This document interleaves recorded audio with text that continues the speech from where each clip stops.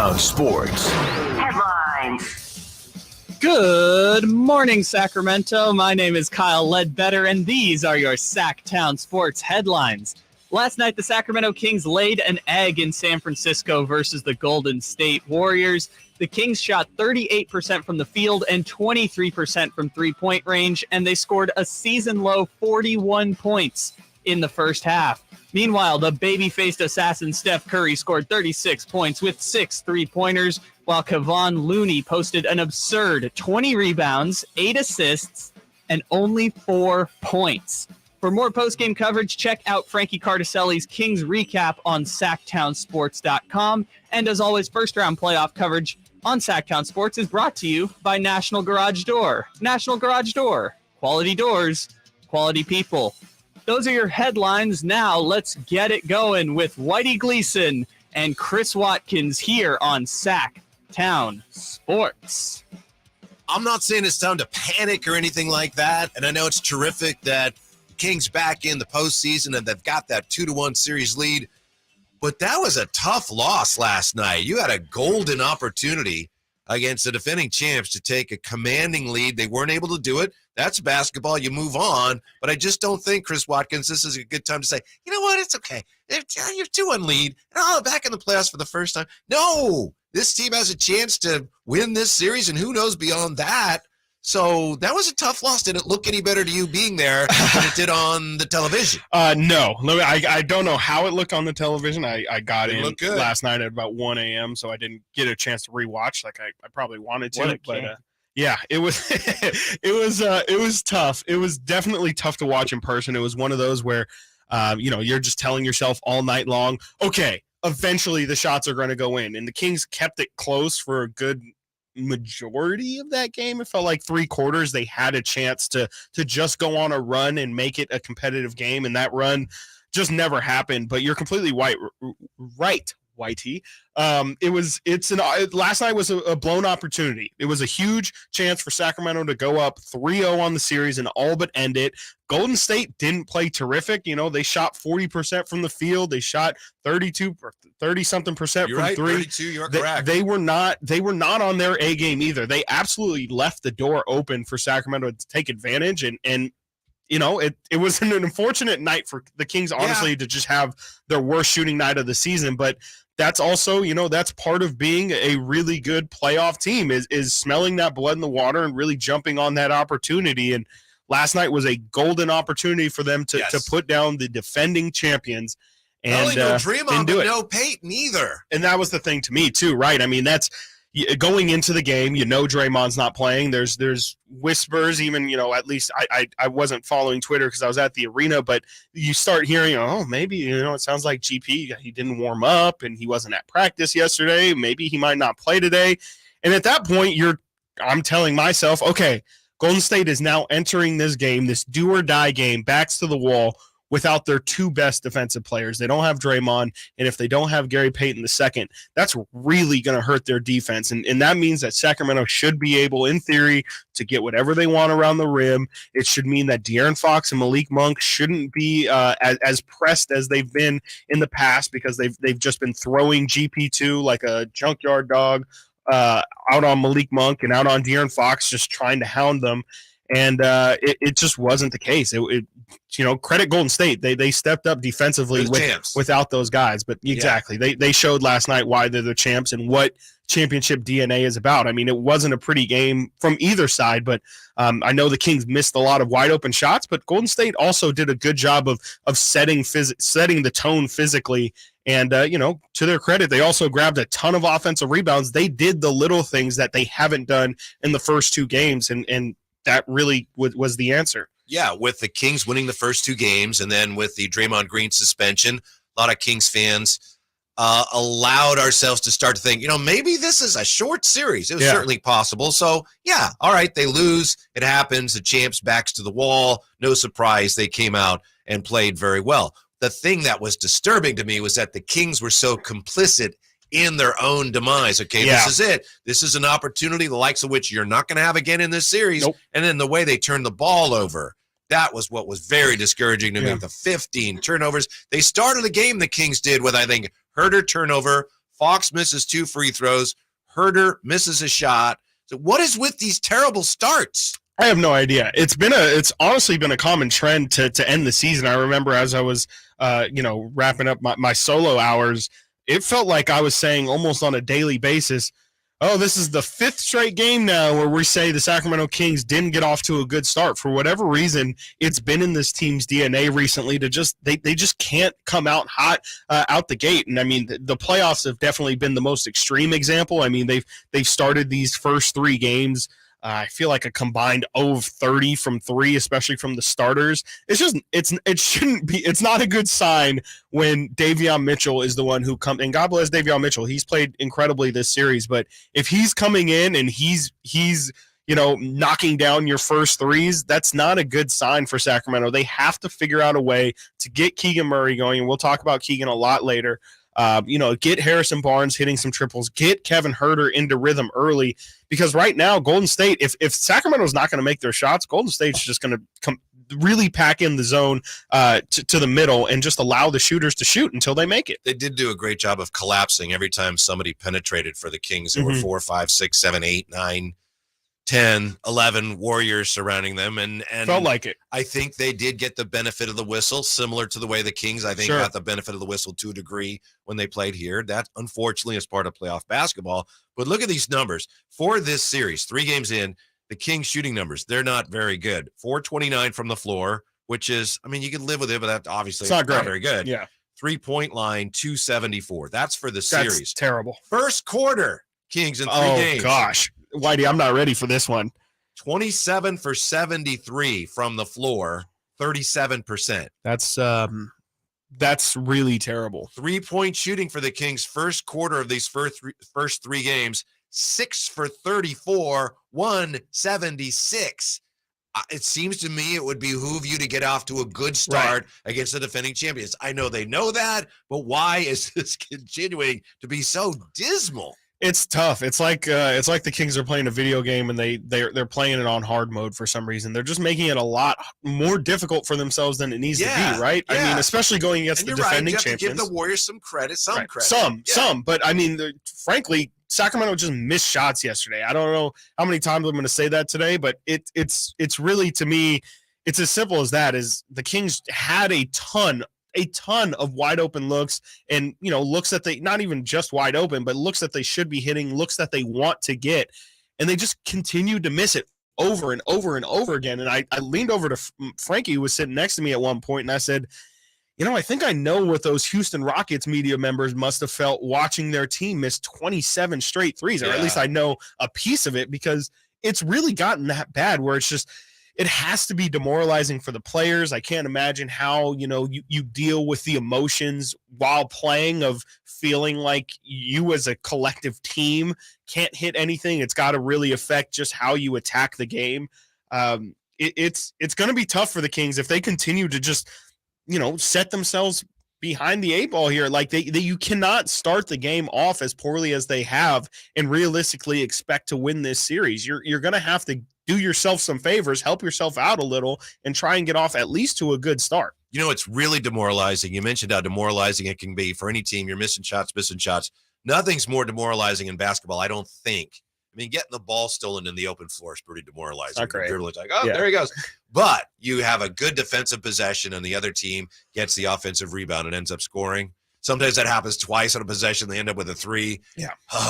Well, Golden State's also, they are the masters at that, right? I mean, especially with Kevon Looney, he's amazing. Led the league. I mean, we'll talk about Kevon tons throughout this show, but for Looney, you're completely right.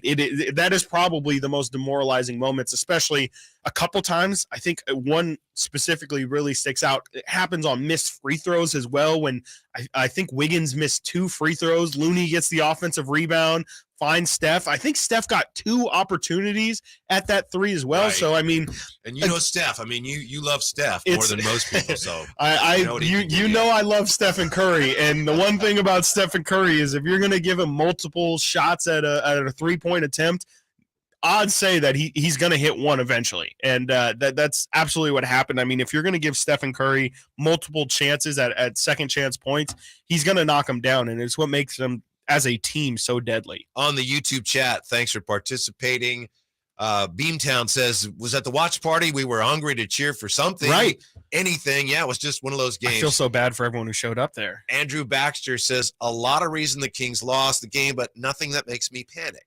And I'm not suggesting anyone should panic. It wouldn't do any good anyway. But you do have to, and I'm sure they are, the coaching staff has to look at this and go, all right, these are some disturbing trends. What, if anything, do we do about them? What can we do to try to avoid these dreadfully terrible starts offensively? And it's not just about missing shots, right? I mean, you missing shots is definitely a part of it, but you're right. Like the turnovers were gross. The offensive rebounding is something that can be addressed. And just getting off to a better start. Maybe not focusing so much on the perimeter to start the game. Maybe working the 2-point game a little bit more. There's things that they can do to adjust to try and counterset these terrible starts, because again, like you just can't realistically expect to beat this Golden State Warriors team if you're not going to be able to hit shots, because frankly, I think even Warriors would admit that they haven't really shot well either. And, we haven't seen a big Klay Thompson performance. I think Andrew Wiggins has been solid, hasn't had an incredible game offensively. There's a lot of potential still for Golden State, especially at home, to have some more explosive nights. How was the crowd last night? It didn't appear to be as many Kings fans as a lot of us thought there might be. Brian Anderson, doing the game for TNT, said when it started, it's just as loud here as it is at the Golden One. Not even close. Not even a fraction of what it was for games 1 and 2 at Golden One Center. I mean, it was a good crowd. It was sold out crowd, but it was nowhere near the energy of Golden One Center. Not even close. Mm-hmm. Well, for them, it's like, hey, dude, this is first round. Yeah, right. For Warrior fans. For sure, right? Like they're used to buying finals tickets, getting Game 7 games and stuff like that. So yeah, maybe but Kings. Your boy Steph was trying to get him. Come on, let's go. It did not feel like that Golden State crowd was really in the moment. It didn't feel like that crowd understood that this is kind of a do or die game. You're down 0-2. This could possibly be the end of your run. There was just none of those feelings in the crowd, it felt Elephant in the room time. What should the Kings do about Keegan? Right back with that on Chris and Company, Sactown Sports.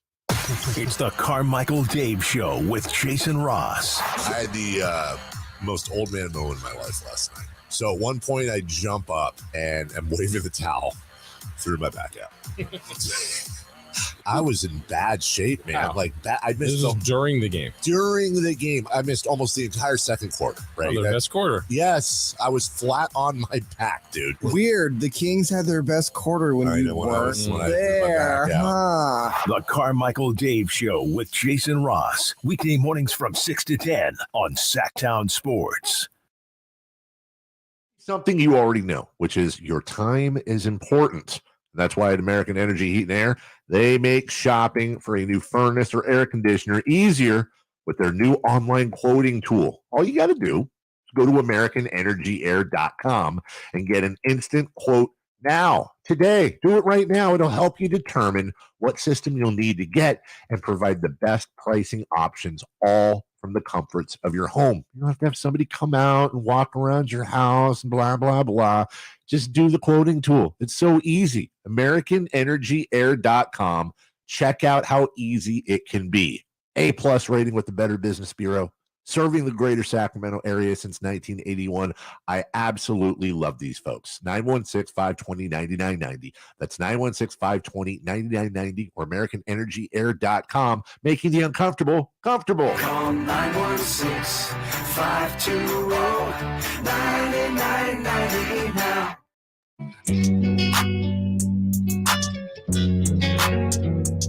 Sitting at your desk, watch Chris and Company now. YouTube.com/Sactown Sports 1140. Hopefully you're well, despite that loss for the Kings last night. And, everybody's got the sniffles. The only thing worse than the Oakland A's season right now is the allergy season. Why do you I don't know. Oakland A's is pretty bad. It's pretty bad. It's not great. Nice A's hat. Thank you. I know I had to show my support. I'm not really a fan of any particular baseball team, but I can't just stand by idly and watch a team be taken away, especially after what happened. So you're gonna wear your hat, not supposed to do something? You think? No, this is my activism is just wearing a hat and showing support. They still move. Yeah, it's just I tried, guys. I tried. Okay, I'm doing my best here, one thing at a time. But you've been to a game this year at least. I have. Yes, I did my part. Did you leave early? I went to a game this year, Whitey. Okay, I went to a game. It was one of their few wins. I might have not seen the actual runs that caused the win. Right? Opening night. Opening night, yeah. Got to see Shohei, got to see Mike Trout, but also got to see in Oakland A's rare victory. Mark Davis, by the way, we may get to that today at some point. Mark Davis, he's not happy that the A's are moving to Vegas. Yeah. He says they're the ones that kept us from staying in Oakland. He's like, I just got rid of these guys. Yeah. Now they're going to try and play in Allegiant Stadium. We can't afford to worry about that right now because we got to figure out what's going on with the Kings. And yes, I know. Hey, they're still up in the series, and that's terrific. But they did squander an opportunity last night. They're getting off to these terrible starts. They're not shooting the ball well at all. They're getting nothing from Keegan Murray. What do we do about that, Chris Watkins? What do we do about that, dear listener? 339-1140, 1-800-920-1140. YouTube chat. What, if anything, do you do? Keegan Murray right now. We okay? You don't do anything? Or is it time to consider something a little more drastic before this whole thing slips away? Yeah, it's definitely a tough conversation to have, I'm sure, for Mike Brown with his staff, because they've gone with Keegan all season long. I mean, they know what he can do. They know what he can do. He set the rookie record for most 3-point makes in a rookie season. Had shot it at 40%. It's not like he was just putting up shots and it was just a numbers game. He was incredibly efficient from the perimeter, but he just hasn't looked like he can honestly play in this series as flat out as it is. He just looks like he doesn't belong on the floor right now. It feels like every minute that he's in there is because the Kings just want it to work and not because there's any, proof of it, actual proof of concept. It doesn't feel like we've seen any moments in these three games. Granted, it's a relatively small sample size. You're absolutely right. That's a great point. But there hasn't really been many signs of life, really. I mean, I saw yesterday on the TNT broadcast that there's a clip of Sabonis walking up to Keegan when he's in the huddle and saying, hey, like, you're good, smile, it's okay, like, why are you so down? I hate to hear that, because I know Keegan is a really quiet guy. He's never expressive. It's not even never, you never see his high expressions, his happy moments. You never really see him get angry. You never see his low moments. And so as a guy who's probably really internally struggling with his struggles on the floor, I'm afraid that it's going to get to the point, if they continue to just shell him out there, and granted, they're not playing him 30 minutes or anything, but if they continue to just throw him out there for the sake of throwing him out there, I'm afraid it's going to hurt his mental a little bit too much, and it could just really be detrimental. I don't think for his career or anything, but maybe at least for this playoff stint, and you just don't want those mental blocks in your young guys. Matthew Henson, pardon me, on the YouTube chat. Kings need to give Keegan the call more often, have him take more shots. The way I see it is he won't find his shot on low attempts. The shooting is only part of it. If we're being really candid, right? Yeah. It's not just the shooting. Yeah. It's like he looks like he doesn't really want to be out there. Yeah, it's the physicality to me that's just he doesn't look like. I mean, the Warriors are completely hunting him defensively every single time. Fouls, and I thought Sabonis would get a lot of fouls early, but it was actually Keegan. Yes, yeah, Keegan picked up 3 very quick fouls, and you know what? Mike Brown didn't take him out because I think Mike Brown was under the impression that, we're probably not going to play this guy again 25, 30 minutes anyway. We might as well let him try and figure it out. And, if he doesn't, we're going to take him out. We're probably going to take him out anyway. And that's what happened. But it's been really tough. And yeah, you're right, Whitey. It's not just about the shooting. It's the physicality. He's not rebounding at all. He's just not really contributing to anything. And I don't necessarily think force feeding him shots is the answer either. Yeah, he just looks kind of spaced out, or like it's going a little fast for him. Yeah, understandable, but okay, that's fine. But you play to win the game. Absolutely. And that's the problem is, you can maybe live with these lapses during the regular season because it's a grind, it's every game is a learning experience. Sure. But in the playoffs, there's a real chance that Keegan Murray loses them games if they play him too long just for the sake of having him in there. Slope, but you really can't just say, all right, this is a good development chance for Keegan here. It's good for him to kind of trial by fire and learn while he's in the fire. But again, like, you could really be doing damage to him for his confidence in this short run, or you could just be messing up your team's chances in general. And that's the thing. That's the problem with, I shouldn't say problem, but the Kings really don't have an immediate solution, even for if they wanted to pull Keegan. Trey Lyles is definitely the most obvious option to go in the starting lineup, but then Barnes has to slide to the 3. Exactly. Essentially. Barnes slides to the 3. Trey hasn't necessarily exactly lighting the world on fire. Yeah, not since game now. 1, right? And so he was really bad last night. I think Trey was 0 of 6 from the field last night. So he hasn't really shown the ability. I shouldn't say the ability. He hasn't shown in this series to consistently play well or really deserve the start. It's a really tough situation. So I guess at the moment they're just going to continue to ride with him, but you have to imagine that leash is just getting shorter and shorter and shorter as this series is going to go on. 339-1140, 1-800-920-1140. Dave joins us on Chris and Company, Sactown Sports. What are we going to do about Keegan, Dave? Oh, man, he's just not there yet. Yeah. To be honest. He's young. The people that really took the stage was Fox and Barnes. You can tell he wants to win.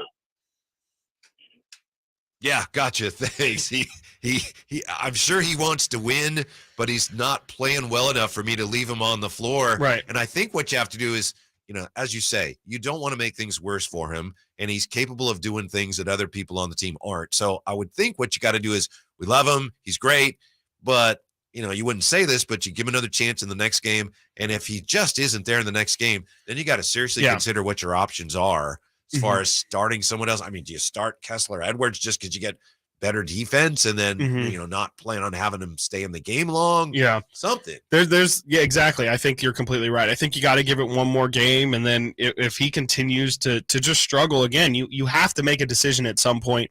And you can't just keep rolling him out there and playing him 15 minutes a game and just figuring it out as the game goes. At some point, you have to have a predetermined game plan to be like, especially when they're starting as poorly as they're starting, you have to try and shake it up somehow.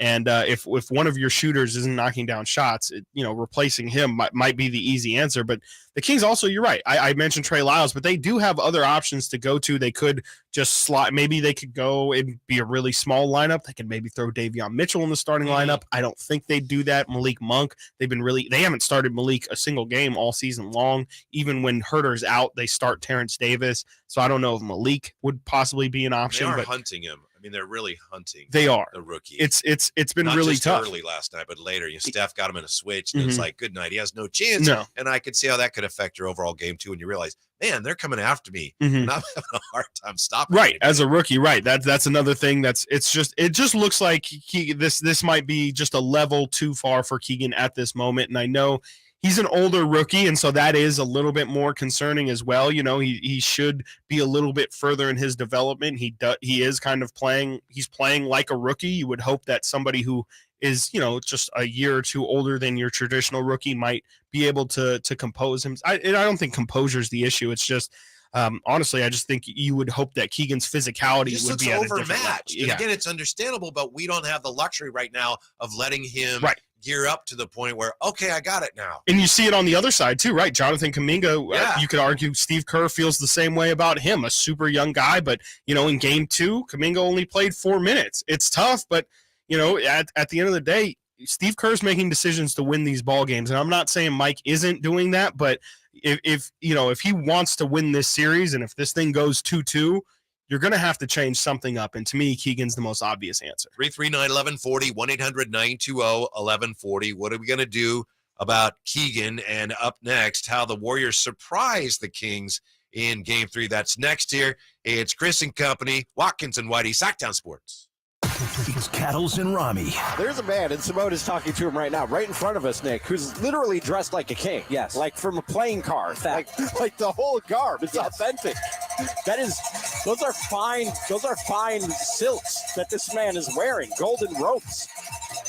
They got these people ringing bells. I'm already getting a headache.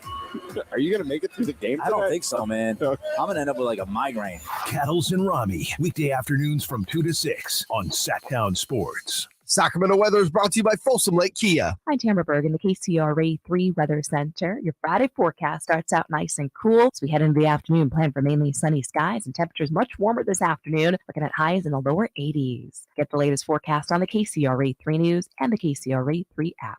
Treat yourself to a new car in the new year. Shop Folsom Lake Kia for your favorite Kia model. Low interest rates, low payments, even zero down deals with approved credit. Over 20 years right here in Sacramento. That's Folsom Lake Kia. Guys, did you know your testosterone affects everything in your system, including how you feel and perform every day?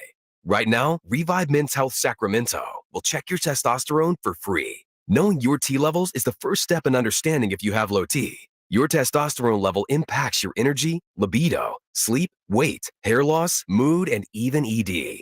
Maintaining an appropriate T level can change your whole life. Most men start to see changes in their hormone levels in their 30s. Experience and results matter. So what are you waiting for? Get your T levels checked today by local, experienced, and trusted men's health experts. They've helped thousands of men since 2011.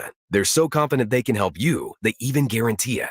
Call Revive today and schedule your free testosterone test, free exam, and free consultation. Call Revive Men's Health at 916-277-8599. That's 916-277-8599. Or visit revivemenshealth.com. Power Business Technology is proud to be 100% independent, locally owned, and managed Toshiba copier dealer. Local ownership cuts out the red tape, allowing ourselves to never be too busy to personally answer the call when our clients need us. Recognized for excellence in service execution, training, and customer service, we're proud to be named a 2022 Toshiba ProMasters Elite Dealer. Contact us today for all of your business printing needs at 844-POWER-BZ. That's 844-769-3729. Or visit us at powercopiers.com. At the Gonzalez Law Office, we focus on trials and litigation to achieve the best result. For over a decade, Jonathan Gonzalez has conducted more than 60 jury trials to verdict, and since 2016 has only lost 2. We understand how to fight for our clients and make sure our clients get the best results. We don't settle for less, and neither should you. Call us to handle all your criminal and injury cases. 916-304-9187.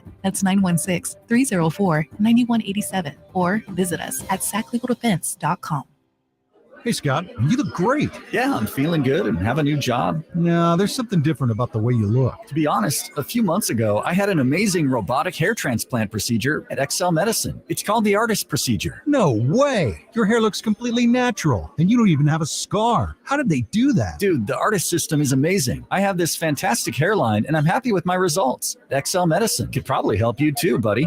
Using the artist procedure, Dr. Singh and Dr. Graywall can target and harvest healthy hair follicles with micron-level accuracy from the back of your head and transplant them where you need it. The procedure is painless, and you'll be back doing your regular activities in a couple of days. Ask Dr. Singh and Dr. Graywall at XL Medicine about the artist procedure. Call today, 916-932-4470. That's 932-4470 for a complimentary in-person or Zoom consultation. Or on the web at xlmedicine.com. That's EXCEL medicine.com. See what the artist procedure can do for you. These are actors and not real patients. What's up? We're talking to Chad Hoblet of Hoblet Dodge, Chrysler, Jeep, Ram in Woodland. What's going on for Ram Truck Month, Chad? Big savings and even better financing. Save up to $11,500 off MSRP on new 2023 Ram 1500 Bighorn Crew Cab 4x4s. Plus, financing as low as 1.9%. That's thousands more in savings on the truck you've always wanted. And we have over 400 new Ram trucks available, so you're sure to find your perfect truck. Well, what if we're looking to save a few bucks at the pump? We've got you covered there, too, with up to $14,000 in net savings when you lease a 2023 Jeep Wrangler Sahara 4x for only $459 a month for 36 months and only $19.95 due at signing. This is easily one of the best plug-in hybrids you can get. And that is why Hoblet has so many great customer reviews. They make you feel like family. Stop by for a test drive today or search, select, and save through their whole inventory at hobletdodge.com. Best prices, best selection, period. 11,500 total net savings after 5,500 factory rebates and 6,000 dealer discount. Rebates include 2,000 Chrysler Capital bonus cash. Must finance through Chrysler Capital qualify. 500 on-the-job uplift for business owners. Special 1.9% financing available for 36 months on free credit through Chrysler Capital. 14,000 total net savings for lessee only. Includes 3,000 My Car lease bonus cash. 7,500 hybrid electric Fed tax credit rebate. Plus 3,500 Hoblet discount. 10,000 miles per year. 25 cents per mile in excess. 5 weeks net savings. See dealer for details. Thunder, feel the thunder. It ignites something inside of you. Lightning and the thunder.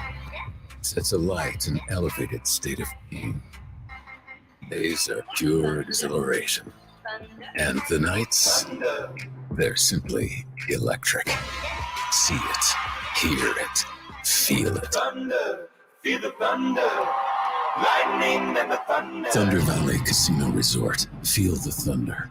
Sactown Sports. Headlines. Good morning, Sacramento. My name is Kyle Ledbetter, and these are your Sactown Sports headlines. Last night, the Sacramento Kings laid an egg in San Francisco, dropping Game 3 to the Golden State Warriors. The Kings shot 38% from the field, 23% from three-point range, and scored a season-low 41 points in the first half. Meanwhile, the baby-faced assassin Steph Curry scored 36 points with 6 three-pointers on 12 attempts, while Kevon Looney posted an absurd 20 rebounds, 8 assists, and only 4 points. For more post-game coverage, check out Frankie Cardicelli's Game 3 Kings recap on SactownSports.com and tune into Sactown Sports 1140 on Sunday for G-Man's call of Game 4 from San Francisco. First-round playoff coverage on Sactown Sports is brought to you by National Garage Door. National Garage Door. Quality doors, quality people. Those are your headlines. Now we roll along with Whitey Gleason and Chris Watkins.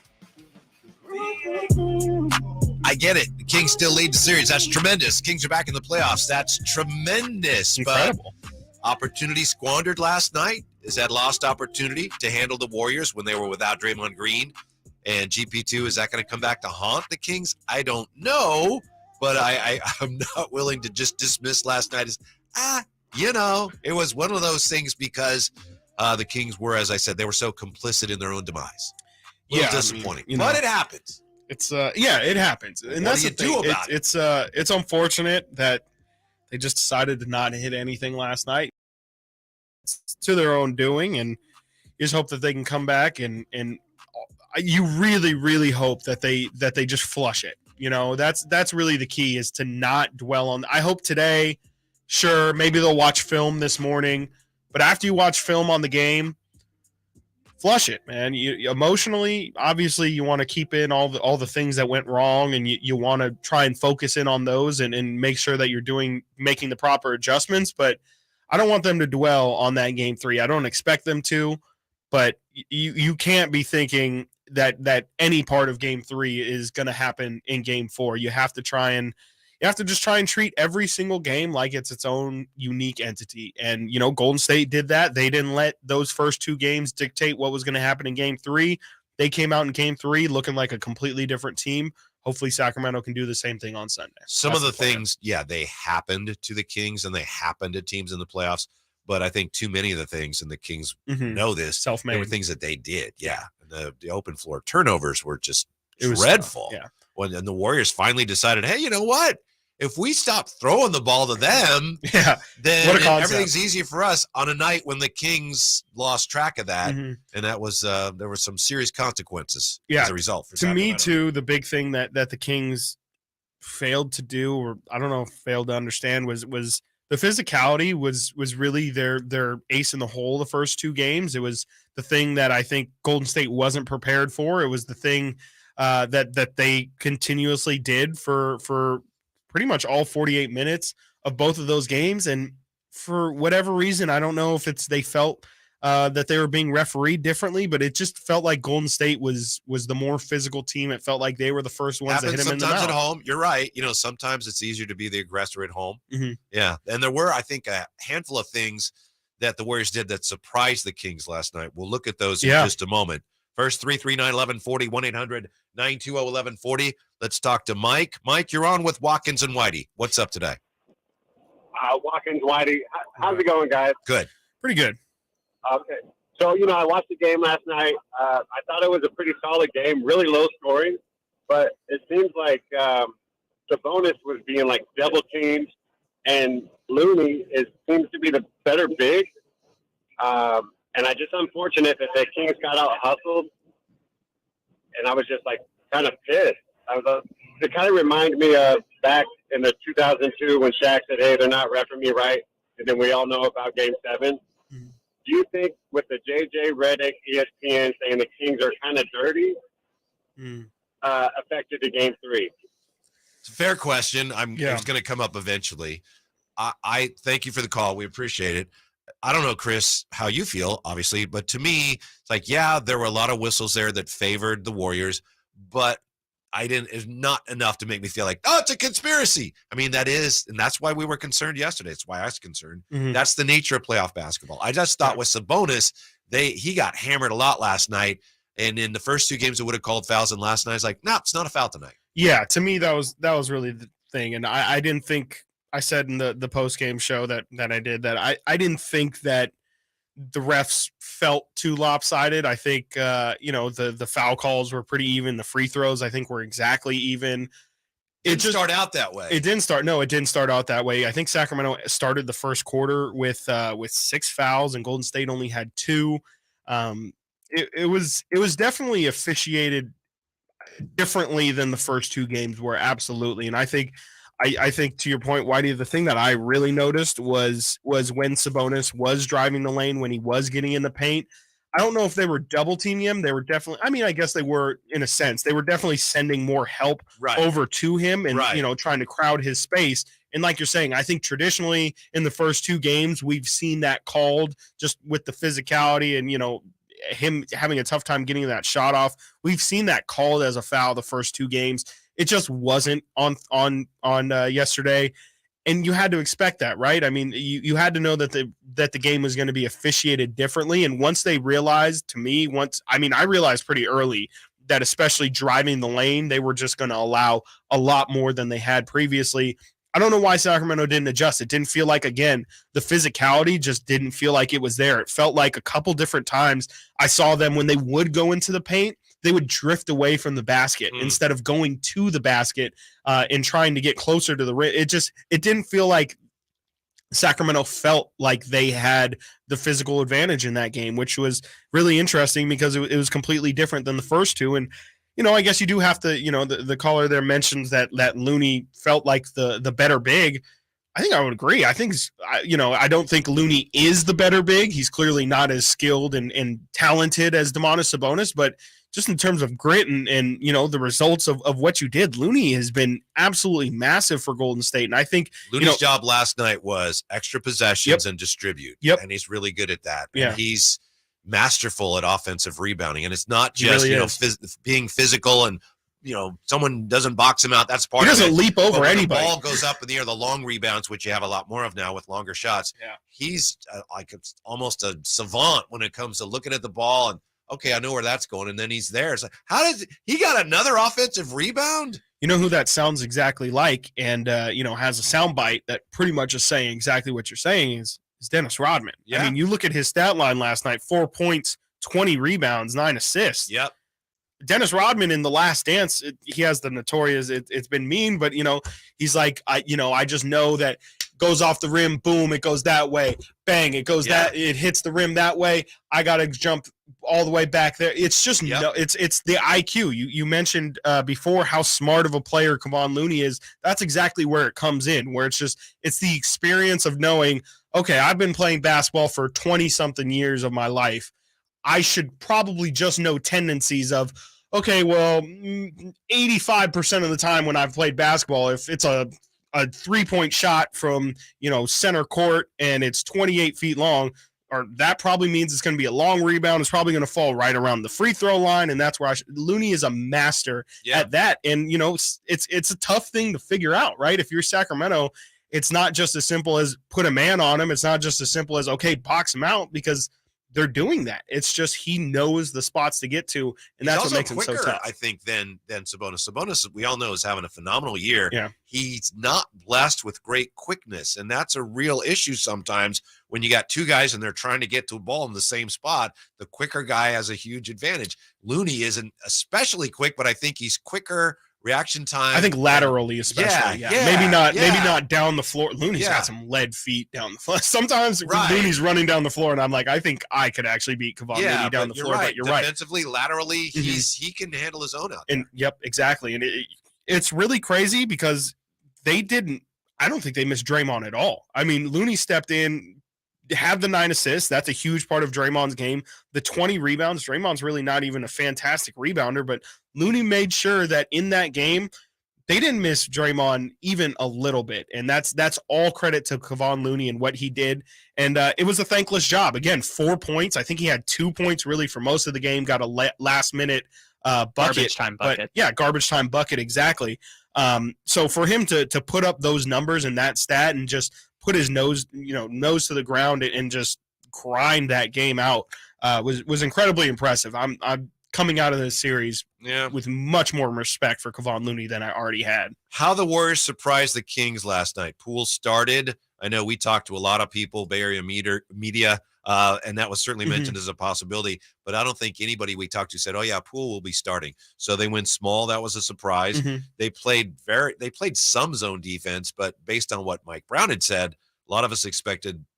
Warriors play a lot of zone defense. Not a lot. They didn't have to because the Kings couldn't. They just missed everything. Right? Yeah. The Warriors protected the ball very well. Only had 12 turnovers, which, that's a surprise the way they've been throwing it all over the place. And then Curry's substitution pattern was also significant because he went out with 6 minutes left, then came back to close the quarter. Yeah. The first quarter, second quarter, and the third quarter, which meant the fourth quarter he could have played the whole thing, but he didn't need to.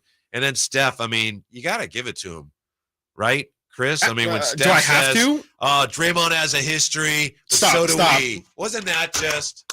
Draymond's got a history, so do we. Can we go to break, please? Can we please go to break? Wasn't that? No, you have to give Draymond's got a history, so do we. I cannot. Let's talk about this after the break. I don't like either of you two. I really don't like either of you two. Cooking last night. Look, what a performance. Honestly, truthfully, what a performance by Steph. His team needed him to drop all those. They didn't need all of those points, but Steph did play incredibly last night, and the Warriors needed his points. But I could do without a lot of things, and we'll get to that later because now I need to take a Mo's minute here and breathe it out. Why can't the Kings make a shot? We'll try to figure that out next. It's Chris and company. Are you ready to hear this on Sactown Sports? Handoff McCaffrey. Touchdown! San Francisco! Or how about this? Feel super, baby! The five-time Super Bowl champions, and they're looking for number 6. Catch every Niners game during the 2023 season on your home for the 49ers. Sactown Sports. I'm Scott Trout, attorney and CEO of the domestic litigation firm Cordell & Cordell. We help men deal with the life changes triggered by divorce, such as child custody and property division, among many others. But life changes also occur after divorce. These changes can make parts of your existing court order irrelevant or harder to follow. If you feel a modification to your court orders might be necessary, talk to us at Cordell & Cordell. We're a partner men can count on. 500 Capitol Mall, Suite 2060, Sacramento, California, 95814. Cordell. I'm Ken Korak with your Green and Gold Report, brought to you by Xfinity 10G, the next generation network. Well, the A's are hoping that outfielder Brent Rooker is a classic late bloomer. After a storied career at Mississippi State, the Twins made him a high pick back in 2017. But now the A's are his fourth organization. But at the age of 28, he's making the most of playing every day. Through the games of April 17th, he was batting .324 with 4 homers and 11 RBIs. You can't host movie night on your phone's hotspot. It's time for real home internet on the Xfinity 10G network. The future starts now. New customers can get 200 megabit Xfinity internet for just $25 a month for 2 years during our Xfinity 10G network launch celebration, now through April 23rd. Go to Xfinity.com/10G, call 1-800-XFINITY, or visit a store today. Requires paperless billing and auto pay with stored bank account. Restrictions apply. Taxes and fees extra. After promo, regular rates apply to internet service and devices. Actual speeds vary. At Elk Grove Honda, we'd like to help you purchase your next new Honda. Right now at Elk Grove Honda, new Hondas are arriving on a regular basis, including the newly designed CR-V, new design Accords, exciting Civics, and much more. And Elk Grove Honda's pre-owned inventory offers choices there as well. So give Elk Grove Honda a chance to show you the new or pre-owned Honda you're looking for. We are Elk Grove Honda in the Elk Grove Auto Mall, Highway 99 at Elk Grove Boulevard, or visit us at elkgrovehonda.com. I gotta get an Elk Grove Honda. Hey, you want to be around people having a great time? You need to come check out Capital Casino, offering the most varieties of table games in the region in the friendliest environment. Come for the food, which is awesome, of course, and stay and play. Conveniently located in downtown Sacramento. For over 20 years. Cap Casino, best food, best games, and of course, the best action. And please, gamble responsibly. 1-800-GAMBLER. I'm Craig Ashton of the Injury Law Firm of Ashton & Price. Whether you've been injured on a bicycle, as a pedestrian in a slip and fall, auto, Uber, Lyft, or big rig accident, you need Ashton and Price in your corner. When you call Ashton and Price, there's no chatbot telling you to hit 3 for accounting. You're greeted by a real live person who will immediately transfer you to an experienced attorney. The consultation's free, and there's never a fee until you win. Remember, for the best advice, don't think twice. Call Ashton and Price. Power Business Technology is proud to be 100% independent, locally owned, and managed Toshiba copier dealer. Local ownership cuts out the red tape, allowing ourselves to never be too busy to personally answer the call when our clients need us. Recognized for excellence in service execution, training, and customer service, we're proud to be named a 2022 Toshiba ProMasters Elite Dealer. Contact us today for all of your business printing needs at 844-POWER-BZ. That's 844-769-3729, or visit us at powercopiers.com. If the sticker price markups that new car dealers are demanding are scaring you away from a brand new vehicle, you can still get the vehicle you want and save thousands at M&S Auto on El Camino right off the Cap City Freeway. M&S Auto has literally hundreds of gently used but beautiful Silverados, Rams, and Tacomas. And if you love muscle cars, they've got Challengers and Mustangs too. M&S Auto Sales. Great cars and trucks and fair deals every day. Come and get yours. msautogroup.com. For a business to thrive, there needs to be a constant stream of new customers. This happens through strong lead generation. Did you know that lead generation is one of the most important tools of any marketing campaign? Let us help you identify your target audience and market your products and services to them. To get started today, contact aimyourdigital.com. That's aimyourdigital.com and start seeing results today. Live and local, it's Chris and Company with Chris Watkins on Sactown Sports. Hey, Chris Watkins. I'm Kevin Michael Whitey Gleason. Thanks for being with us. Based on the comments we're getting on the YouTube chat, Chris, I don't think you're the only person in the area who is feeling a little bit of Steph fatigue. I like to hear that. I really like to hear Draymond's that. got a history. So Stop do we. it. Stop it, Kyle. Stop it. I'm just going to be teasing you with this all episode. Classy line, though. I'm just going to take my headphones off. Classy line by It's one of the corniest lines I think I've ever heard in my life. It's right up there with Karl Anthony Towns the other day talking about how his comeback was like a movie in a regular season game, game 72. Karl Anthony Towns at post game is like, "This is what movies are made out of. This is what movie." I don't think I'd go to that movie. I wouldn't, that's for sure. I'd go to the one where they won the play-in last year and they were throwing the jerseys and kissing babies. And jumping on scores tables and stuff. I would rather see the Evil Dead movie with the mom. That looks really scary. Than Karl Anthony Towns. That movie, even there's some movies where the trailers, I'm out just from watching the trailer because I can already assume. I'm one of those people who laughs to hide my fear. So like in a movie theater, especially for scary movies, I'm just laughing the whole time, and that is not the correct vibe that people want. What's the scariest movie you ever saw in a theater? There's a scary loss last night. That was for the Kings. That was a pretty scary What's the loss. scariest movie in a theater, if you're being honest? Probably. And you're not really a movie guy. Yeah, I'm not really a movie guy. I have seen a good handful of scary movies, which is very surprising in theater too. Probably Insidious. Insidious was pretty scary. The Conjuring. No, it's The Conjuring. I'm sorry. Okay. It's the Conjuring was pretty scary. The first Conjuring is really, really good and scared the hell out of me. I think there's also a scene that is alleged, not. It's supposed to be Sacramento in that. Really? One of the haunted. Probably the hallway. Probably the hallway, right? Exactly. Yeah. It was. And that's why I'm so afraid of it. Probably The Conjuring. The Conjuring really got me. But it was The Ring, and at the time when it came out, I was coaching. I was sixth grade girls basketball, and I remember talking about it with the girls on the team, and one of them says, "That movie's not scary at all." And she's a sixth grade girl. So I've seen that. I've seen it 12 not that times. Scary. I'm actually going to be the lady from The Ring for Halloween, Coach. Come on. Yeah. That movie didn't age well, right? It's like a VHS tape that you have to put in. That's isn't right. It? Yeah, That's I think right. you What's a VHS tape? Right. Kyle, are you? I mean, did you ever actually have to watch a VHS in your life? Nope. I've seen them before, but I've never anything that I could have gotten on VHS, I could get on DVD. Well, speaking of The Ring, are your hopes that the Kings actually get one this year? Hey, I like it. Dampered much by come on, that's incredible. I don't know about that's that. incredible. Transition. Yeah, it was great. Yeah, Any feeling any discouragement about that prospect after last night? Well, I was expecting the Kings go 16-0 throughout this playoff run. Sure. So a loss is really, really throwing me off here.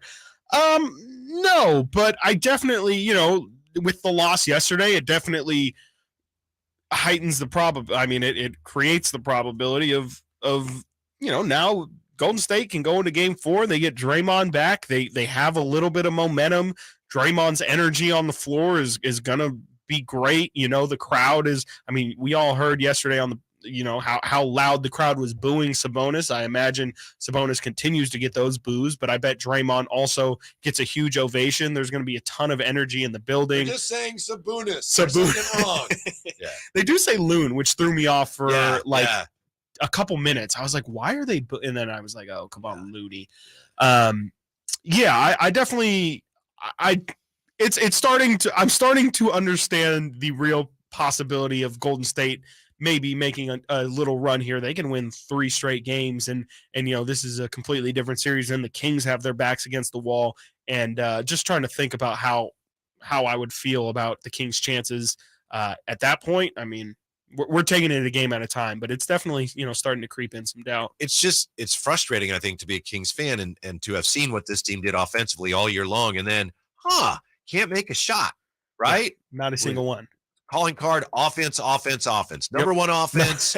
NBA history. Rating, number one, and can't make a shot. I know everything's tougher in the playoffs. Defense was terrible all year. Like you said, it's only 3 games, but still, regular season on 3-pointers, the Kings were 6th in the league in attempts, and they were 9th in percentage. They're 369. It's not great, but it's top 10. Mm-hmm. And in the postseason so far, 8th in attempts, and they're 14th in percentage.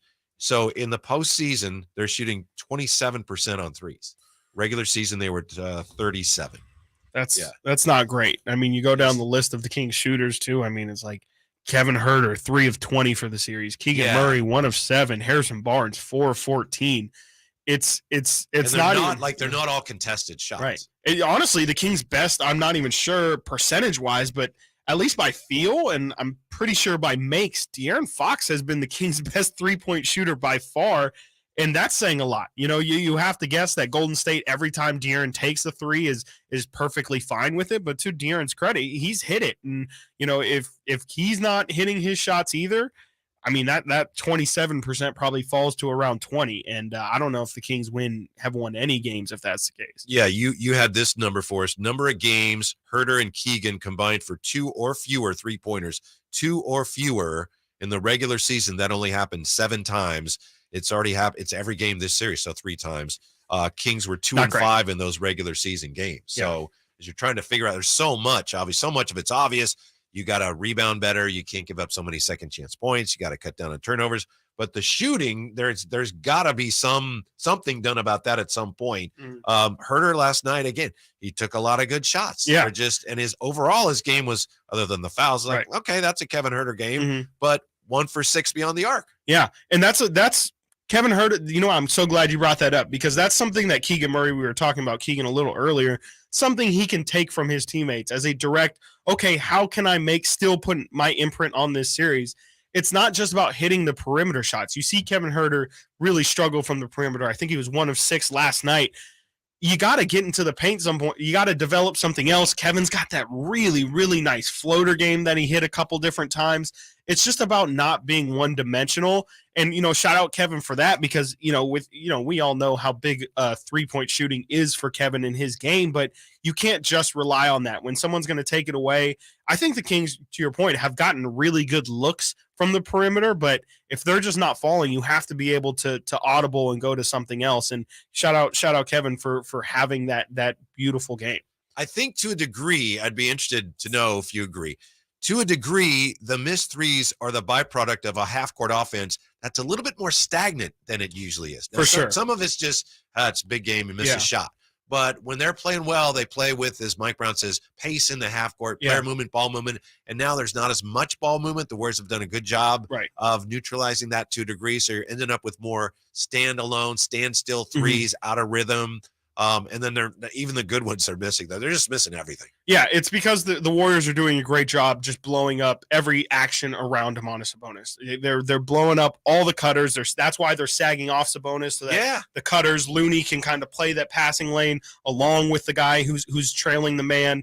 And then the DHOs as well. They're just doing a really good job of blowing those up completely. They're fighting through that screen. They're meeting him on the other side of the screen. They've completely taken that away, and that's just passes in general, movement, player, ball movement, exactly what the Kings have lived on all season long, and Golden State is taking it away, and that's why we're seeing Sacramento just not be nearly as efficient or look the same as they have all regular season. Yeah, on the YouTube chat, let's see. Somebody says here, I apologize, where is Raider Ted, everything sucks today, like a Monday after a Raiders loss. Well, but this is when it's fun. They're in the playoffs. It's fun, right? To this try is to figure a blast. out. Yeah, this is a chess. It's a chess match. Yes. This isn't supposed to be a sweep. It's not supposed to be easy. You're supposed to win. You're supposed to lose. You're supposed to go through ups and downs. You're supposed to do one thing really well one game and then have that taken away the next, and then you're supposed to adjust. This is how it's supposed to go. People like to say the series doesn't start until a road team wins. I disagree with that. It's not a series until both teams win. Okay, so now we officially have a series. Golden State has entered the chat, and now we can really get things going with this chess match. How will Sacramento respond in Game 4? So what was the difference in Game 3, Mike Brown's simple answer is next. Chris and Company, Watkins and Whitey, Sactown Sports. Draymond's got a history, so do we. Catch the Oakland A's every weekend on Sactown Sports. Friday nights, Saturdays, and Sundays. Sinking, that's going to get down for a hit. Around third to score is Tony Kemp, and the A's have taken the lead. Edge of the track makes the catch, and the Athletics get a great win. Sactown Sports, your weekend home for the Oakland A's. Sactown Sports coverage of the Oakland A's is brought to you by Xfinity 10G, the next generation network. ACR Solar and Home Services is here to help you, just like they helped me. Jason Ross here, and ACR did a great job for my family, bringing their impeccable reputation and great workmanship to keep my family covered with a brand new roof. Now we're comfortable and dry during Sacramento's rainy season, knowing our home's structural integrity is protected. Our value has increased, and the home itself, well, it's looking and functioning at its best. The proof, it's in our roof. Now, you can get this same quality experience with ACR Solar and Home Services. Just go to acrsolar.com now to sign up for a free estimate and see all that they have to offer, not only to protect your home and family during the cold and wet Sacramento weather, but also including premium made-in-the-USA solar electric systems. That's acrsolar.com. ACR Solar and Home Services is bringing us all the highest quality, highest value, and integrity since 1979. Go to acrsolar.com. That's acrsolar.com. When you take the time to shop at Folsom Lake Honda, there's one thing you'll always find: happy people ready to serve you. As a family-owned and operated dealership since 2009, customer service is our #1 priority. Our customers love doing business with us, and you will too. Looking to own or lease? During the spring sales event, drive a brand new Accord or Civic. Visit us today at FolsomLakeHonda.com, your one-stop Honda shop. Folsom Lake Honda, yeah, your one-stop Honda shop. My brother-in-law died suddenly, and now my sister and her kids have to sell their home. That's why I told my husband we could not put off getting life insurance any longer. An agent offered us a 10-year, $500,000 policy for nearly $50 a month. Then we called SelectQuote. SelectQuote found us identical coverage for only $19 a month, a savings of $369 a year. Whether you need a $500,000 policy or a $5 million policy, SelectQuote could save you more than 50% on term life insurance. For your free quote, call SelectQuote at 1-800-330-1991. That's 1-800-330-1991. Or go to SelectQuote.com. That's 1-800-330-1991. SelectQuote. We shop, you save. Full details on example policies at selectquote.com/commercials. Hey, Scott, you look great. Yeah, I'm feeling good and have a new job. No, there's something different about the way you look. To be honest, a few months ago, I had an amazing robotic hair transplant procedure at XL Medicine. It's called the Artist Procedure. No way. Your hair looks completely natural, and you don't even have a scar. How did they do that? Dude, the Artist system is amazing. I have this fantastic hairline, and I'm happy with my results. XL Medicine could probably help you too, buddy. Using the ARTIS procedure, Dr. Singh and Dr. Graywall can target and harvest healthy hair follicles with micron-level accuracy from the back of your head and transplant them where you need it. The procedure is painless, and you'll be back doing your regular activities in a couple of days. Ask Dr. Singh and Dr. Graywall at XL Medicine about the ARTIS procedure. Call today, 916-932-4470. That's 932-4470 for a complimentary in-person or Zoom consultation, or on the web at xlmedicine.com. That's EXCEL medicine.com. See what the ARTIS procedure can do for you. These are actors and not real patients. Selling your home can be stressful. Scott Marsh here to tell you about Bridgehaven Homes. They are a local home buying company that offers homeowners an easier way to sell their home. Let Shane and his team at bridgehavenhomes.com take all that stress away. Bridgehaven Homes gives you an all-cash offer for your home, no matter what the condition, within 24 hours. You pick the date you wish to close and sell on your terms. No repairs, no showings, no realtor commissions. Go to bridgehavenhomes.com. That's bridgehavenhomes.com. Everyone knows that an ounce of prevention is worth a pound of cure. Kenny and Jerry here from Bell Brothers. And that's especially true when it comes to your air conditioning system. A precision tune-up and professional cleaning costs a little bit up front, just $87, but will prevent much bigger, more expensive, and inconvenient problems later. We actually replace systems all the time from people who don't get annual tune-ups. They either forget or they just don't realize it's important. So instead of their systems lasting 12 or more years like they should, they need to be replaced in just 6 or 7 years. Don't risk it. An ounce of prevention is worth a pound of cure. Call Bell Brothers for an $87 air conditioner precision tune-up today and keep your system clean, energy efficient, and in good working shape. Our number is 916-444-1234 or find us online at thenosurpriseguys.com. That's 916-444-1234 or online at thenosurpriseguys.com. No surprise guys, Bell Brothers. The Subaru Service event is on at Maida Subaru Sacramento with the largest Subaru service facility in the Sacramento area. Factory-trained technicians, express service, and the all-new cafe now open inside Maida Subaru. Learn more at maidasubaru.com. KHTK AM HD1 Sacramento, KYMX HD2 Sacramento. From the Power Business Technology Toshiba Studios, your home for the Sacramento Kings. It's Sactown Sports. Sactown Sports. Headlines. Good morning, Sacramento. My name is Kyle Ledbetter, and these are your Sactown Sports headlines. Last night, the Sacramento Kings laid an egg in Game 3 against the Golden State Warriors. The Kings shot 38% from the field, 23% from three-point, and they scored a season-low 41 points in the first half. Meanwhile, the baby-faced assassin Steph Curry scored 36 points with 6 three-pointers, while Kevon Looney posted an absurd 20 rebounds, 8 assists, and only 4 points. For more post-game coverage, check out Frankie Cardicelli's Game 3 Kings recap on SactownSports.com. And first-round playoff coverage on Sactown Sports is brought to you by National Garage Door. National Garage Door, quality doors, quality people. Those are your headlines. Now let's roll along with Whitey Gleason and Chris Watkins. Before we get back to the Kings and a difficult loss last night, what it means for the rest of this series, Watkins and Whitey, Sactown Sports. I wanted to touch real quick, Chris, on a huge NFL story. Huge NFL story. 4 Lions players, including 2022 first-round pick Jamison Williams, were among 5 players league-wide suspended, according to ESPN, for violating the NFL's gambling policy after investigations by the league. So you got Quintez Cephas, wide receiver. You got C.J. Moore, safety. They're suspended indefinitely for betting on NFL games. Shaka Toney, defensive end of the Commanders, he also was suspended for betting on NFL games. They can reapply for reinstatement after 1 year, although Detroit announced its 2 players gone. They've been released. Let's see. Second-year receivers Williams and Stanley Berryhill being suspended for 6 games each for mobile betting that occurred at Lions Allen Park facility.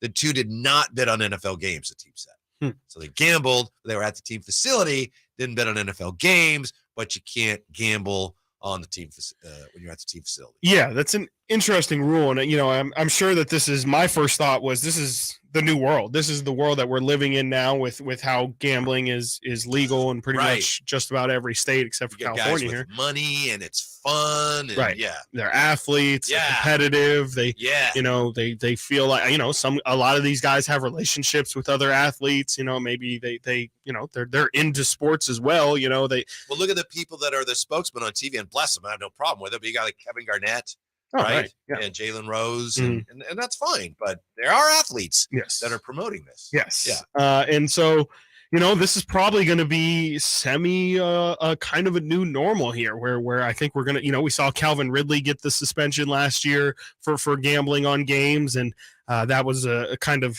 confusing situation. But it's really interesting to me that, it's understandable, but it's really dumb. Yeah. Jameson Williams. And yeah, exactly. Let's start with that. Really dumb, because that these guys all understand the rules. There's, it's made very clear to them that from the moment, you don't do this. Right. From the moment they're drafted, they're having conversations about it with the team, with the organization. Like there is organizations in place specifically to tell these guys what not to do. And gambling is a huge part of that presentation. And they all understand. I mean, they all have an understanding. They all understand why gambling is frowned upon in the league and why they wouldn't want it to happen. So for them to do it is just dumb. And then it's interesting, though, that Jameson Williams and I can't remember who else it was that got suspended for 6 games they didn't get suspended Stanley for Berryhill, which I'm not convinced is an actual person. It's interesting to me that they didn't get in trouble for gambling. Gambling is not necessarily illegal by NFL guidelines. It's the fact that they did it on the team facility. Yeah. Which is, I guess I understand because actually I don't understand. I don't quite understand. Why is that? Why does that matter? If it's still not on an NFL game, why does it matter if you do it on a team facility, if you do it in a hotel, if you do it in the locker? I just don't understand why that has any play in it. My guess would be that this is very widespread. Maybe I'm wrong. I'm going to assume it's like the smoking on federal property thing. Yeah. Interesting. Yeah. I don't quite get it. I just don't quite get it. And it's a huge blow for the Lions, who frankly, I'll tell you right now, that division is wide open for grabs, especially Chris, the Vikings fan. If Aaron Rodgers leaves, that NFC North is wide open. Are you going to trade for Trey Lance? There's a possibility. There's a lot of smoke, and where there's smoke, there tends to be fire. Real high there. Yeah. Well, if you're trying to tell me Kirk Cousins is gone, I get a little bit excited at that point. Anything but Kirk Cousins 2023. Yep. ABKC. That's what we say. Anything but Kirk Cousins. You like that? Yeah. It seems like you don't like I that. do not like that at all, Kirk. Actually, I very, very much dislike it. But the Lions had a real opportunity. Jameson Williams was going to be a huge part of their offense this year. They still have the Jared Goff question. I think Jared played the best season of his career last year, showed ability to actually maybe lead a team actually to the postseason. And Jameson Williams, Amon-Ra St. Brown, that's a hell of a receiving core. And now they didn't have Jameson for a majority of last year. They were super excited to get him back. It was going to be like getting an additional first-round pick this year. And they're not going to have him now until week 7, which is it's a huge blow for Detroit, who, again, just had real aspirations this year. And it just makes them, just a little bit worse. Yeah. Understandable, but very, very, very dumb. Yeah. Very, very, very dumb. And it's made surprising that 6 guys. Clear to every player in the NFL. You shouldn't do this. Do not do this. And I wonder if this will be a one. This is really the first the Calvin Ridley thing was big last year, but that was just Calvin Ridley. And that was kind of the first that we had heard about somebody getting suspended directly for gambling, especially that big of a name. But now today they 6 guys, and 2 of those guys, like you said, are getting cut by the Lions. I wonder if this is kind of a wake-up call for guys. I don't know if it's a wake-up call, but if this is kind of a precedent setter, if this is now going to be the thing that they are now going to throw into that presentation that I was talking about earlier, where it's going to be, hey, I know we always say don't do this, but this is exactly why you don't do this, because even if you're a star, someone who has star potential like Jameson Williams, you'll get suspended. Right. If you're a fringe guy on the roster, just don't bet because it could cost you your livelihood. The conspiracy theorist in me thinks sometimes this is a shot across the bow of, we have reason to think maybe there's some pretty big names involved in this. We got to, obviously we don't want them suspended, but we got to let them know that, send a warning shot there. So kind of like what they did in the Mitchell report, right? When they, Bonds and Clemens are out, they were done anyway for the most part. Yeah. We got to let everyone else know, hey, knock it off. Yeah. How do you feel like, just from a perception sake, like the NFL and sports leagues in general, the NBA as well, is really just diving deeper and deeper and deeper into this whole, making gambling and DraftKings and all. It's all kind of one with these sports organizations. Obviously, it's a little hypocritical, and shocker, these big leagues are going to end up, being hypocritical. But how do you like be in such deep business with these guys, but then at the same time punish your players for partaking in it? Does that make sense? Yeah, of course. I'd have to ask you, because I know you're a pretty big football fan, right? European football. Yeah, for sure. And they gamble on the matches all the time, right? Yeah. And they figured out it doesn't get in the way. There's always, every couple of years, there's definitely some match fixing investigations for sure.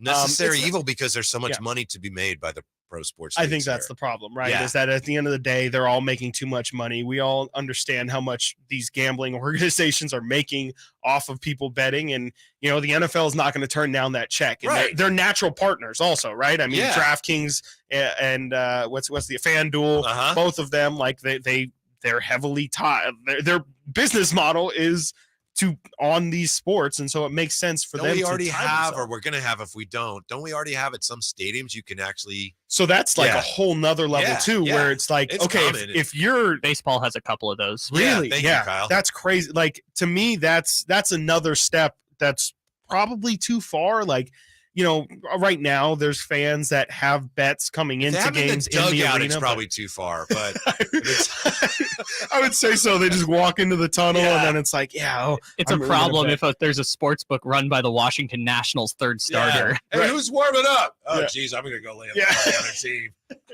Exactly. Got a line of guys. It just feels like this is a slippery slope, and eventually this is just going to kind of become commonplace here, where somebody in some league is getting suspended for gambling on games, whether it's theirs or not. But it's kind of crazy that Pete Rose was, it's part of his legacy, and it's a reason he's not in the Hall of Fame. There was a time when it would never put a team in Vegas. Right. They got all the leagues are we're about to have fighting to be the next to put a team in there. 4 teams and 5 teams in Vegas now coming up, and that's another huge concern. Obviously you can gamble. Yeah. Gambling is fine, but it's the sports betting specific aspect that's not okay. It's terrible. Well, you can make a lot of money doing that. Oh, all right. Yeah, we'll figure out how to make it work. It's fine. Yeah. It's fine.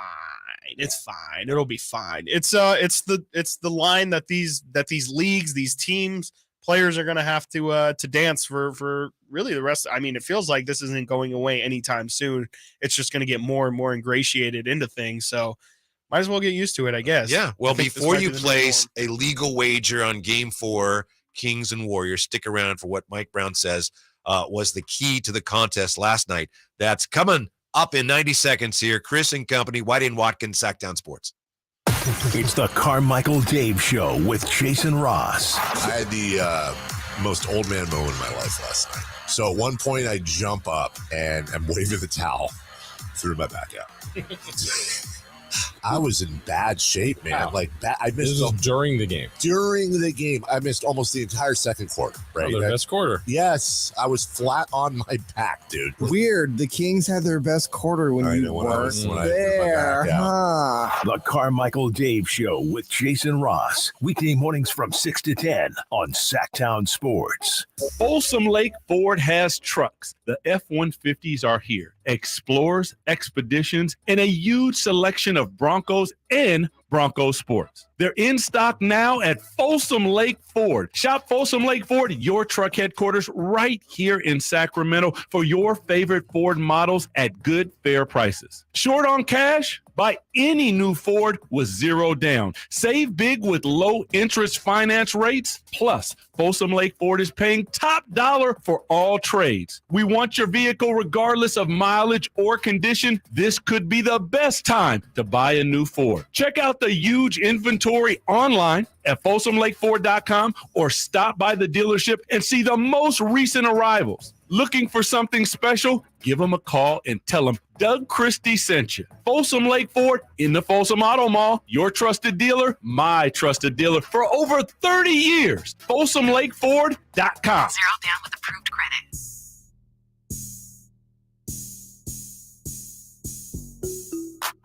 Sitting at your desk? Watch Chris and Company now. YouTube.com/Sactown Sports 1140. With your help, trying to figure out today what exactly happened to the Kings falling to the Warriors last night, 114-97. We knew the champs were going to bring it last night. You just figured, hey, without Draymond, without GP2, maybe the Kings would have mounted more of a challenge. Yeah, that was definitely the frustrating part, right? I mean, their two best defenders out, and the Kings have their worst shooting performance of the season. Not ideal. Not really what you're drawing up for the game plan when those two guys are out. Yeah, they had in the previous game, game 2, which of course the Kings won. They had 17 points in the first quarter last night, 20 in the first quarter.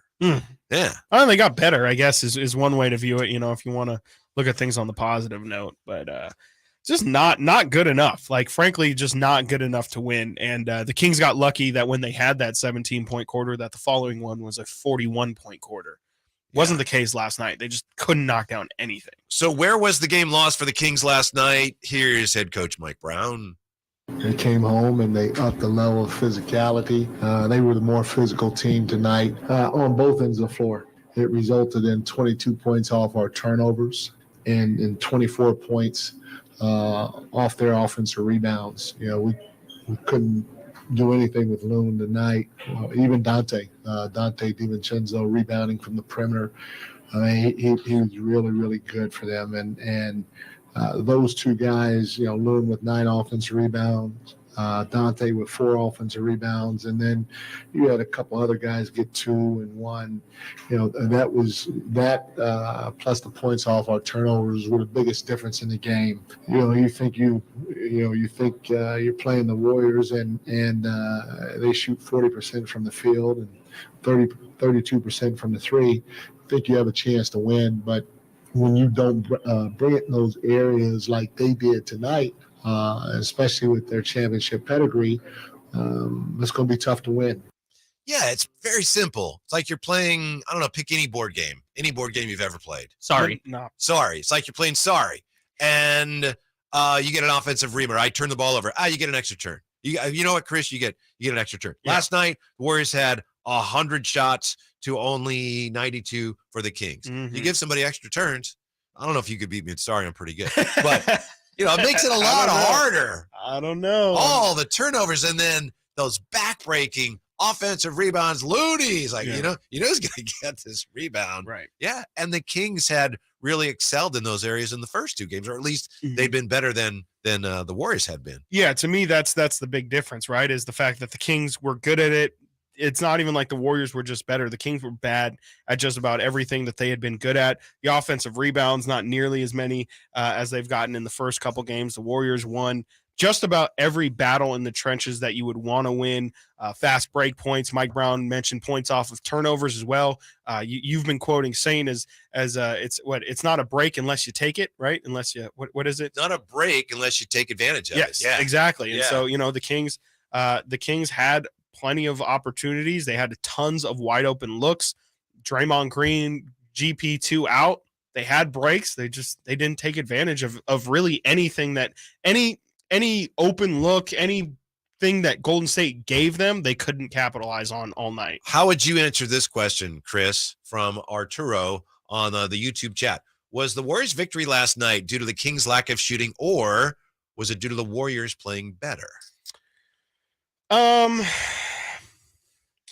To me, the shooting, as bad as it was pretty it terrible. wasn't as egregious as the other areas in which the Kings just gave the Warriors so many extra opportunities. Yeah. Shooting has to get better, but I think there were worse things that the Kings were guilty of last night. Yeah, I'll say the shooting. I'll disagree, and I'll say the shooting. I think the fact that Sacramento couldn't make a shot all night long, open looks that they would want to get, the fact that they couldn't hit them all night long, I think was really detrimental, not just obviously to the on-the-floor product, but I think mentally it really got to them at one point where it's just, you felt them forcing at points towards the rim when things weren't going. Mike Brown also talked about in his post game about how they, all season long, they've been really good at getting those spray threes where you do the work of getting 2 feet in the paint, getting that paint touch, collapsing the defense like we talked about earlier.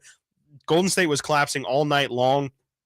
The Kings weren't finding the open man on the perimeter a lot of times. It felt like they knew that they weren't shooting well, and instead of believing that the next one would go in, they were hesitant just all night long to it just didn't feel like, at some point the confidence just kind of ran out for them. I also think on a night like last night when the offense really struggled and you had your guy TD playing, and I have nothing against TD. It's just obvious that the coach is reluctant to play him because he struggles defensively. I think it's one reason Moody had a good game because TD was guarding him. My point is he's playing because you need some offense. In a game like that, I think Harrison Barnes needs to get more than 10 shots. Why do you sound like me all season long? This has been my problem with Harrison. And, he had a relatively good night last night, especially compared to the other 17 guys. Points on 10 shots. Yeah. 17 points. But it just didn't matter. An incredibly quiet 10 points. I just think, when Harrison scores too, it just looks so easy sometimes that it's really frustrating that he's not showing the aggression either. It's like you need to almost respect yourself, have faith in your abilities as a basketball player, have faith that you're somebody who's incredibly important to this team. And especially on a night when you can see Keegan Murray doesn't have it. Kevin Huerter took a really long time to get his shot to fall. Harrison's been great at getting to the free throw line all season long. He can also shoot the ball. He's really good at driving the lane and finishing on tough Euros. You just want to see him maybe get more aggressive and take more shots, be more involved. You're a really good player. You're one of the few guys who has true postseason experience on this team.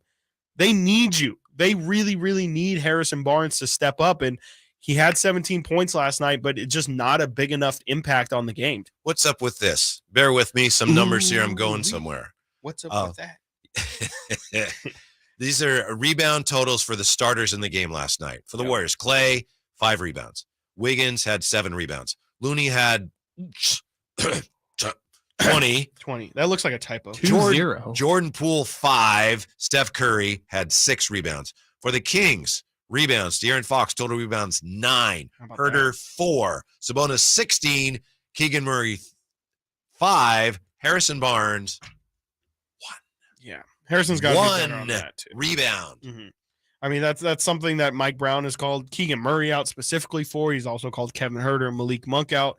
He's got a rebound too. That's another big part of making an impact on a game. Is I know it's tough sometimes when Sabonis is the best rebounder in the NBA. You feel like he's going to get them all, but I think Mike Brown actually talked about it in some of the practice scrums of you have to gang rebound. You have to rebound as a team. And that's another way that you slow down Looney's rebounding as well. Is it can't just be Domantas Sabonis on Kevon Looney going one-on-one, because that's kind of what last night was in a rebounding battle. And Looney ended up winning that one 20-16, both incredible rebounding performances. But you would like to see Sacramento just, gang rebound a little more, disperse those rebounds a little bit more evenly. Of course, the Kings missed so many shots. Yeah. There was tons of opportunities for rebounds, but did you ever watch the game, pardon me, but did you ever feel like, okay, here they come? There was one point, I think it was the second quarter, Sabonis scored, and as I was doing the math, like, oh, they're only behind by 6 now. Mm-hmm. Before I could even finish doing the math, because I'm not that good at it. Same. It was like, oh, it's 12 again. Yeah. Every time it looked like the Kings were starting to get close to making a run. Yeah. It's like, oh, great. They're down 8, and whoops, now they're down 14 again, or 12. And to me, that was a combination of really the culmination of the game. It felt like they couldn't get stops when they needed them, and when they finally did get those stops, they couldn't make the shots. And like you've been pointing at all day, they kept turning the ball over, and it felt like at the least opportune times. And you're not going to be able to win. And it did feel like Sacramento was so close so many times. They were one run away so many times. It felt like, even when they played poorly, I thought that third quarter was terrible, and they still ended up being even in that quarter, 31-31. There were so many times where I was like, if they can just make 2-3 shots in a row here, get Golden State to call a timeout, and then continue their run. The game was up for grabs yesterday so many times, and the Kings just couldn't take advantage. And that to me, what was so frustrating was just the missed wide open shots ended up killing you, because you could have won that game if you just would have taken care of the things that you can control. That's also frustrating, is there's so many things that you talk about where it's like you can't control Steph Curry going, if he were to go 10 of 15 from three, there's not really much you can do about that. That's just a guy getting really hot and having a great game. But you can control, I guess you kind of can't control missing shots, but you would like to think that with the shooting that this team has, there's really no reason for them to shoot the way that they are. We've been talking about Draymond all week long, and I guess in the Bay Area they're talking about Draymond today, but in a different light. Like, very strange. Who needs that guy? It was an interesting drive home. It was definitely an interesting drive home, listening to some Bay Area radio, and fans are there. They think Draymond should come off the bench now. It's very, very interesting how things change game by game, and all of a sudden the guy who was very responsible for a lot of your championships all of a sudden is a guy, we don't really need him. He can come off the bench if he's okay with it. Another day, another dirty play under the NBA spotlight, another flagrant 2 ejection. This one hurt too, didn't it? That's next. Chris and company, Whitey and Watkins, Sactown Sports. Draymond's got a history, so do we. The Sacramento Kings lost their first postseason game Thursday night in San Francisco. Well, the Sacramento Kings have not won a playoff game on the road since 2004. They have now lost 10 consecutive playoff games since that time. The Kings look to get a split in San Francisco Sunday during Game 4 and close out the series Wednesday in Sacramento. Our coverage begins Sunday morning with game night at 11 a.m., followed by tip at 12:30 on Sactown Sports. Sactown Sports first round coverage is brought to you by National Garage Door. Quality doors, quality people. Finding great people to hire can be like trying to find a needle in a haystack, but not with ZipRecruiter. Their powerful matching technology delivers so many qualified candidates. It's like finding a needle in a needle stack. In fact, 4 out of 5 employers who post on ZipRecruiter get a quality candidate within the first day. For less hay and more needles, head to ZipRecruiter. And right now, you can try ZipRecruiter for free. That's right, free. At ZipRecruiter.com/free.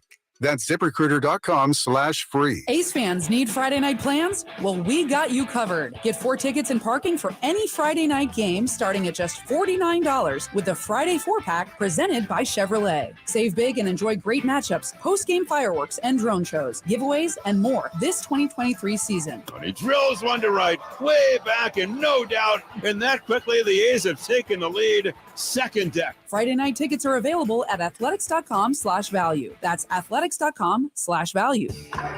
Listen to Oakland A's baseball on the weekends all season long right here on Sactown Sports, beginning with the pregame show brought to you by Xfinity 10G, the next generation network.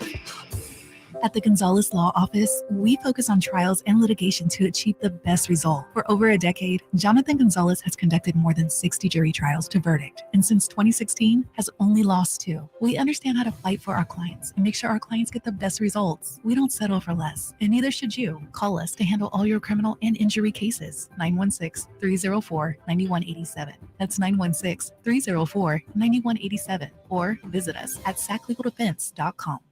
ACR Solar and Home Services is here to help you, just like they helped me. Jason Ross here, and ACR did a great job for my family, bringing their impeccable reputation and great workmanship to keep my family covered with a brand new roof.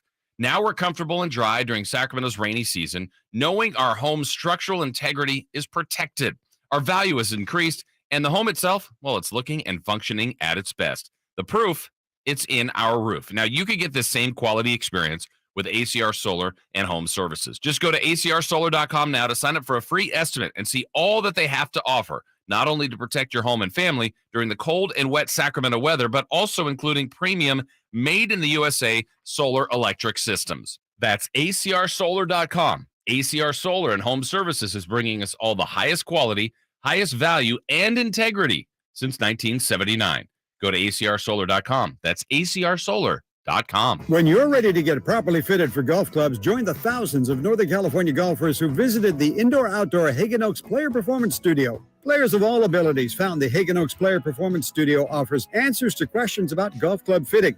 You'll find a professional staff of fitters, major equipment brands, and cutting-edge technology featuring TrackMan. See for yourself at the Hagen Oaks Player Performance Studio, Fulton Avenue at the Cap City Freeway. Call 916-808-2531 to schedule your fitting. 808-2531 for longer, straighter drives. Kevin Lewis of National Garage Door. Whether you need to repair a broken spring, install a new opener, or buy a quality Rainer door, National Garage Door is here for you. Call us today to see how we can transform your house with a new garage door. 638-4554 National Garage Door. Get to Acura of Stockton, where precision-crafted performance is at your fingertips. Elevate your driving experience with a vehicle that's built to impress. Acura of Stockton has a great selection of new Acuras and customer service that will exceed your expectations. And right now, lease a new Acura TLX, MDX, or Integra with low lease rates available. Whole new level in a new Acura from Acura of Stockton and AcuraofStockton.com. Sactown Sports Headlines. Good afternoon, Sacramento. This is Kyle Ledbetter, and these are your Sactown Sports headlines. Last night, the Sacramento Kings laid an egg in Game 3 in San Francisco against the Golden State Warriors. The Kings shot 38% from the field, 23% from three-point, and they scored a season-low 41 points in the first half. Meanwhile, the baby-faced assassin Steph Curry scored 36 points with 6 three-pointers, while Kevon Looney posted an absurd 20 rebounds, 8 assists, and only 4 points. For more post-game coverage, check out Frankie Cardicelli's Game 3 Kings recap on SactownSports.com.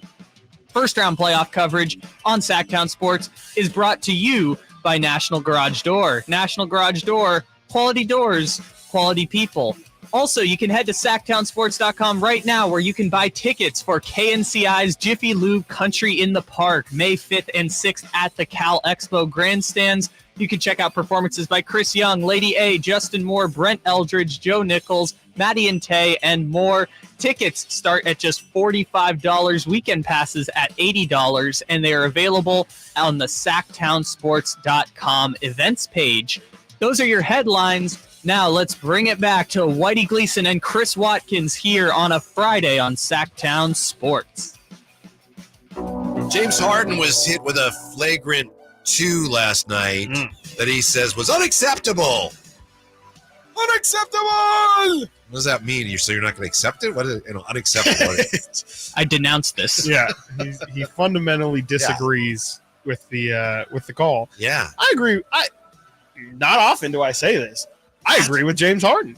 Really? I think it was unacceptable. I don't understand. Would you say that if Kyle came in here and did to you what James Harden did I would to definitely, Royce O'Neal? I would define what if Kyle were to do that to me right now, I would call that flagrant. There's different workplace rules here than with these Philadelphia 76ers. Yeah, absolutely. It was Harden on the drive. For those who didn't see it, I know you probably did see it. Paint the picture. Harden on the drive gives a little bit of a chicken wing to clear space, and either means to or doesn't mean to connect with Royce O'Neal's ball rack. And Royce O'Neal, that's part of the NBA, it's part of basketball. I wasn't ready for that to be the word you went with. You know where we're His going. stanchion. No, well, I don't post. know. That wasn't so much the stanchion as the low anyway. post, And he had the money ball on their shoes. So anyway, very painful. What about the 4-point shot? So he's ejected, and he says unacceptable flagrant 2. First time I've been ejected. I'm not labeled as a dirty player. Anyway, I just wonder if the reason he got the flagrant 2 had anything to do with all the fallout from the Draymond Green. It's possible that the officials who made the decision weren't thinking about that at all. But I'm just wondering now if the standards have changed because of all the controversy over Draymond's flagrant 2. Yeah, maybe making it look like, oh yeah, Draymond's was definitely an ejection. I mean, 100%. By the way, if what James Harden did last night was worthy of an ejection, then Draymond Green should be ejected 4 times because it was way more egregious in my opinion. I mean, I don't even you said chicken wing. I wouldn't even call it a chicken wing. It was really just creating space, and it just so happened to go into his nethers.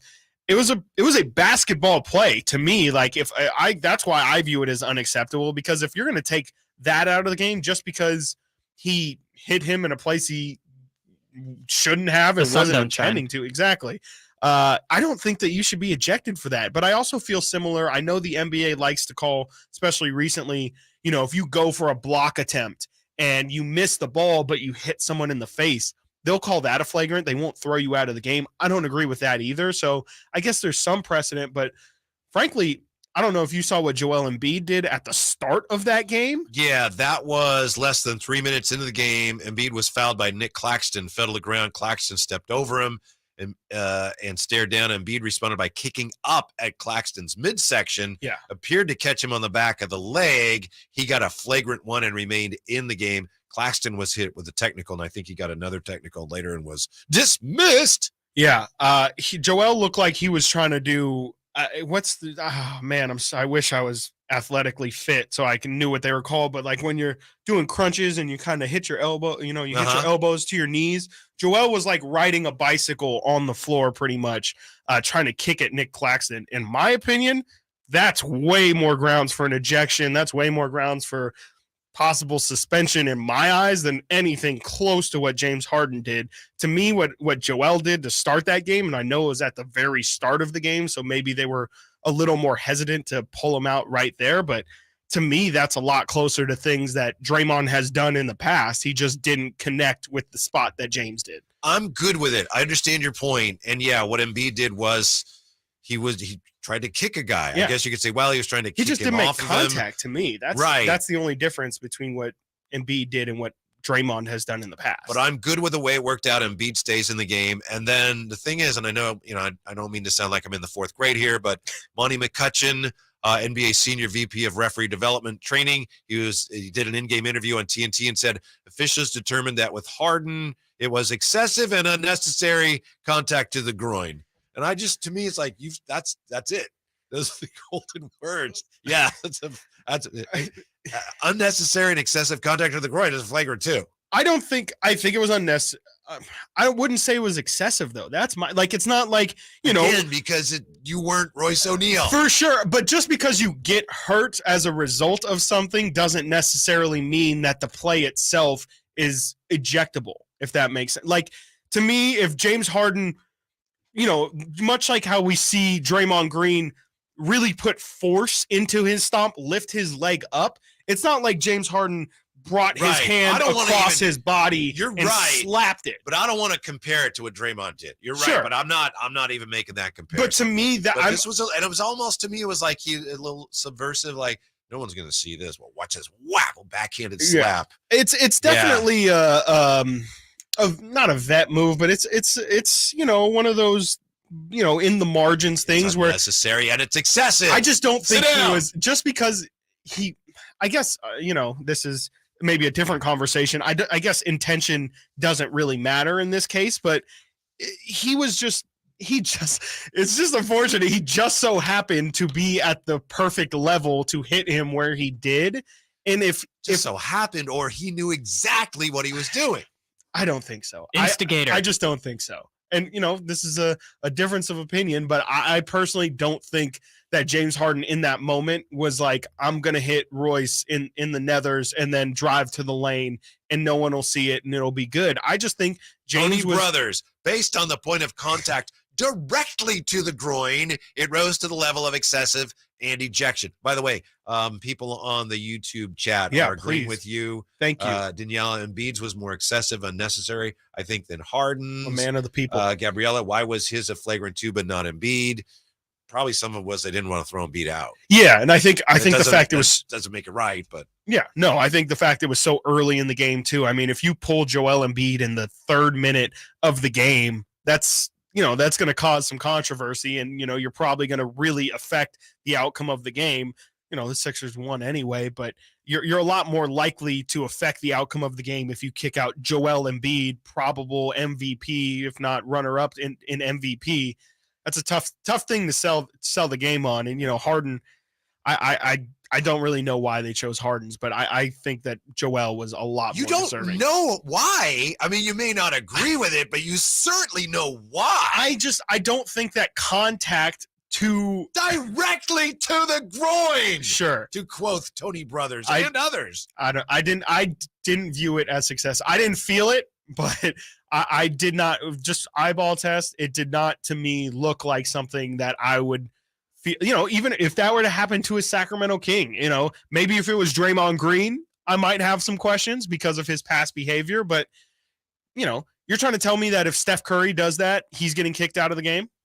Never. Steph Curry will never be kicked out of any game. He could. That's so true. He could drive a tractor over somebody and be like, "No, that's okay." You know why? Because he's the greatest. That's why. It's because people view him like he's a child, and they treat him like he's a child and like he's this perfect human. And meanwhile, he's fully capable of doing these things. And Draymond's got a history. Stop so it. do we. Stop it. Draymond's got a history. So do we, baby. Yeah. Yeah. Was part of it also that Claxton kind of instigated with the Embiid? That's where I was going, Kyle. I agree stop with it. you. No. He stood over him, and rightly or wrongly, that's something you got to take into account because you know what that's like. No, if you stand over somebody like that, that's like taunting. And I think maybe that was part of it. We literally just had this conversation about the Draymond Green and Sabonis. Like Sabonis instigated Draymond. That didn't really have any effect on his. I don't know. I know what you're saying. You're saying to kick at someone and clearly, consciously kick at someone is more egregious than maybe flicking a backhand at I don't even think it was like it's not even like he flicked it to me. James was like putting his arm. It was just creating separation. It just so happened to go where it went. To me, again, intention. Joel was trying to kick Nick Claxton. His intention was to make contact with Nick Claxton, probably somewhere in his lower region. You're right. I mean, if he had connected there, he's out. They would have had to kick him out too. He's out of there. Yeah. So I don't understand why James Harden, someone who clearly, again, that's an actual basketball move, just because he just so happened to make. And again, I'm not saying, like you get hit in the face on accident, it's still a flagrant one. It's just not ejection. I'm fine with Harden then. This was unacceptable. It's unacceptable. In my opinion, I rare James Harden W here. I think that it's unacceptable. I don't understand how, if you're making a basketball move and I don't know. People, watch the replay for yourself. I didn't see intention. I think, James did definitely make direct contact 100%, but it was not his intention to make contact there. And it also wasn't his intention to inflict bodily harm. It was unnecessary. It was unnecessary. Any direct contact to the groin is excessive. Again, when you hit him where you hit him, it doesn't matter how hard you hit him, whether you meant to or not. That's excessive. That's fine. Tee him up, give him a flagrant one. I just don't think he needed to be kicked out of the game for it. That's where I stand. I feel about James Harden kind of the way you feel about Steph. No, you're such a big Harden fan. It's like, I don't know why you're so backwards on this. James Harden lifer Chris Watkins. I am not Team Harden here. I mean, you love Tim Duncan and James Harden. I will say I did want James Harden to win MVP over Russell Westbrook that year, but let's not we don't need to bring that up again. All right. Coming up next, justice for James. To me, this was the most disquieting thing about Game 3 last night. And a YouTube commenter has a really interesting thought on Sabonis that we'll dive into next. Chris and Company, Sactown Sports. Draymond's got a history, so do we. It's Cattles and Rami. Simone said, quote, Rami's sending me to go get coffee. Simone is misrepresenting me, which I expect from Nick. She said she had to get something from her car. I don't know where her car is, so I said, are you going towards Starbucks? She said, no, but I can get you something. Is that me ordering Simone around, treating her like I don't like believe an any of this. intern? Enough of his nonsense. Rami's upset. Rami doesn't appreciate being misrepresented. Cattles and Rami, weekday afternoons from 2 to 6 on Sactown Sports. Power Business Technology is proud to be 100% independent, locally owned, and managed Toshiba copier dealer. Local ownership cuts out the red tape, allowing ourselves to never be too busy to personally answer the call when our clients need us. Recognized for excellence in service execution, training, and customer service, we're proud to be named a 2022 Toshiba ProMasters Elite Dealer. Contact us today for all of your business printing needs at 844-POWER-BZ. That's 844-769-3729, or visit us at powercopiers.com. When you take the time to shop at Folsom Lake Honda, there's one thing you'll always find: happy people ready to serve you. As a family-owned and operated dealership since 2009, customer service is our #1 priority. Our customers love doing business with us, and you will too. Looking to own or lease? During the spring sales event, drive a brand new Accord or Civic. Visit us today at FolsomLakeHonda.com, your one-stop Honda shop. Folsom Lake Honda, yeah, your one-stop Honda shop. Whether you own a local business or a global one, you know that these days, generating growth is a challenge. By teaming with Bank of America, you'll not just stay ahead of the curve, you'll move it. With access to experts, award-winning insights, and business solutions so powerful, you'll make every move matter, locally and globally. Visit bankofamerica.com/banking for business to learn more. What would you like the power to do? Copyright 2023 Bank of America, N.A. Yeah, I'm so stressed. Our business is growing. We've got people all over now. Ooma. What is that? Meditation? I'm recommending the Ooma cloud phone system with auto attendant and more than 50 features. Ooma? Yep. Switching to Ooma is a cinch. Just $24.95 per month per user, plus taxes and fees. Ooma. Now you're feeling it. Find small business calm at ooma.com/radio. That's OOMA.com/radio. Jiffy Lube's Country in the Park, Northern California's biggest country music festival of the year, is back May 5th and 6th at Cal Expo, starring Lady A, Chris Young, Brett Eldridge,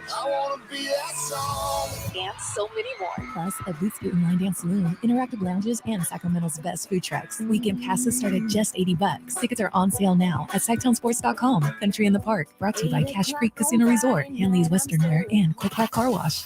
Hey, it's Carmichael Dave. Spring officially here. And with the long, cold, and rainy winter behind us, I'm sure you're counting the days until summer. But don't wait until it's hot to make sure your air conditioner is working efficiently and, most importantly, safely. Get ahead of the problem with a $49 AC tune-up from American Energy Heat and Air. There's nothing worse than your air conditioner going out when it's hot outside. Get a tune-up today and make sure you and your family are comfortable and cool in your home for the hot summer months that are right around the corner. Give them a call, 916-520-9990, or schedule your appointment online at AmericanEnergyAir.com. Better Business Bureau, A+ rating. Serving the greater Sacramento area since 1981. Easy, convenient payment options, same as cash, low monthly payments through financing partners. What do you need? 916-520-9990 or AmericanEnergyAir.com. Call 916-520-9990 now. Treat yourself to a new car in the new year. Shop Folsom Lake Kia for your favorite Kia model. Low interest rates, low payments, even zero down deals with approved credit. Over 20 years right here in Sacramento. That's Folsom Lake Kia.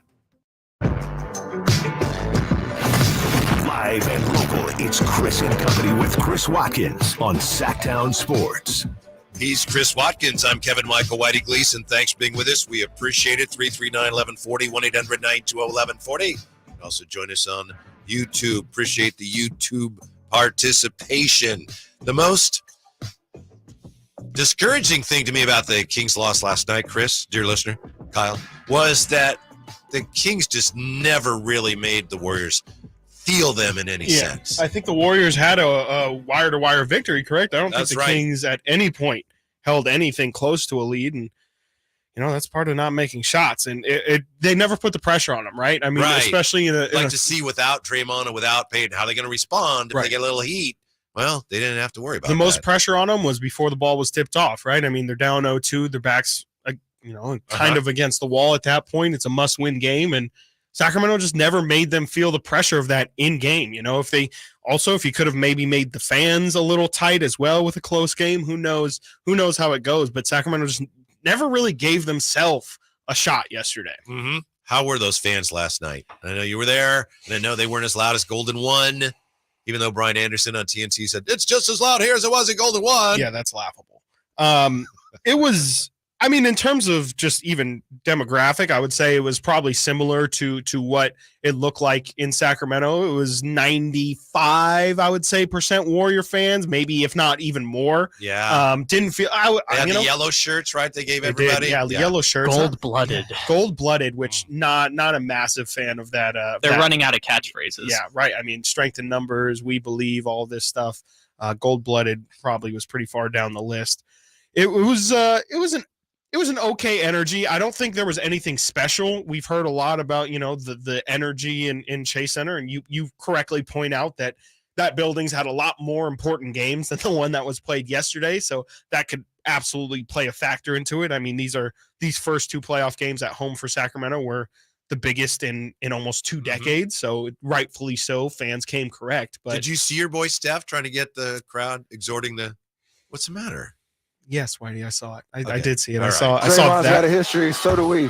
See, I don't think we didn't see De'Aaron Fox like, come on, at Golden One. Come on, everybody. You know why? Yeah. Make some noise. Didn't quite need to. Definitely. That would have been dangerous. Yeah, right. He might have gotten ejected with Draymond if he would have been tried to incite the crowd like that. Yeah. It was definitely just not the same energy. And I've heard a lot of Chase having Warriors fans being extra special.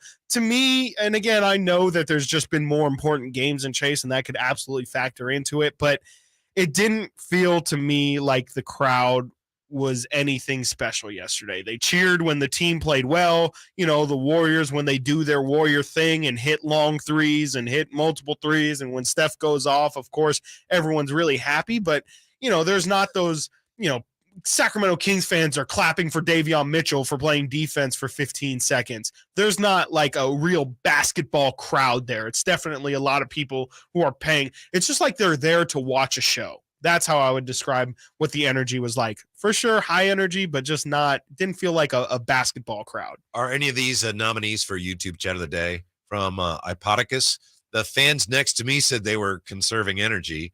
From Danielle, Steph had to entice the crowd, LOL, because their fans were boring. Yep. And Kingpin Pepe says you need to cross out the G from the gold-blooded shirts.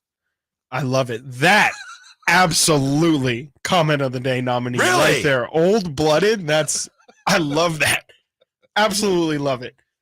Because there's some old men out there. I was looking at Draymond the other day, and I was like, man, he's 34 years old. Steph, I think, is 33, 34 as well. Steph's older than 35. It's the Kings again. Steph is clearly in incredible condition, and he's not going to get tired anytime soon. But the Kings need to make them feel their pace and their youth. The Kings have a lot of young guys. With that comes inexperience, sure, but there's also benefits of rest, recovery, and just overall stamina. These guys should be able to hang with Golden State no problem. And it does feel like it doesn't feel like they're starting to tire out, but it does feel like Golden State is definitely starting to get a little bit of an edge in there, and they're starting to maybe creep into their heads a little. I do think if this series goes long, 6-7, whichever team wins. Of course, it'll depend on the layoff. Well, 5 would give you time. Whichever team wins, I think, is going to need some recovery time because this series has been not only very competitive. I know last night was not very close, but it's been grueling and very physical. Yeah. And like a grinded out throwback game. Yeah. And I think it'll only get more as this series goes on too, right? Yeah. I mentioned a YouTube chat comment I wanted to bring up here. Jay Nash mentioned something that I was thinking last night, and we don't know anything about this, so this could be way off base, but I agree with Jay Nash, who says Sabonis is hurt. Can't put a finger on it, but it looks like he's playing through something. I have no idea, but I felt the same thing watching him last night. We do know that he has had some issues with the sternum, which is bruised, and I know some Warrior fans will tell you, he's faking it. But, that's a painful injury, anything to the rib cage. Sure. And he did look to me at times last night. Of course, he's already hurt. We know he's already hurt. He looked last night like, man, he's just a little off. extra physical burden. Yeah, he definitely was a little off yesterday. I don't know if it's because of the injury. Again, I don't know if it's just because the defense that Golden State is throwing at him. I've also thought that it doesn't seem like Sabonis is being able to back down really any. There was a moment last night, obviously Kevon Looney is a load, and he's able to really handle Sabonis' size, but there was a moment last night where, Sabonis was trying to back down Klay Thompson, and he really couldn't get much ground gained on him. And so he definitely looked a little off yesterday. I don't know if it's because he was hesitating and he was thinking a little bit more. That back down thing, didn't he? When he put his back to the basket, started dribbling down, didn't you feel like turnover coming? Turnover imminent. Yes, especially with how Golden State was collapsing in the paint. Yeah. It was you had to make all of your moves really quickly, and it just didn't feel like Sabonis. If anything, I think mentally, again, I think the defense that Golden State is throwing at him, he's just having to think just a little bit more instead of just going out there reacting to the defense. He's having to really be like, okay, Looney's taking steps off. Should I look for this? Do I make my reads? And he's just not quite as sharp as he's looked at points this season. 339-1140, 1-800-920-1140. Let's talk to Sam. Sam, you're on Chris and Company. What's up, Sam? Hi, thanks. Hey, a couple points. I appreciate it. But I think that Keegan Murray might have hit the rookie wall. And I think you've hit unfortunately, it sounds like Sam hit the caller wall. Sorry about that, Sam. We'll address your comments on the other side. Thanks for checking in. 339-1140, 1-800-920-1140. When NBA players named the most underrated guy in the league this week, just ask Kings fans. I think they got it wrong. That's coming up here. Chris and Company, Sactown Sports. Sactown Sports is Sacramento's new home for the San Francisco 49ers. It feels awesome. We deserve this. Let's go, Niners! Purdy going to throw, and it is Kittle in the back of the end zone. Samuel. Debo 10. Debo. Touchdown! And McCaffrey. Touchdown! CMC!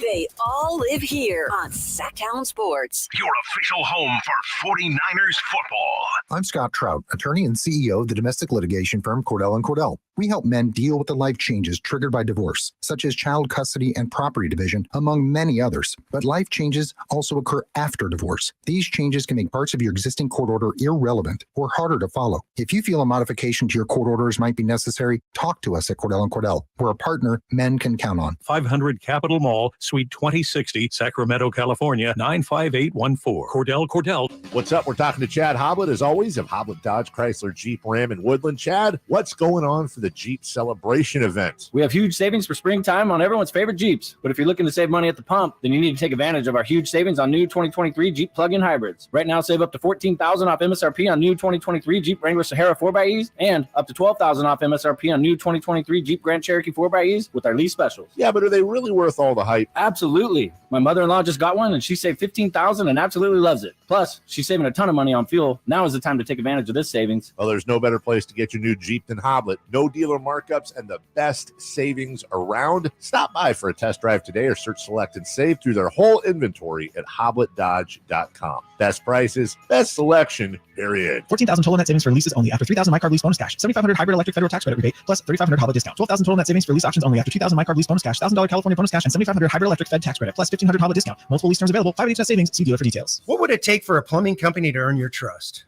Jerry and Kenny here from Bell Brothers. And let's face it, plumbing and service companies don't always have the best reputation. So to earn your trust, the first thing they'd have to do is actually answer the phone when you call with a real live person. Then they'd have to send a plumber when you needed them, day or night, without charging extra for emergency services. A trustworthy plumber would show up on time, wearing a clean uniform and name badge, and be able to show that they had passed a background check and drug test. A plumber you could trust would give you a firm quote on the job before starting and clean up after they finish the job. That's exactly the plumber you'll get when you call Bell Brothers, a plumber you can trust. Call Bell Brothers right now for all your plumbing needs. Our number is 916-444-1234 or find us online at thenosurpriseguys.com. The No Surprise Guys, Bell Brothers. Make your way to the ballpark on Sunday, April 30th to watch your A's go head-to-head with the Cincinnati Reds. Get there early to grab your very own Tony Kemp poster, presented by Kaiser Permanente. This one-of-a-kind poster giveaway features TK and his iconic catch. Diving play to his right. Unbelievable catch by Tony Kemp. Spectacular. Tickets start at just $10 and are available at athletics.com/tickets. That's athletics.com/tickets. At aimyourdigital.com, we'll help you find the right customers. Spread awareness of your product or services. We can help build trust in your brand and services with a digital marketing campaign. Increase leads and get more customers. We create tailored digital marketing campaigns that deliver results. Don't wait. Get started today. Contact aimyourdigital.com. That's aimyourdigital.com and start seeing results. There's really nothing better than hitting the open road in a new Honda. And at Northern California's #1 Honda dealer, Stockton Honda, we are proud to provide our best selection to get you there. Buying from Stockton Honda couldn't be smoother. Wherever the road you travel might lead, Stockton Honda is happy to get you there. Anytime, anywhere, it's all here. StocktonHonda.com. #1 claim based on 2022 total new and Honda certified pre-owned vehicle car sales from American Honda Motor Company's own report. When I want to stretch out after a long day, my sofa needs to be comfortable, but it also needs to look attractive and inviting when guests come to visit. Hi, I'm Frank LaRosa with a word about Naturewood Home Furnishings. We spend so much time on our living room sofas that we forget they're a focal point and a hint to our decorating tastes. Right now, during Naturewood Home Furnishings sofa sale, you can save on every sofa, including gallery-exclusive custom-ordered flex steel furniture. Whether you're interested in a new sofa, sectional, or recliner, you can choose from hundreds of colors and fabrics. Nobody has more styles and choices than Naturewood Home Furnishings. And when it comes right down to it, it's all about choices and always about quality. Shop Naturewood for the look you love at a price you'll love even more. Visit Naturewood Home Furnishings right now for this remarkable sofa sale. Off Highway 50 at Hazel, look for the water wheel. From the Power Business Technology Toshiba Studios. KHTKAM HD1 Sacramento, KYMX HD2 Sacramento. Your home for the biggest matchups in the NFL. Sactown Sports. Sactown Sports. Headlines. Good afternoon, Sacramento. My name is Kyle Ledbetter, and these are your Sactown Sports headlines. Last night, the Sacramento Kings laid an egg in Game 3 in San Francisco versus the Golden State Warriors. The Kings shot 38% from the field, 23% from three, and scored a season-low 41 points in the first half. Meanwhile, the babyface assassin Steph Curry scored 36 points on 6 of 12 shooting from three-point, while Kevon Looney had an absurd 20 rebounds, 8 assists with only 4 points. For more post-game coverage, check out Frankie Cardicelli's Game 3 Kings recap on SactownSports.com, and your first-round playoff coverage on Sactown Sports is brought to you by National Garage Door. National Garage Door. Quality doors, quality people. Those are your headlines now. Let's swing it back for hour number 3 with Whitey Gleason and Chris Watkins.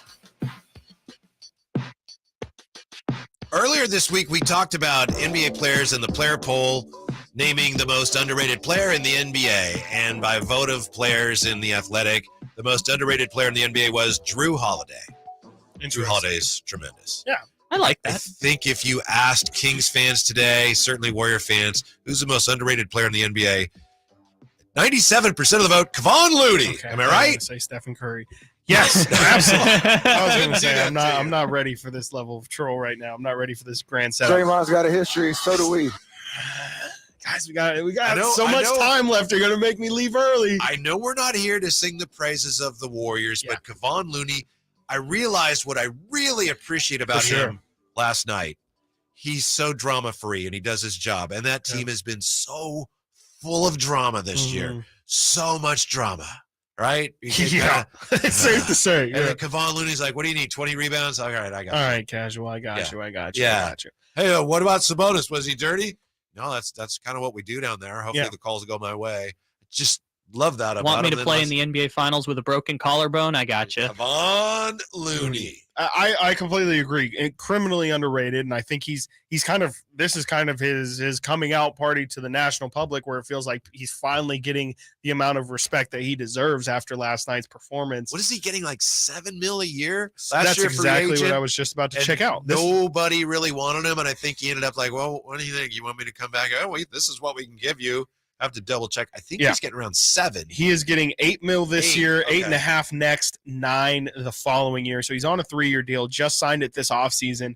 And I was a really big proponent of Kevon Looney coming to Sacramento. I thought he would have been a perfect backup big. Turns out he's a little bit overqualified to be a backup center, but he's just one of those guys that, comes in, lunch pail kind of guy, does his work, and just keeps it pushing. Played all 82 games, I think, this year and last year. 82 games this year and last year. So just a guy who's there for you every single night. You know what you're going to get from him. Never too high, never too low. Like you're saying, on a team that's incredibly full of drama, always in these high stakes environments, always in these really big games. Loon, you're starting tonight. Okay. He's like, you're not right. starting. Okay. Okay, for sure. I'll still do what I need to do. Type of dude who's, his per 36 is always just across the board, the exact same. You know what you're going to get from him every single night. And it's really, he's exactly what this team needs from a center right now. They've tried with the Wiseman thing. They wanted to get more high profile guys at the center position, but realistically what you really need is a guy who does everything Kevon Looney does. They don't really need, they could use some more scoring for sure, but if you're going to have a guy like Kevon Looney who can set screens the way he does, defend opposing bigs the way he does, rebound the way he does.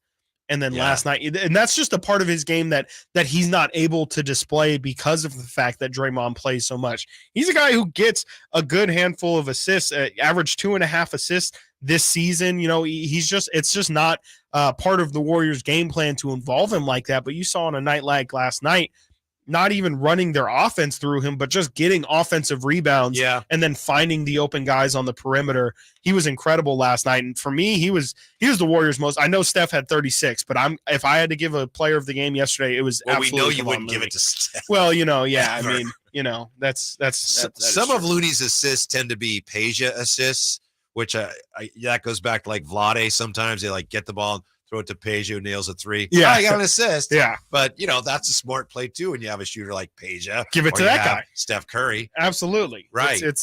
That's honestly part of basketball IQ too. Is just like, all right.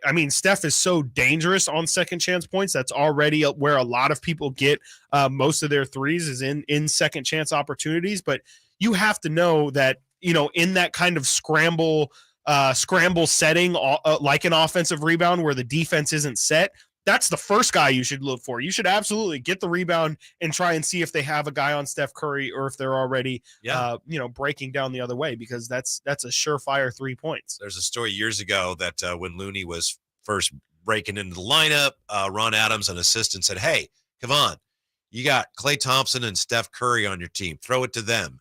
He's like, yeah, all right, that works. That's a pretty good point. Yeah, he had 9 offensive rebounds last night. The Kings had 13 offensive rebounds as a team. Yeah. Okay.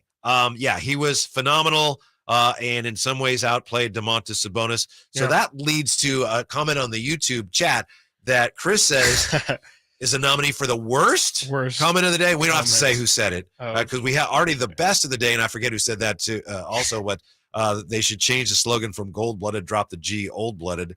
But somebody on YouTube says, hey, Sabonis is being revealed in this series as a rebounder only. Just a rebounder. Just a rebounder. It is. It got under Chris's skin a little bit. It did. Definitely one of the most ridiculous things I think I've ever read in my life. To say Domantas might have been Sabonis, a Warrior fan saying that. I don't think so, but it might have been. That's fine. You're showing your ignorance, and that's totally fine with me. And by the way, why are Warrior fans booing Domantas Sabonis, trying to make him out to be this evil, bad guy, dirty player? He's not that guy. Like there's some people that you can point at that have some trails of being bad guys and dirty It's players. hard when you try to justify, gee, our guy stomped on somebody's chest. Right. But he tried to break his ankle. Yeah, exactly. They're It's really like, what do trying we to do? That's justify not it. really in keeping with our, our values and everything. Yeah, but look what the other guy did. Oh, yeah. Boo! Yeah, it's all absurd. his fault. Domantas It's Sabonis. his fault that he got stomped on. One of the nicest guys in the NBA. Like, he wouldn't hurt a soul. I just absolutely ridiculous. But again, not as ridiculous as calling him just a rebounder. And I mean this as a compliment. He would if they're, jostling for a position. Sure. Yeah. I mean, he's physical. Yeah, he is of course he physical, is. but he's a nice guy, salt of the earth kind of guy. I think someone was asking me, my wife, Sheena, might have been asking, is Sabonis dirty?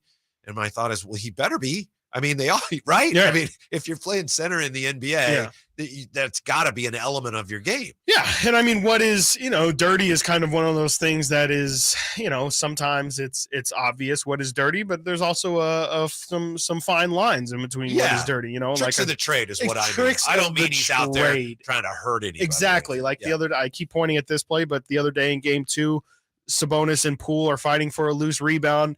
Poole's diving for it. Sabonis does kind of pull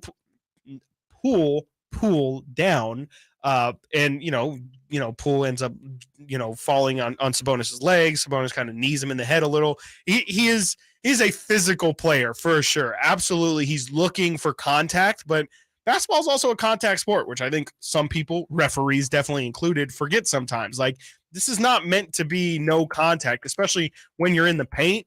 There's just different rules down there. And, it's dirty to me is you're intentionally trying to hurt somebody, or, even if you're not intentionally, but you're doing things that are just reckless and could definitely lead to injury of somebody because of your recklessness. That's not Domantas Sabonis's game at all. And he is not just a rebounder. He's not just a rebounder. He's a guy who averages 7 assists. Chris. Go He's a get guy who him. averages 7 assists a game this season. Okay, not just a rebounder. A guy who shot 36% from 3 this season, a career 37% from 3 this season, a career high. Not just a rebounder. A guy who averaged 19 points a game, really all in the post.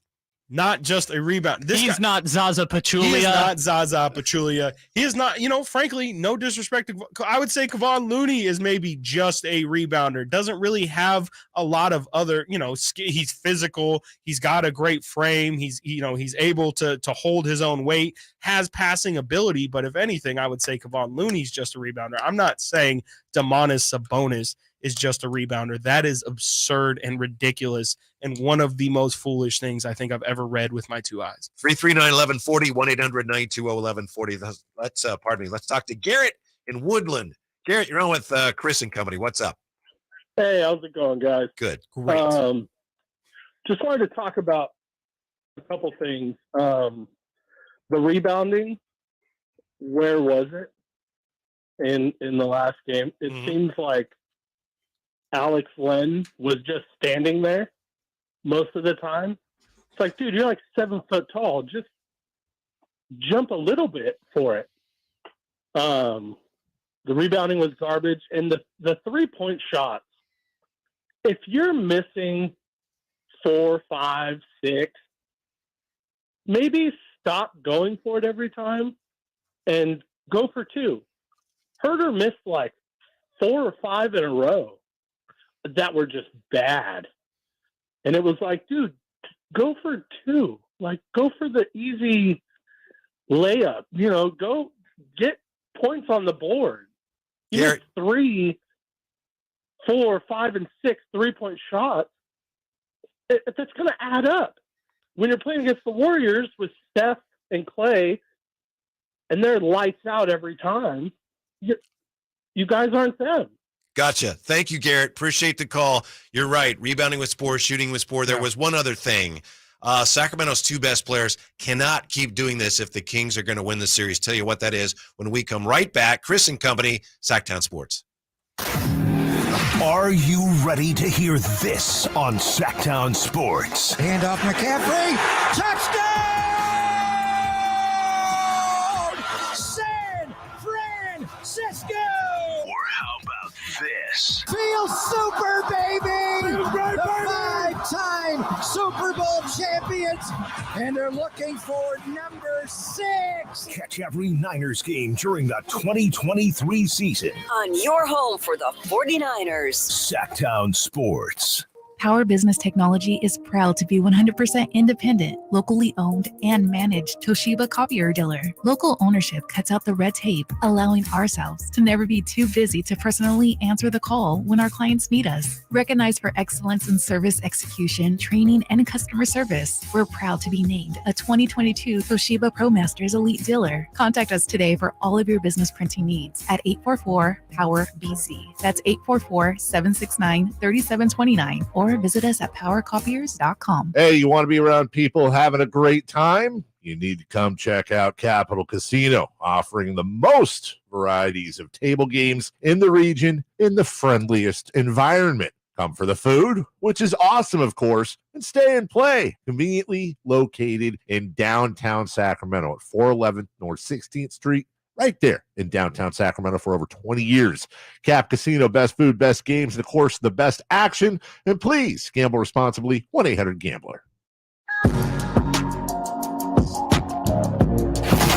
Live and local, it's Chris and Company with Chris Watkins on Sactown Sports. Ready for game 4? Getting there. Yeah. Getting there. Starting to, I just have to lick my wounds a little, and, I too have to just dump everything that I saw in game 3 and try and move on. I'm not quite there yet. I'm still festering a little on game 3. It wasn't the funnest game to watch. So I'm trying to not be too, not let game 3 dictate how I feel about game 4, but it's really tough when you look as bad as they did. And frankly, as when you shoot as poorly as they shot all series, it's starting to get to the point where I keep telling myself eventually the shots have to fall. Maybe they don't. Maybe this is just how Sacramento is going to perform in the postseason, and it could be somehow the death of them. And it would be very ironic if the greatest offensive rating in NBA history ends up losing in the playoffs because their offense just never woke up. Might be ironic. Draymond's got a history. So do we. Stop it. There could be some irony there, or it could be, I know that some would say, well, that's it. If you want to win, you got to play defense. The offense is, as we say on the Old Fashioned 3 podcast, offense, schmoffense sometimes. Yeah. Sometimes, right. And it didn't feel maybe like we say defense, schmeefense. Defense. Well, I thought the Kings' philosophy this year has been defense, schmeefense. Right now we're finding offense, schmoffense, for sure. And it does feel like their defense, schmeefense, is not or at least yesterday was not to the same level that it was in game 1 and 2. And I don't know why that is. I don't know if it's, again, Golden One Center crowd behind you. At Chase Center, you kind of have to create your own energy, create your own juice a little. Maybe it was that. But to me, defense is supposed to be the thing that travels. And I was surprised to see, again, one of the few things Sacramento could actually control was their defensive effort. I was surprised to see it. They were still playing good defense, but not to the level that we saw in game 1 and 2. They have obviously some real weak spots, and those weak spots were better exposed by the Warriors. Kevin Huerter, he's in foul trouble all the time. He has a hard time guarding people. And Keegan and Kevin. Hunting Keegan Murray. Give the Warriors credit. I think we've done a good job of that. But if the Kings played all season long like they played last night, I don't even know if that's a play-in. No, absolutely not. And it's not just the missed shots either. The missed shots are absolutely a part of it. If you shoot the percentages they shot, you're going to be fighting for Wembanyama. But for them to be turning they shot 25% from 3. Like you can't realistically expect to win any game if you shoot 28% under 42%, 40% from the field. Like you can't realistically expect to win any basketball games if you shoot as poorly as they have. And last night was definitely the exception for sure. I think they didn't even make free throws last night. They didn't make free throws last night. 70% from the foul line. Hey now, they just couldn't hit anything from anywhere last night, and I'm chalking it down as just not their day. But it's why you have to figure out the why. I mean, it's not like they all woke up and just all collectively weren't feeling it. Clearly there was something that Golden State was doing right or that the Kings were doing wrong that led them to perform the way they did. So what's the way out of this for the Kings? Well, after the game, Coach Mike Brown channeled his inner Olivia Newton-John and said, let's get physical. No, so they're doing a great job again with their physicality. We love, everybody knows we play the DHO game, and they're doing a great job of getting into our bodies and blowing up the DHO game, and so that's why the assists aren't there. You know, if there's anything that Domas has to do is when he gets in the paint, sometimes he plays off of 1 foot or he jumps in the air, and they're playing him one-on-one. You know, and so he's got to either finish at the rim or he's got to come to a jump stop and think spray if possible, because it looks like somebody's open because they're looking like they're coming to help, but at the last second they're just like, screw it, I'm gonna stay out on the shooter and let Domas try to make a play because they know that he's a very good passer. Absolute key to this series, right? Domas has been made at times to look. The Warriors have made him look indecisive. Yeah, and it's something they got to figure out. I love Mike Brown actually, having a solution there. He's saying, Domas has to be better at kind of drawing their attention, but then at the same time, once he has their attention, capitalizing on it. Making that jump stop and then making his move, just figuring it out, because he's just not, his brain, his supercomputer isn't functioning right now. And it's leading to just a lot of hesitation, which is not how you want to be playing basketball, especially in the playoffs. You don't want to be thinking, you just want to be acting. And hopefully, that could also fall, frankly, on Mike Brown too, or not just Mike Brown, but the coaching staff. Are they properly preparing Domas for the looks that he's about to get? They have to have some sort of game plan for how they're going to attack what Golden State did. And we heard the other day Mike Brown in practice saying he was expecting a lot of zone. I don't know if that's truly what they practiced, but clearly it seemed to me like they were not anticipating Domas, and you heard Mike Brown talk about Kevon just guarding him one-on-one. I don't think that they were anticipating for Kevon Looney to be able to stop Domantas Sabonis the way he is. I think it's kind of as simple as that. I would like to hear Mike Brown say Domas needs to use the basketball as a weapon. That's yeah. What happened to that?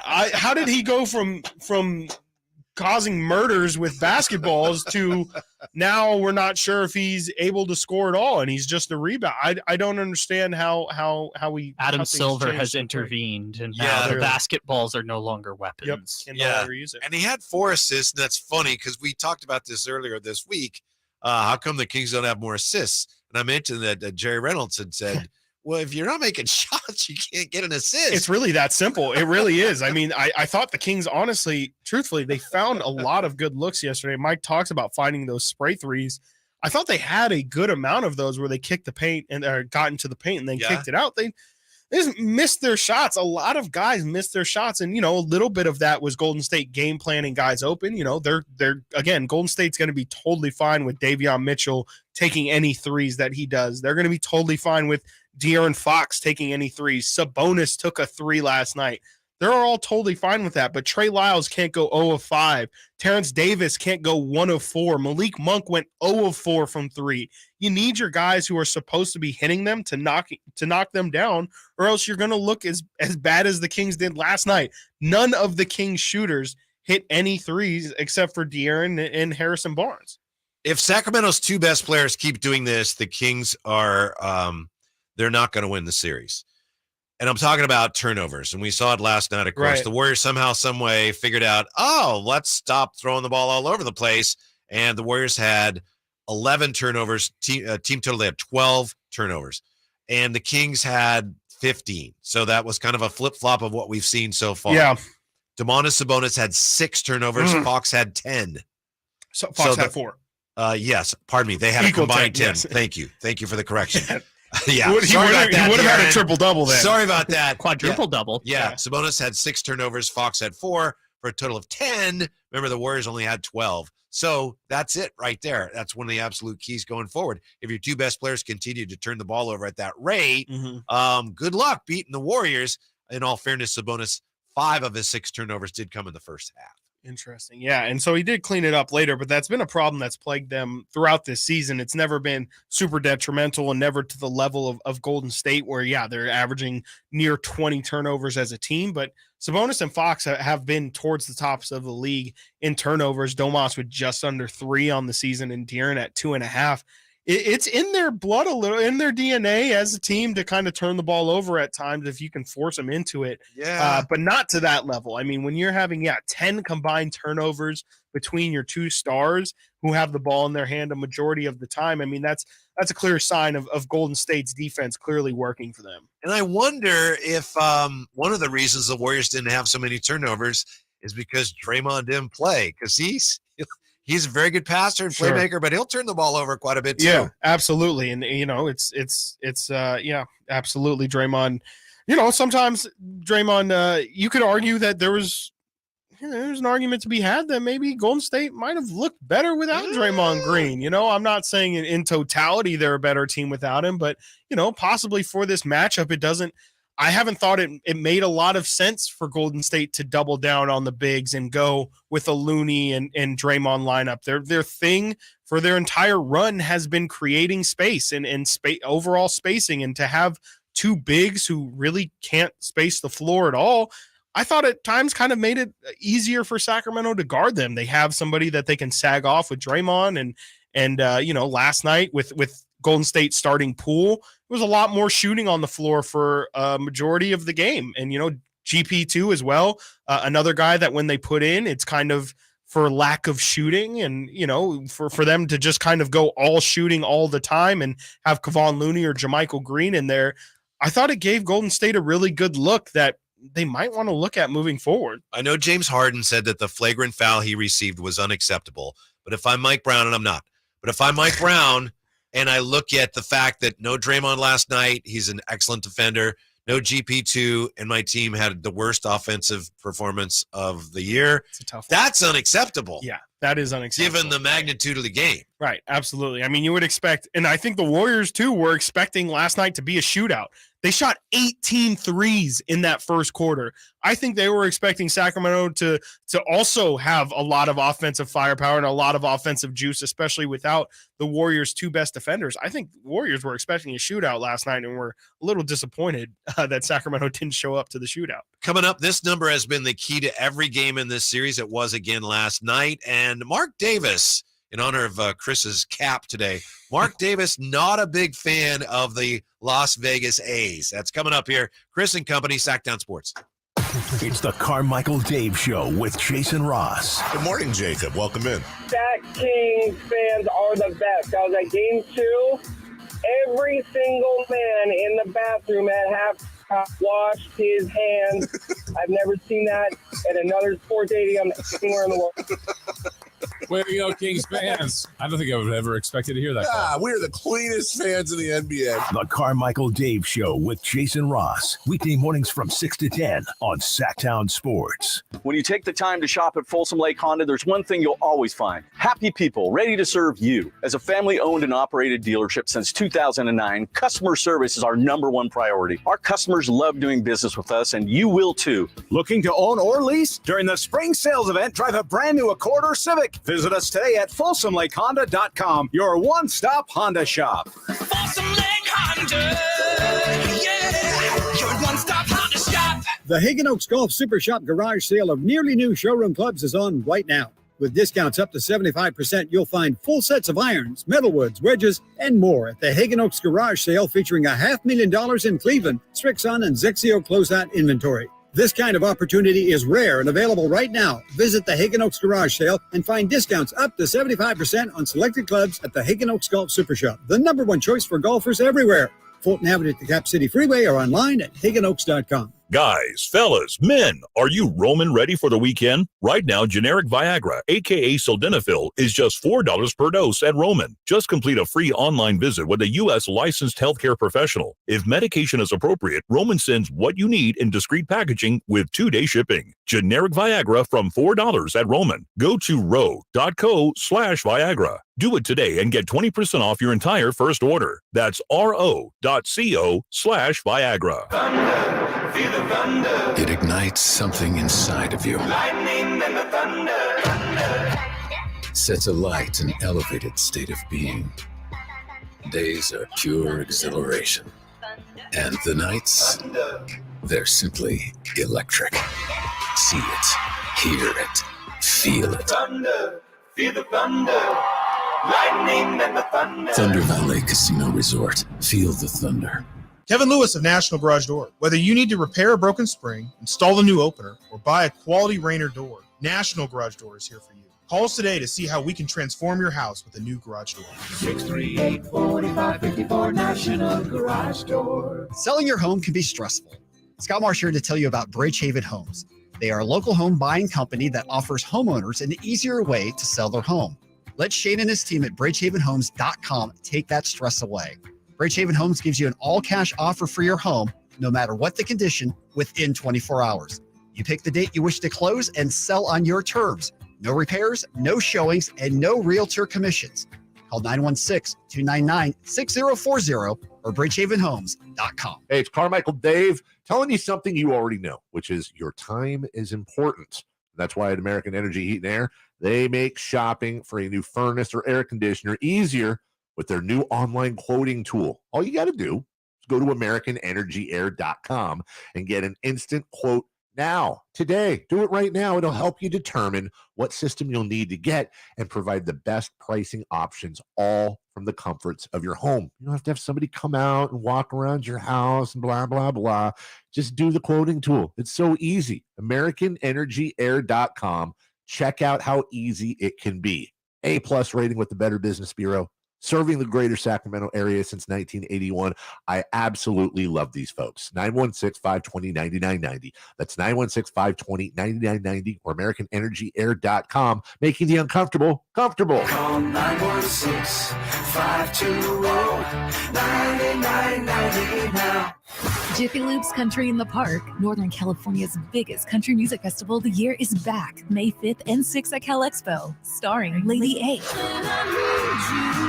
Chris Young,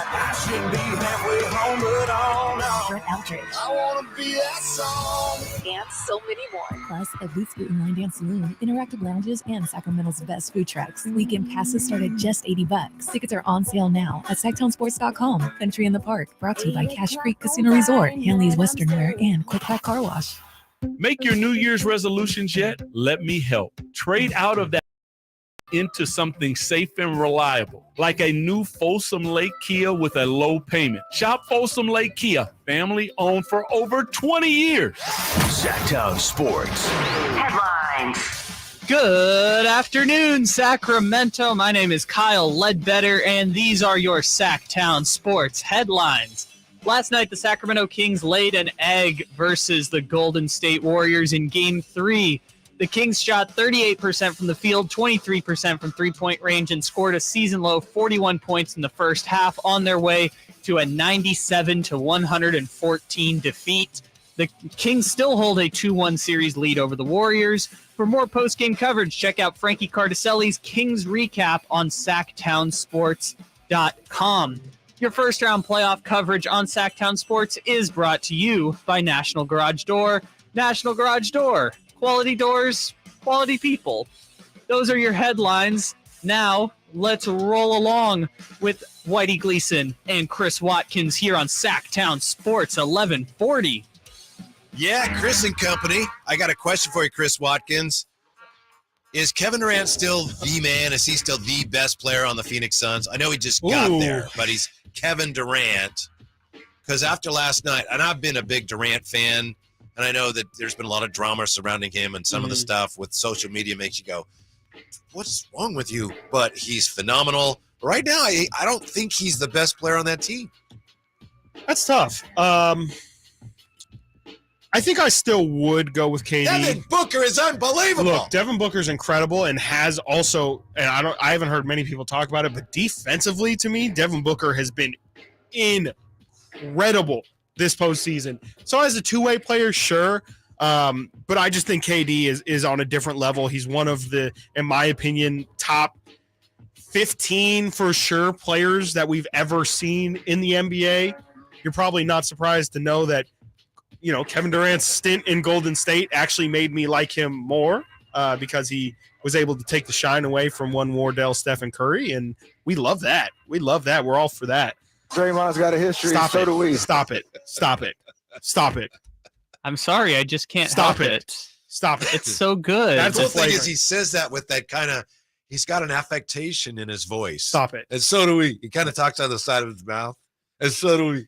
He just thought it was so cool. That's what really frustrates me most about that. Two things frustrate me about Stephen Curry's little thing there. One, he thought it sounded so cool. He was like, he definitely, did. He was sitting on that one. I don't know if he thought of that in pregame. I don't know if Draymond said it in his pregame speech or something. He was holding on to that one for all game, I feel like. I bet he did that Draymond's got a history. Stop So do we. where he looked off to the side when he said it too. So do we, some funny. He kind of did the full clip. He says Draymond's got a history. So do we. and he's like, so yeah. Yeah. Like he knew what he was dropping. Yeah, He wanted to let it sit.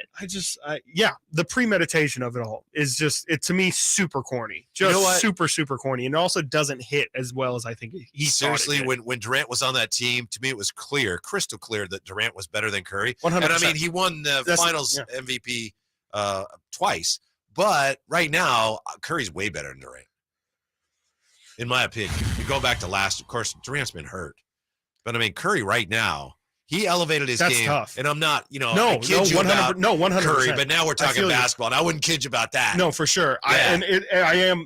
I'm just as serious as you. I'm having a real tough time trying to determine, because you're right. Steph, I think this might have been Steph's best year of his career. I mean, a lot of it, I think, during his, what would have been his prime years, he did have to share the spotlight with Durant. So who knows what his numbers and what the impact he would have had he been on his own team. That's just something we'll never get to know. But I'll say this season for sure, but it's really, really close. I mean, and I know you don't mean that as any disrespect to Kevin Durant at all, No. but I just think he's fading a little, and he hasn't been healthy. And Right. It's the health. Has he always been like just razor thin? Yes, he has. The Slim Reaper. The Slim and all Reaper, that. right? Yeah, Exactly. yeah. He has been that thin. And I you know what? You just convinced me right there. I will say, especially health considered, I mean, Steph has done an incredible job of staying relatively healthy, especially since the start of his career. And it does feel like Durant, when he plays, can absolutely 100% be to that Steph Curry level.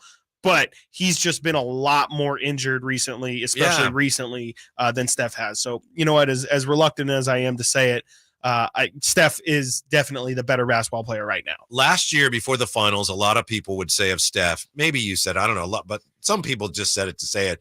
Oh, Steph's great, but he's not like Kobe. You can't win a game for. He can't do it on his own. That's ridiculous. And then last honestly. year, game 4 of the finals, he did that. Yeah. He took they were going to lose the finals. Yeah.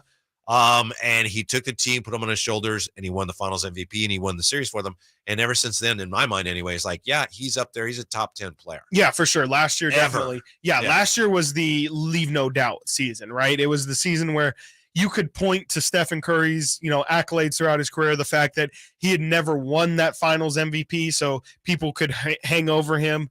You weren't ever the quote unquote best player on your championship teams, though we all know that first season he was, their first title when Iguodala won the MVP.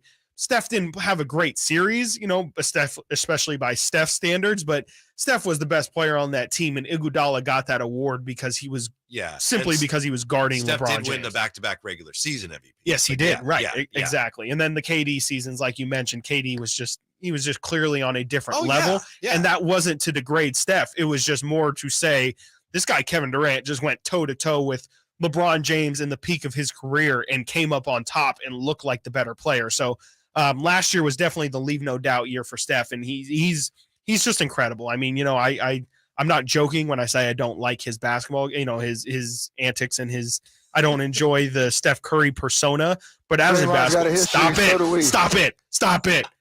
As a basketball player, Stephen Curry is without a doubt. I mean, he's incredible. And I think you're right, Whitey. I do have to concede. Steph is better than KD at this moment. Yeah. We'll see where KD goes. Does he recover? Does he start to ascend again right now, understandably? And he's trying to work his way in with a new team. Right. Devin Booker's amazing. He's incredible. Big win for them last night. Huge Taking win the for series them. lead over the Kawhi-less clips. Kawhi-less, PG-less, and, shout out Russell Westbrook and bigger shout out to Norm Powell, who had 42 points last night, put on a Malik Monk-esque performance, and then some. Really big win for Phoenix, but honestly, a little bit scary for Phoenix, too. I don't know if you want to be playing this close of games against a team that you should be blowing out. To me, I'm a little, if I'm a Phoenix fan, a little bit nervous after last night that their depth isn't quite good enough. I mean, especially if you're going to go against a team like Denver, if Sacramento can make it into the Western Conference Finals, I think those are two teams that it's at least a little bit more interesting of a series than I would have thought from the start. As far as the Warriors and the Kings, this has been an absolute key number in the series so far. I know we're only 3 games in,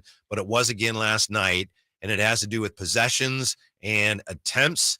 Game 1, the Kings won. They had 98 attempts to 90 for the Warriors, so 8 more attempts, extra possessions, more shots, more turns, more chances to win the game. In Game 2, the Kings had 92 attempts to 82 for the Warriors. So, yeah, Mike Brown, looking at those numbers, this is great. This is the way we want it. Last night, the Kings, 92 attempts, and the Warriors had 100. Yeah. 100 attempts.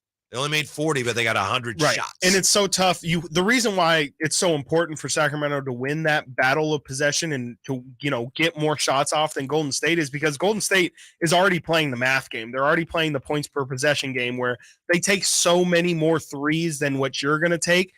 It doesn't, you're going to need those extra possessions, even if Golden State isn't making their shots, you need those extra possessions just to try and keep up with them because again, they can score the same amount. If it takes you 3 possessions, here's a little quick again, me and Whitey, not math guys. Okay. 2 possessions can equal 6 points for the Warriors, 2 threes. Right. Sometimes 3 possessions, 3 twos equals 6 points. Okay. And so the Warriors have the capability and all the time score those 6 points in 2 possessions that it takes you 3 possessions to make. And so again, that's just kind of where the math needs to balance each other out. That's I didn't why follow all of that. Yeah. But What about you're free throws? Did those count as possessions? Didn't follow all of it. Point is, get more offensive rebounds, get more shots off. You'll be able to keep up with possessions are extra important in this series because both teams struggle with their defense. And if I have the ball, you don't.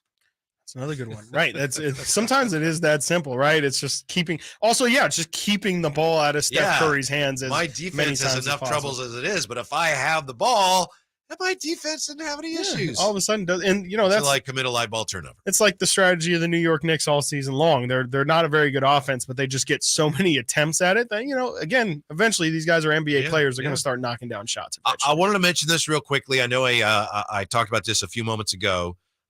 You're wearing your A's cap today, and of course, this week is a bitter week for A's fans with the word that the A's have committed to buying land in Vegas, and they're all but on their way to Vegas. Mark Davis was talking to the Las Vegas Review-Journal, the owner of the Raiders. He says, I won't forget what they did to us in Oakland. Speaking of the A's, he's not a fan of the Las Vegas A's. They squatted on a lease for 10 years, made it impossible for us to build on that stadium. They were looking for a stadium. We were looking for a stadium. They didn't want to build a stadium. Then went ahead and signed a 10-year lease with the city of Oakland and said, we're the base team. They marketed the team as rooted in Oakland. That's been their mantra through this whole thing, Mark Davis said. The slogans they've been using have been a slap to the face of the Raiders, and they were trying to win over that type of mentality in the Bay Area. Well, all they did was bleep the Bay Area. That's all they did. For them to leave Oakland without anything is pretty bleeped up, because that site that the stadium was on was a good site. We ended up in Vegas, which is fantastic, but the A's never gave us a real good chance to stay up in Oakland. That's interesting for Mark Davis to be saying that. I mean, I don't know. I've never agreed or wanted to applaud anything else he's ever said. Right. He's not, and yeah, a lot of that is incredibly true, right? I mean, the Oakland, it did feel like a lot of these negotiations that has been ongoing for what feels like, 10 years, at least the last 5 or 6 years. It's all just been, in bad faith. It almost feels like. It feels like the A's, it feels like Major League Baseball never really had the intention of making Howard Terminal work. The Warriors left, the Raiders left, but we're rooted in Oakland until, Yeah, see you later. Thanks for everything. Yeah, it didn't. Yeah, it's really sad because again, just any team moving, and I know A's fans, they haven't had reason to go watch their team recently, but that's one of the best hardcore A's fans. If you're an A's fan, I mean, and everyone real A's fans are as good as any fans in baseball. There just aren't very many of them. Exactly. They're so passionate. They love their team so much. They show up when there's something to show up for. It's just not fair that this is how it's going to play out. And rare Mark Davis W. Can't believe it, but he's completely right. The city was led astray. Yeah, Las Vegas astronauts. That's Chris's idea. Las Vegas astronaut, or the what did Chris say? The frontiersman. We're still workshopping that one, but I think we have a couple more years before it becomes official. Up next, have you thought about this? Did the Draymond suspension actually work against the Kings last night? That's next. Chris and Company, Whitey and Watkins, Sactown Sports.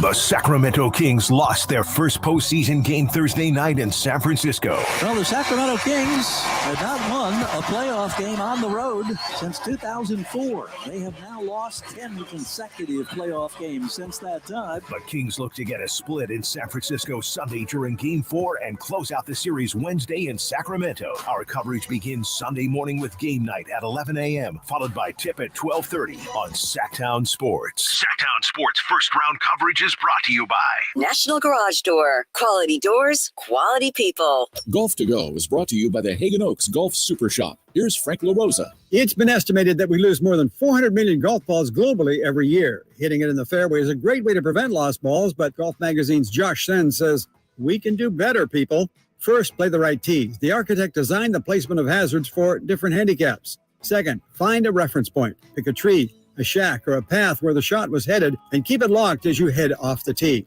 Third, maybe use a highly visible ball. You've got a better crack at tracking your ball if it's the color of a lemon or a tangerine. And anecdotal evidence suggests there's something freeing about knocking around a cartoonishly colored golf ball. 4, do not look away in disgust. A natural reaction to a slice or duck hook is to turn away. As hard as it is to find an errant shot, it's even tougher if you don't know where to look. And finally, be a good scout. Instead of fiddling with your phone, keep an eye on your partner shots. The more time you spend watching, the less time you spend looking. That's your Golf to Go. I'm Frank LaRosa.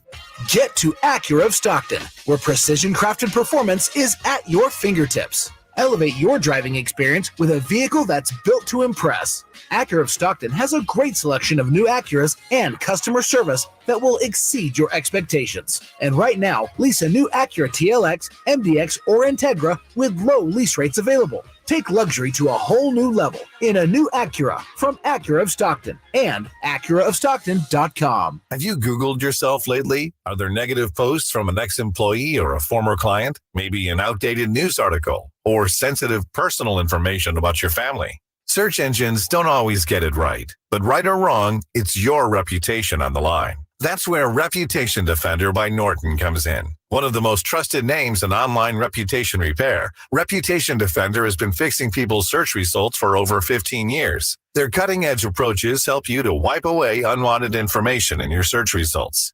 They also promote the good stuff so that it rises to the top, helping you put your best foot forward. Your good name is too valuable to leave to the whims of a Google algorithm. Take control with Reputation Defender. You can start by getting your free reputation report card at reputationdefender.com or call 800-401-6681 to speak to an expert. That's 800-401-6681. Great team, great team. Where's the defense? Defense!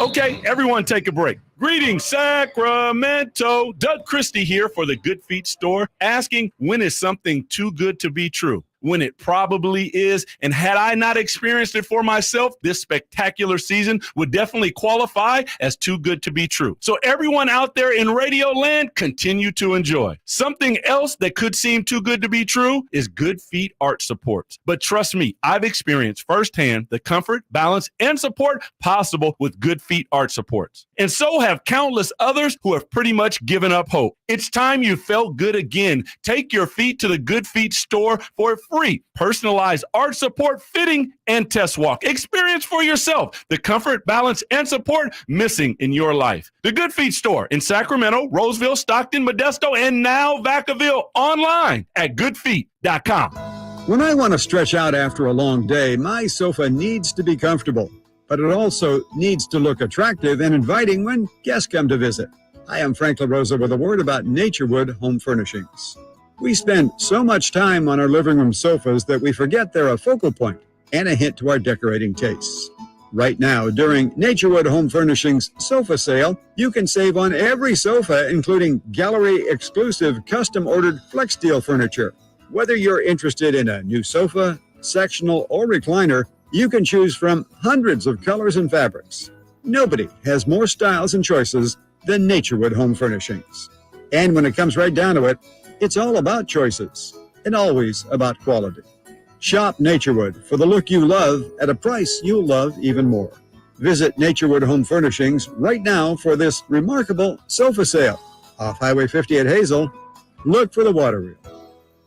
Guys, your testosterone level impacts your energy, drive, weight, hair loss, and even ED. Revive Men's Health Sacramento will check your T level for free. For your free T level check, exam, and consultation, call 916-277-8599 or visit revivemenshealth.com.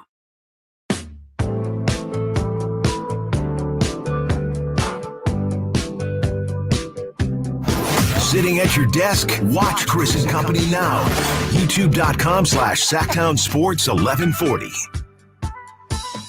An NBA coach just got fired, and that has Chris Watkins kind of reflecting on where the Kings are and what that means for a franchise like the Kings. I don't really want to, like we're in our first playoff series in 16, 17 years. I don't want to be thinking these negative thoughts, but, I couldn't help but when I saw Nick Nurse fired this morning, one of, if not, in my opinion, one of the best coaches that we have in the NBA right now. I know this was a pretty disappointing season for Toronto, but for him to be fired, it just kind of reminded me how quickly these things can change and how it's really expectations. Expectations can end up being the death of you and can really, just change your perspective on how you view pretty much your entire organization, how you view basketball.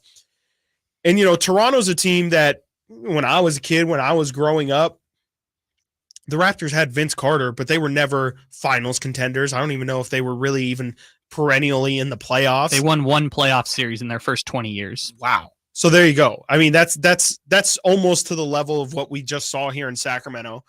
They go to the playoffs. They, get the Rudy Gay, DeMar DeRozan era, the Kyle Lowry era as well, start of the Kyle Lowry era.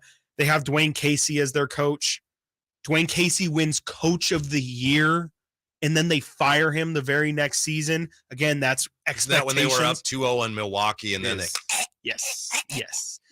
that was a tremendous gag It was a job. tremendous gag job, and I honestly didn't really have too much issue with it. I mean, firing the Coach of the Year is a pretty – it's not crazy. It's been done before. I think George Karl actually got fired after winning Coach of the Year, so there's precedent for it, and that losing that 2-0 lead with the team that Toronto had that season wasn't great.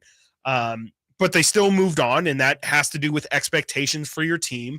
And then they bring in Nick Nurse. And what does Nick Nurse do in literally his first season with the team? Granted, they got Kawhi Leonard that year, which is pretty big. Helps a little bit. Helped a little bit. Yeah, Kyle will tell you about that.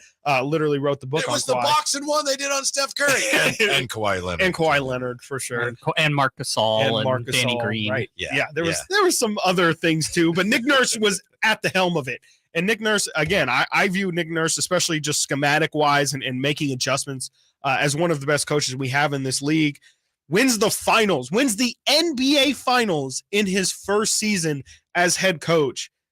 And then, Toronto's been up and down, never, hasn't been great for Ever the entire since Kawhi Leonard left. Yeah, pretty much. I don't know if that really coincides. Does it really perfectly coincide so like that? Kawhi leaves, then they have the bubble year where they almost made the conference finals. When they're the Orlando Raptors, right? Yeah, they that was the year after when they missed the playoffs. Right. But in the bubble, they played Boston to 7 games, I think, that year. Yep. And then after that, missed the playoffs, first round exit, missed the playoffs. Yeah. And so now this leads to Nick Nurse, a guy who won the NBA finals a couple years back, again, is well respected amongst coaches, is now fired. And it's really just because of expectation. And it just kind of reminded me, again, I hate to bring this up right in this moment. It doesn't feel right to be talking about how this could all potentially eventually go bad for Sacramento, but to me, it's more of a reminder, not, that this could be where Sacramento ends up one day, but just again, to kind of really enjoy this moment that we're in right now, while there's no expectations, while, I've said it before for this series, the Kings are kind of playing with house money. They already had their great season. They got 2 incredible wins at home in their first 2 games, playoff games in 16 years. This is great right now. This is so fun. We're talking about the Kings potentially going up 3-1 on Golden State on Sunday and then potentially sealing it next Wednesday. This is awesome. We need to enjoy this while a first-round victory is still something to be celebrated, because once expectations come next year, there's going to be heightened expectations with Domantas Sabonis's contract coming to an end after next year. Just after, it's never going to feel like this. It's never going to feel this good. It's always going to just be more and more anxiety, a lot more nervousness, and a lot more expectations moving forward. And so, again, let's just take this moment in time that we're in right now and really just appreciate where we're at and how far we've come as a franchise. To that point, people will never forget around here the 2002 team that just nearly made it to the finals. That was a great team. That team was better after they traded Jason Williams, but a lot of people look back just as fondly on the 99 team with Jay Will that first burst onto the national consciousness. And a lot of that too is just his style and the way he played. Right. But there's nothing better than the first time, right? There's nothing better than the come up, is what they always say. Right. I will say this, just looking at the Athletic, and I know in no way are you suggesting there's any issues there. That's not what you're saying. But the Kings are very far removed from a Nick Nurse situation now, not just because of expectations, but because Nick Nurse in the front office did not see eye to eye on player usage this year, especially when it came to some of the younger, less proven players on the roster. And when things aren't going well and the front office says, we need to do this, and the coach says, nope, I'm doing this, the coach better be right or bye-bye. Right. And that's how it works. And, sometimes that happens, right? Monty and Mike Brown, since the day he walked in here, has talked about horizontal and vertical alignment from Monty and Vivek all the way down to, he says, ticket salesmen and the ushers and people letting people into the arena. There needs to be a universal goal. And that's all fine and dandy when you first come in, but that's also a huge part of coaching as well, is you have to make decisions on players. And a lot of the time, what the organization, the front office might view as the best possible move might not be what the coach immediately thinks is the right move. And, on a much smaller scale, we can put that as the Keegan Murray example right now, where, I'm sure the front office long-term thinking about Keegan is probably like, well, we want to see him start. We want to see him get these moments because it's going to be good for the development of his career. Where Mike Brown, the coach, who's thinking about right now and trying to win game 4 and trying to win this series, might be thinking, and this is, again, I'm not saying this is what Mike Brown is thinking, but just in this situation, he could be thinking, I can't play this kid right now because I'm trying to win a series against the defending champs, and I need people who are going to bring a certain level. And that's just kind of the natural push and pull of being a GM and a coach. And that's why it's never really worked out in the NBA when you see a Doc Rivers, somebody who's trying to be the GM and the coach, because they're just naturally going to be at odds. They're two opposite magnets trying to come together. I'm starting Keegan Murray the next game if I'm Mike Brown, but I'm saying all the right things, which they've done, because you know that when he's playing well, he can help you in ways no one else on your roster can. Yeah. But a short leash, to use the term you used earlier, because I just can't afford to have him play another game like that, where it's like he's barely there and they're attacking him. And I don't know what the option is. We mentioned Trey Lyles. Could Kessler Edwards at least give me some more solid defense? Mm-hmm. So that's what I would do. And then if game 2 doesn't go well and Keegan doesn't play well coming back home, I don't know that I'm starting him. He's not starting for me. I kind of feel in the game same 5. Way. I think the same way. But my hope is game 4, he finds himself. Yeah. But I can't just keep hoping that through the whole series. Right, exactly. And we're not saying that Keegan needs to go out there and score 25, but he just needs to look a little more look a little more comfortable and contribute just a little bit more. And you're totally fine. You're not far off. And kind of like Sabonis was telling him yesterday, you're fine. You're okay. You just need to keep your head down and focus on what to do better next time. Here's what's coming up. As promised, did the Draymond suspension, did it work against the Kings? And of all the things that the Kings did not do as well as they'd like to last night, what's the most important fix for them as Game 4 approaches. 339-1140, 1-800-920-1140. This is Chris and Company, Sactown Sports. Check out the Golf to Go Hour with Frank LaRosa every week on Sactown Sports. Get the latest on equipment, area courses, people who play the great game, and plenty of good conversations about golf. It's the Golf to Go Hour every week with Frank LaRosa on Sactown Sports. Golf to Go is brought to you by the Hagen Oaks Golf Super Shop, America's most awarded golf facility. Naturewood Home Furnishings, where it's all about choices and always about quality.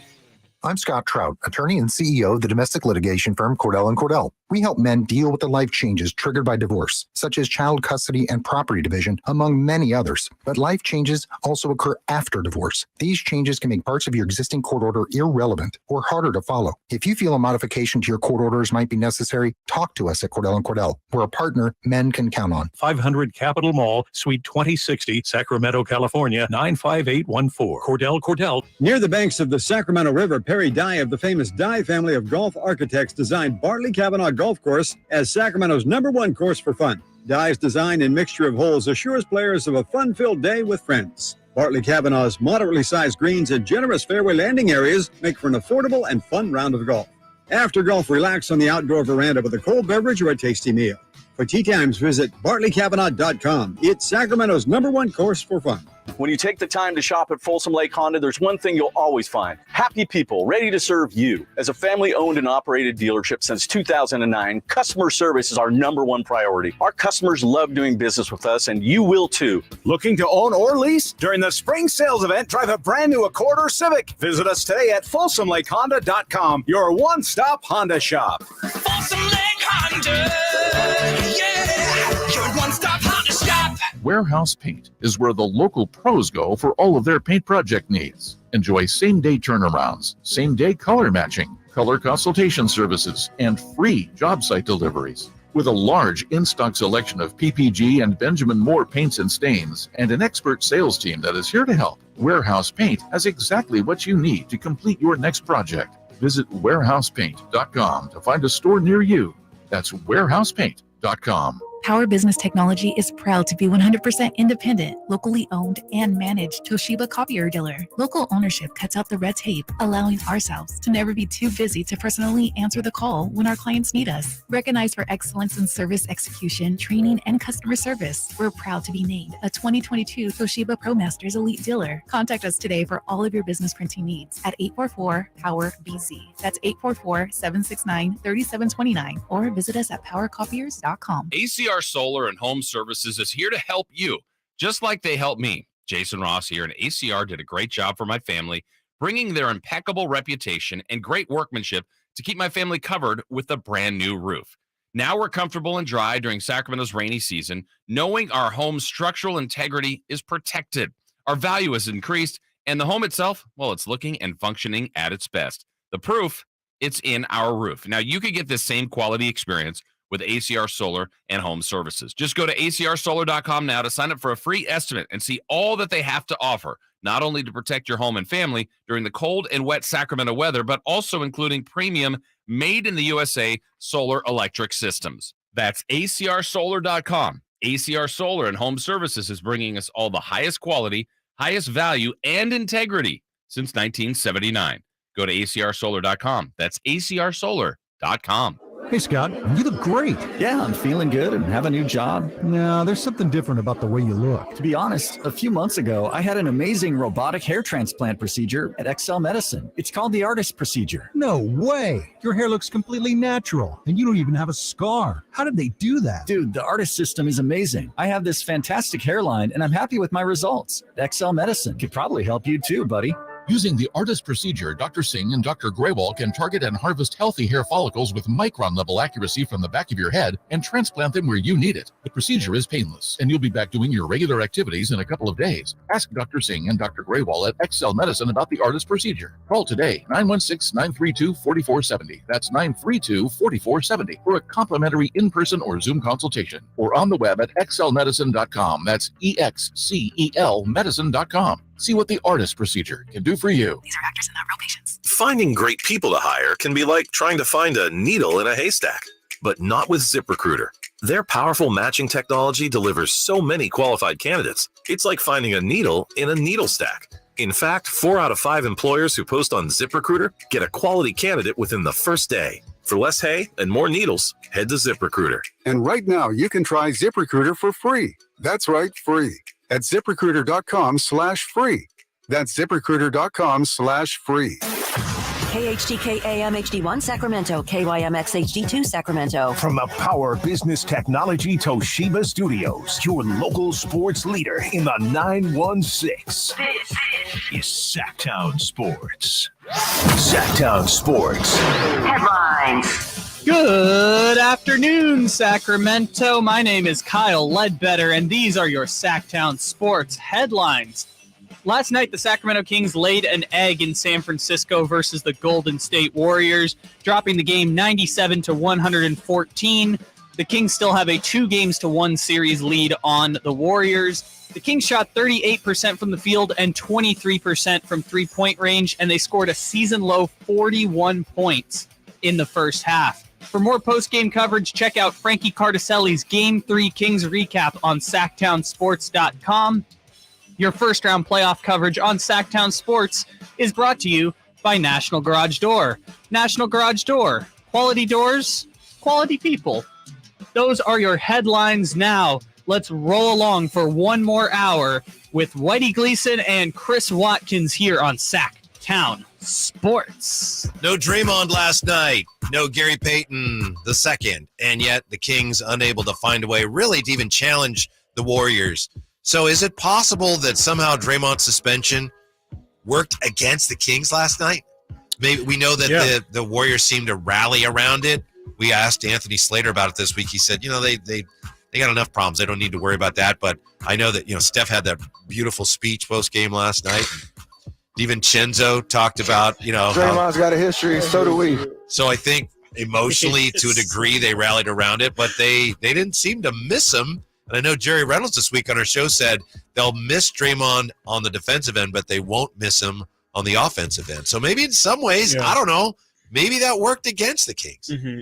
I think so, and especially like I kind of pointed at earlier, I think it allowed Golden State to put out a lot more shooting lineups. It allowed them, they started Jordan Poole. Yeah. That obviously will help their offense, not their defense too much. But, on a night where it kind of didn't matter how Golden State played defense because Sacramento couldn't hit anything, it was just unfortunate, and with Draymond Green there, I don't know how many points Sacramento scores. Maybe it's even less than 97, but and there's also a fact that it probably also not that Golden State needed any more focus in order to win game 3, but there's a chance that it refocused them and really, reinforce that you guys have to, it's not an option. Your season will be over tonight unless you lock in the way that they did. And, I think Sacramento did have opportunities to win that game last night. Golden State didn't play a perfect game. It's not like Golden State came out with their heads on fire or anything, but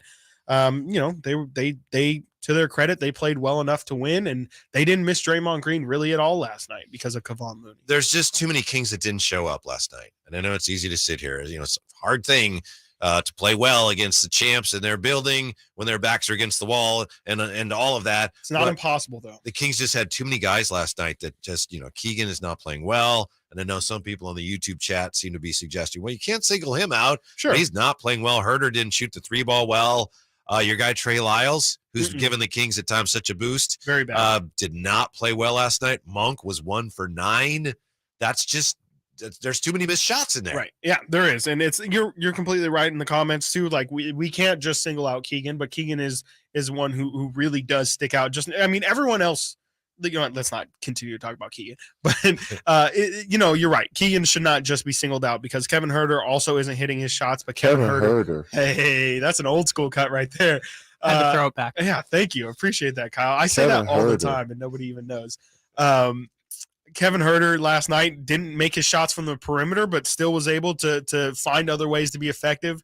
Harrison Barnes, I thought, is somebody who we've talked about. He could have had a little bit more impact last night. He only finished last night with a rebound, but Malik Monk to me is the one that the Kings just couldn't afford especially on a night like last night when nobody's making their shots. Really could have used a big night out of Malik Monk. he's averaged 25 points per game heading into last night. For him to only finish with 4 and 1 of 9 from the field, 0 of 4 from 3, that'd be like if the Warriors right now didn't get a performance out of Wiggins or out of Clay or something, just a complete nothing, especially with how much Sacramento has relied on Malik Monk.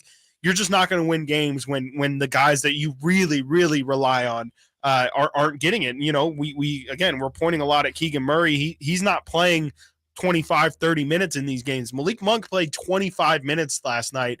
And, on the offense and also on the defensive end of the floor wasn't what Sacramento needed. Do I have an option? Let's say that next game things don't go well. I'm coming back home and Keegan hasn't played well. If he plays well, great. Then you know that I don't have to do anything. Yeah. If he struggles, do I even have an option if I wanted to consider changing the lineup? Do I even have an option? Is Kessler Edwards even an option if I'm thinking I get some minutes out of him, maybe I get some better defense, and Keegan's going to play anyway, but at least have a different look at the beginning of the game? Maybe I have somebody out there at the 3 that they're not able to attack as much. I don't think so. Davis? Trey Lyles? I love Trey Lyles. I love Trey Lyles, but not the way he's played these past 2 games. I mean, if he played how he did in game 1 and then, had another decent performance in game 2 and then last night, but after last night going 0 of 6, 0 of 4 from 3, game 2, I was pretty unimpressed with how Trey played.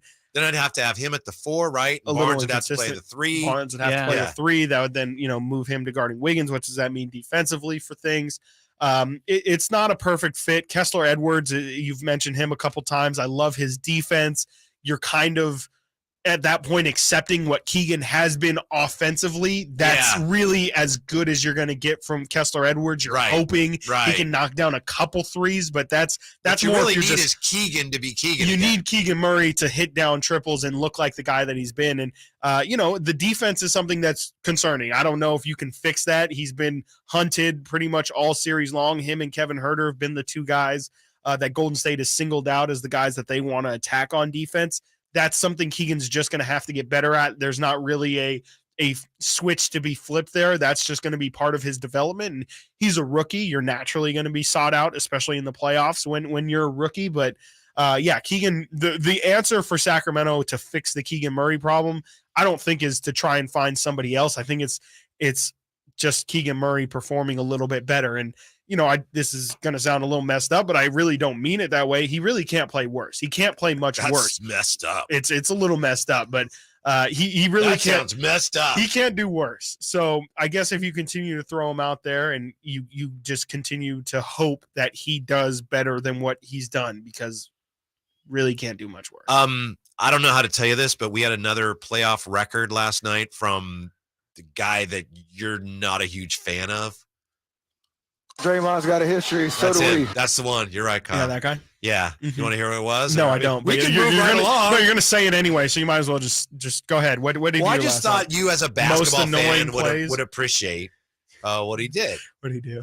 I Steph actually don't know what Curry- he did last night. What did Babyface Assassin do? They didn't start measuring this, like how long is the shot, three-pointers, until I think it was 97, 96, 97. So if it's the playoffs, it'd be 97.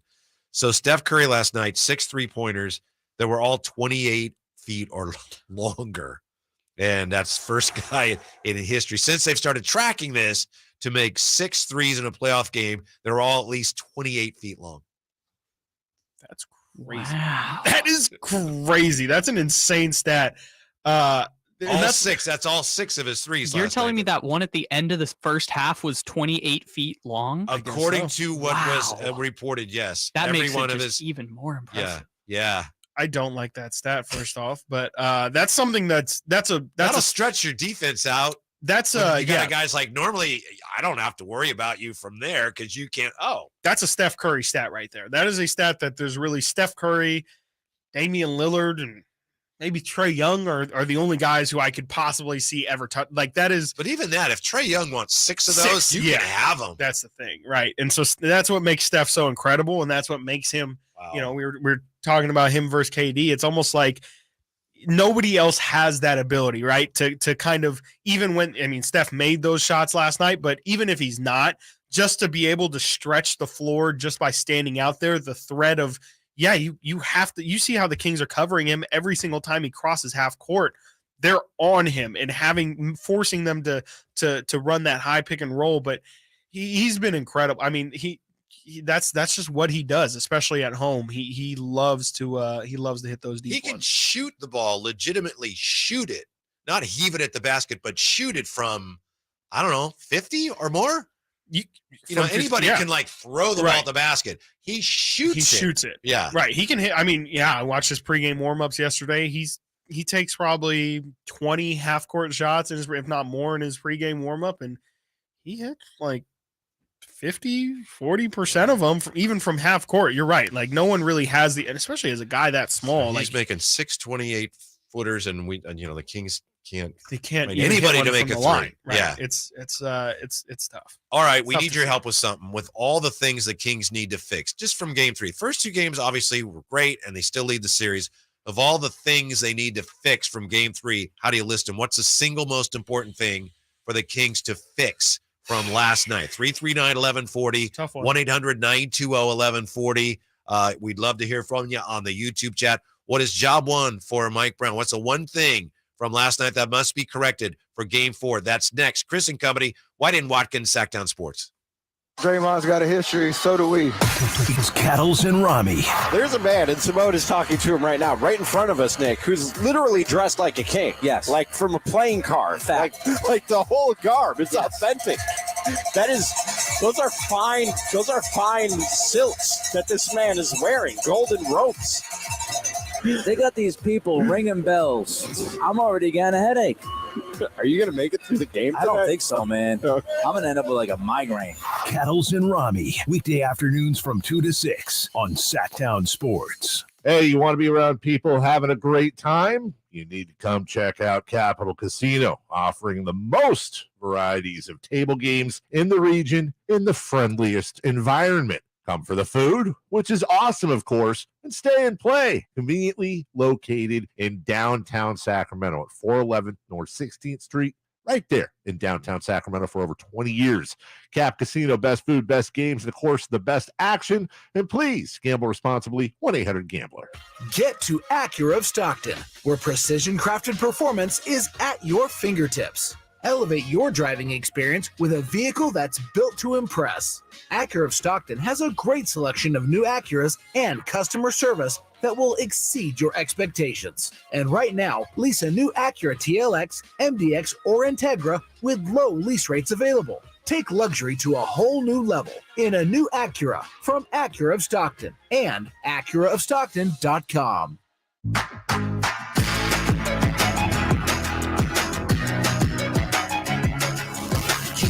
Company with the company. It's Chris and Company with Chris Watkins on Sactown Sports. Your local sports leader.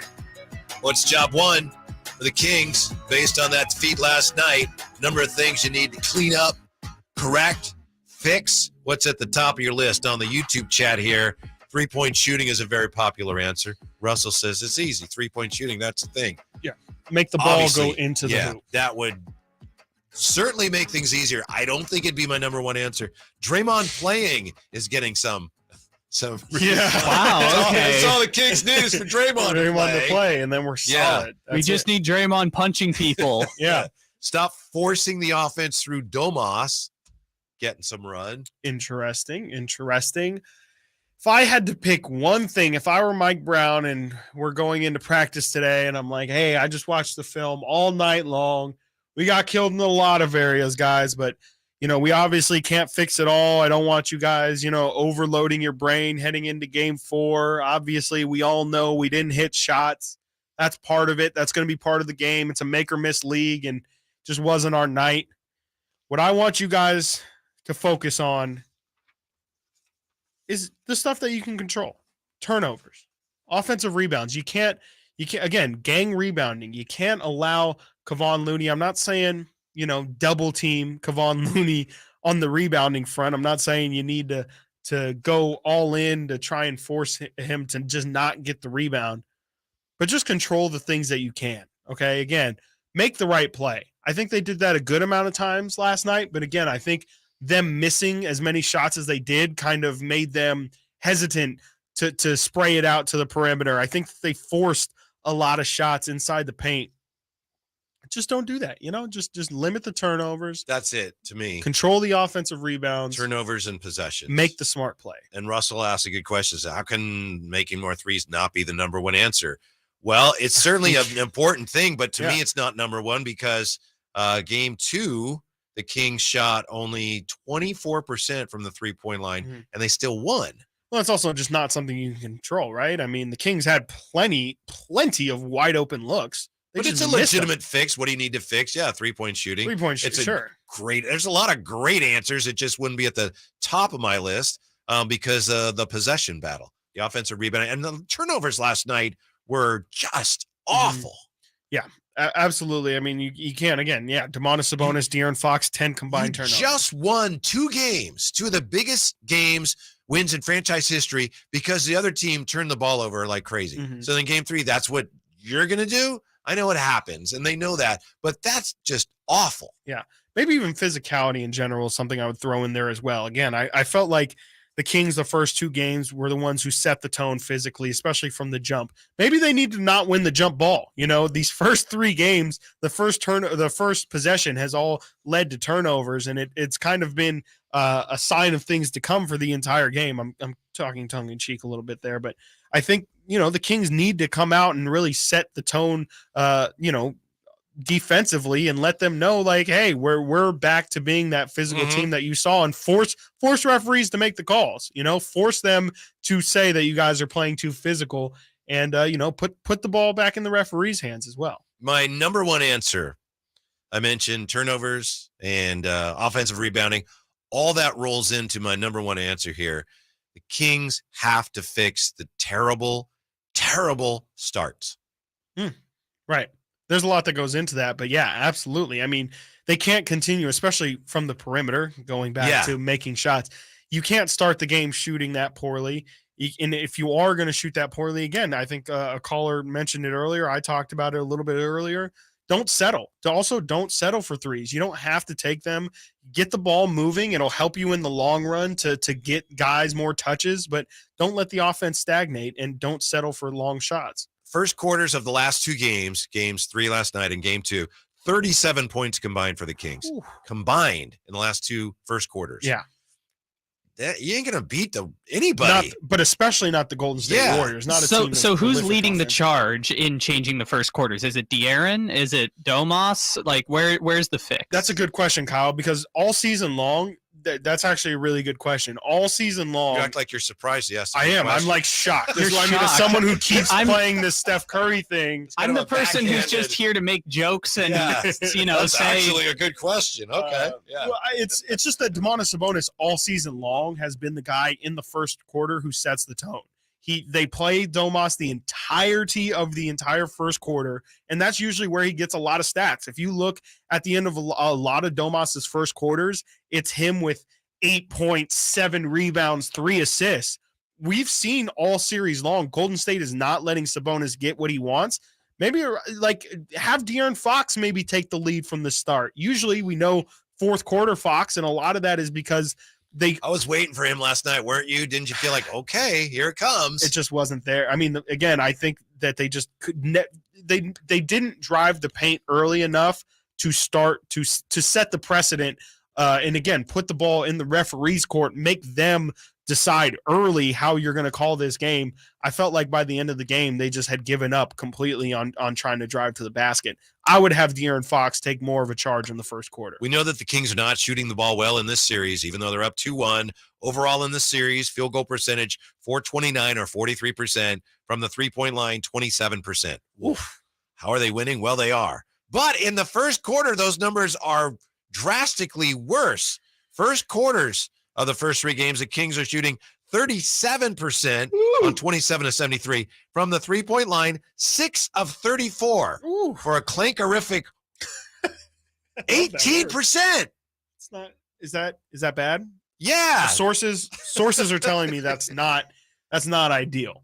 That is not great. And it's tough too, because how do you we've kind of been joking about it, but how do you tell your guys that we need to make more shots? Like, I personally I don't think that the Kings have gotten bad shots to start these games. It's just, it feels like specifically Keegan and Kevin just have not been able to knock down their open looks to start the game, and it kind of just continues on throughout the game. So I don't know if maybe you look for HB a little bit more in the beginning of the game, from the perimeter specifically. I don't know what the answer is, but they for sure, part of it is just you gotta make your shots. Kevin Huerter has to make a couple threes on the DHO, or at least make Kevin a couple Huerter. shots. Yes. Has to, because it's going to fumble make the ball out of bounds, and then like he did last night. And that's going to happen sometimes. But when you're starting the game that way, I don't know how, but in the first game, at the end of the first quarter, it was even at 29. But game 2, the Warriors were up 23-17, and then last night it was 29-20. And the Kings, we all know, if you saw the game, Kings never had a lead. No, not once. And it didn't feel like they were ever going to get it.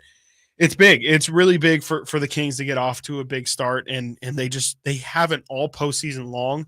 And it'll be interesting to see how they perform when they do have a lead too, because that's another part of experience as well, is what do you do once you have that cushion, once you have that lead? Are you able to maintain it? A lot of the times, especially if you're about to go up 3-1, I could see the Kings kind of getting a big lead and then taking their foot off the gas and letting Golden State into it. I'd be interested to see how this team plays with the lead, because we've seen them play kind of scrapping and clawing their way back up all series long. Have you seen the panic meter here on the YouTube chat? I have not. I'm a little stunned we even have a panic meter, but okay. Are you talking about our quiz question? Yes, our poll. Yeah. Yeah. We have mild panic at 33%, no panic 32%. We'll probably win game 4 at 24%, spicy panic at 10%. So mild panic. I don't think that's helping right now. I understand it, but we shouldn't have any sense of panic right now. Alarm, concern, panic. I was going to say. Up 2-1. Yeah, you're up 2-1. I understand doubt starting to creep in. Right. But again, it was a sobering loss last night. That's a perfect But you're still up. Yes, you're still up. And even if Golden State wins on Sunday, I still wouldn't say maybe that's when you should be mildly panicked, because that's then now an even series. And I know people keep saying, like, I don't know why people are freaking out because it's all been home teams that have won. I understand that, but you don't, just because Sacramento has a game 7 at home does not mean that you want to play Stephen Curry, Klay Thompson, and the defending champions in a game 7. And Jonathan Kuminga. Just because it's game 7 at home doesn't mean that Chris it's comfortable. Could not emotionally withstand the buildup. I could not. To a game 7. There is a 0% chance that Friday through Sunday would be absolutely torturous for me. So I could not survive a game 7. And, frankly, that's a position, again, that the Kings hadn't been in, obviously, as a collective, as a team. I don't know how they would react in a game 7. Something tells me we would see a performance much like we saw last night in a game 7. Game 7s are ugly, no matter who's playing them. Even Golden State has ugly game 7s. Coming up, I don't mean to go all Shakespeare on you, but 2-3 or not 2-3? That is the question. Chris and company, Whitey and Watkins, Sactown Sports at SactownSports.com. Sactown Sports is Sacramento's new home for the San Francisco 49ers. It feels awesome. We deserve this. Let's go, Niners! Purdy. Purdy going to throw, and it is Kittle in the back of the end zone. Samuel. Debo 10. Debo. Touchdown! And McCaffrey. Touchdown! CMC! They all live here on Sactown Sports. Your official home for 49ers football. Sacramento weather is brought to you by R.C. Willey Home Furnishings. I'm Tamara Berg in the KCRA 3 Weather Center. Your Friday forecast looking great with mainly sunny skies, a bit of a northwest breeze through the afternoon. Temperatures much warmer than yesterday with highs in the lower 80s. Get the latest forecast on the KCRA 3 News and the KCRA 3 app. New flooring instantly updates a room. RC Willey has an incredible selection of carpet, hardwood, tile, and laminate. Their experts will help you find the perfect floor for your home and schedule a free in-home measure. Shop RC Willey in Elk Grove or Rockland today. I'm Ken Korak with your Green and Gold Report, brought to you by Xfinity 10G, the next generation network. Well, the A's are hoping that outfielder Brent Rooker is a classic late bloomer. After a storied career at Mississippi State, the Twins made him a high pick back in 2017. But now the A's are his fourth organization. But at the age of 28, he's making the most of playing every day. Through the games of April 17th, he was batting .324 with 4 homers and 11 RBIs. You can't host movie night on your phone's hotspot. It's time for real home internet on the Xfinity 10G network. The future starts now. New customers can get 200 megabit Xfinity internet for just $25 a month for 2 years during our Xfinity 10G network launch celebration, now through April 23rd. Go to Xfinity.com/10G, call 1-800-XFINITY, or visit a store today. Requires paperless billing and auto pay with stored bank account. Restrictions apply. Taxes and fees extra. After promo, regular rates apply to internet service and devices. Actual speeds vary. Truck season savings extended at Maida Chevy in the Elk Grove Auto Mall. Got a huge selection of new 2022 and 23 half-ton Silverados in stock, ready to go. Find your savings at MaidaChevy.com. Find new roads. Jiffy Lube's Country in the Park, Northern California's biggest country music festival of the year, is back May 5th and 6th at Cal Expo, starring Lady A, Chris Young, Brett Eldridge, and so many more. plus a Boots Boot and Line Dance Saloon, interactive lounges, and Sacramento's best food trucks. Weekend passes start at just $80. Tickets are on sale now at SactownSports.com. Country in the Park, brought to you by Cache Creek Casino Resort, Hanley's Western Wear, and Quick Car Wash.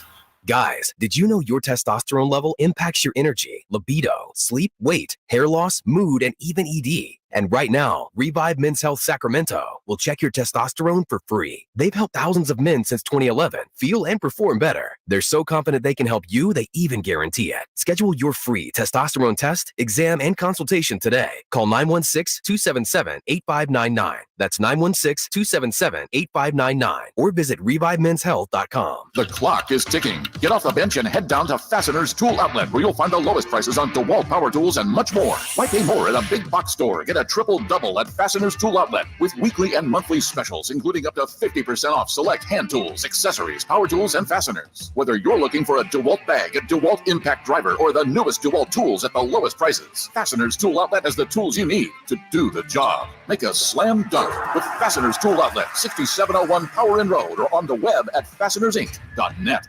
At Ashton & Price, over the last 25 years, we've won just about every injury case you can think of. Slip and fall, falling merchandise, fell through rotted decking, we won those. Dangerous stairs, falls into holes, dog bites, won them. Injured while pedestrian or on a bicycle, auto, motorcycle, big rig, company vehicle, Uber, or Lyft accident, we've won them all. And the best news is there's no fee until you win. So no matter how you got injured, remember, for the best advice, don't think twice. Call Ashton & Price. What's up? We're talking to Chad Hoblet of Hoblet Dodge, Chrysler, Jeep, Ram in Woodland. What's going on for Ram Truck Month, Chad? Big savings and even better financing. Save up to $11,500 off MSRP on new 2023 Ram 1500 Bighorn Crew Cab 4x4s. Plus, financing as low as 1.9%. That's thousands more in savings on the truck you've always wanted. And we have over 400 new Ram trucks available, so you're sure to find your perfect truck. Well, what if we're looking to save a few bucks at the pump? We've got you covered there, too, with up to $14,000 in net savings when you lease a 2023 Jeep Wrangler Sahara 4x for only $459 a month for 36 months and only $19.95 due at signing. This is easily one of the best plug-in hybrids you can get. And that is why Hoblet has so many great customer reviews. They make you feel like family. Stop by for a test drive today or search, select, and save through their whole inventory at HobletDodge.com. Best prices, best selection, period. 11,500 total net savings after 5,500 factory rebates and 6,000 dealer discount. Rebates include 2,000 Chrysler Capital bonus cash. Must finance through Chrysler Capital qualify. 500 on the job uplift for business owners. Special 1.9% financing available for 36 months on free credit through Chrysler Capital. 14,000 total net savings for lessee only. Includes 3,000 my card lease bonus cash. 7,500 hybrid electric Fed tax credit rebate plus 3,500 Hoblet discount. 10,000 miles per year. 25 cents per mile in excess. 5 each net savings. See dealer for details. Hey Sacramento, while you're watching the playoffs, don't get stuck on the bench in a warm house. Fox Family Heating and Air can get you cooling fast with most parts backed by a lifetime warranty. Fox Family Heating and Air.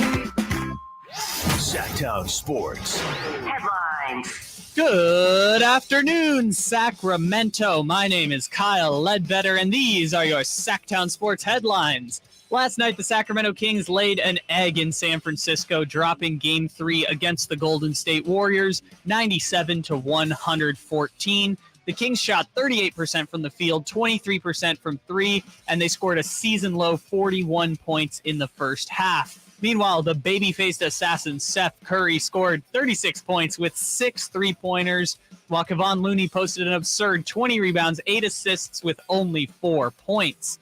For more post-game coverage, check out Frankie Cardicelli's Kings Recap at SactownSports.com.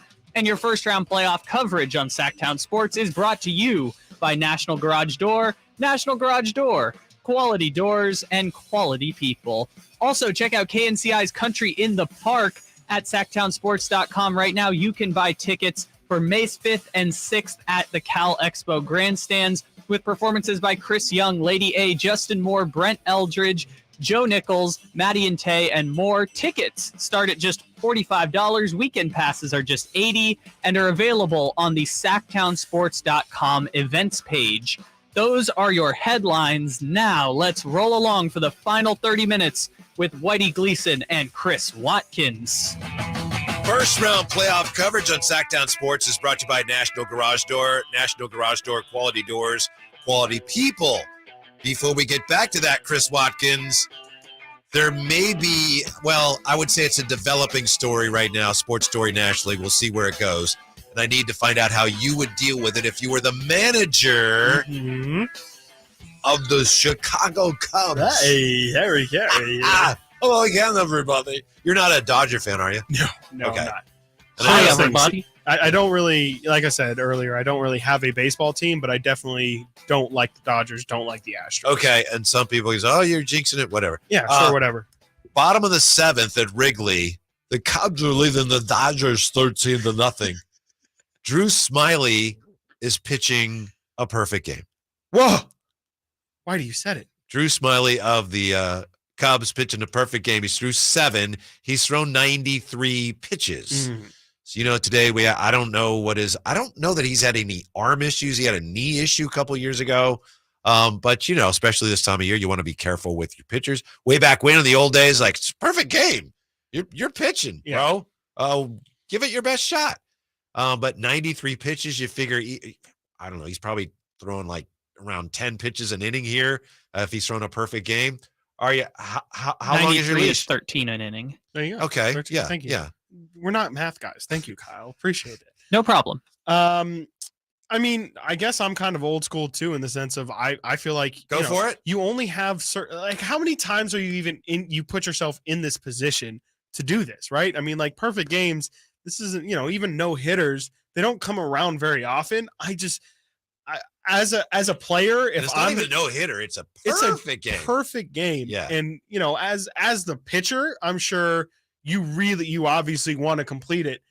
I don't really understand holding. We're going to pull this guy because we really want him to be fresh for his next start here. Don't want him to get hurt. We've got the game won. It's 13-0. The game is won. Yeah, it's 13-0 here. The Cubs have 17 hits in this one. Obviously, the Dodgers have none. I'm just an old school guy. I don't know. If I'm a manager, I want to see, this. I want to give the crowd something to do. It's a really cool moment to have. Obviously, I don't know how many perfect games there's been, but there hasn't been one since 2012. And there's been 23. There's only been ever. I mean, and baseball is the oldest running game that we have here.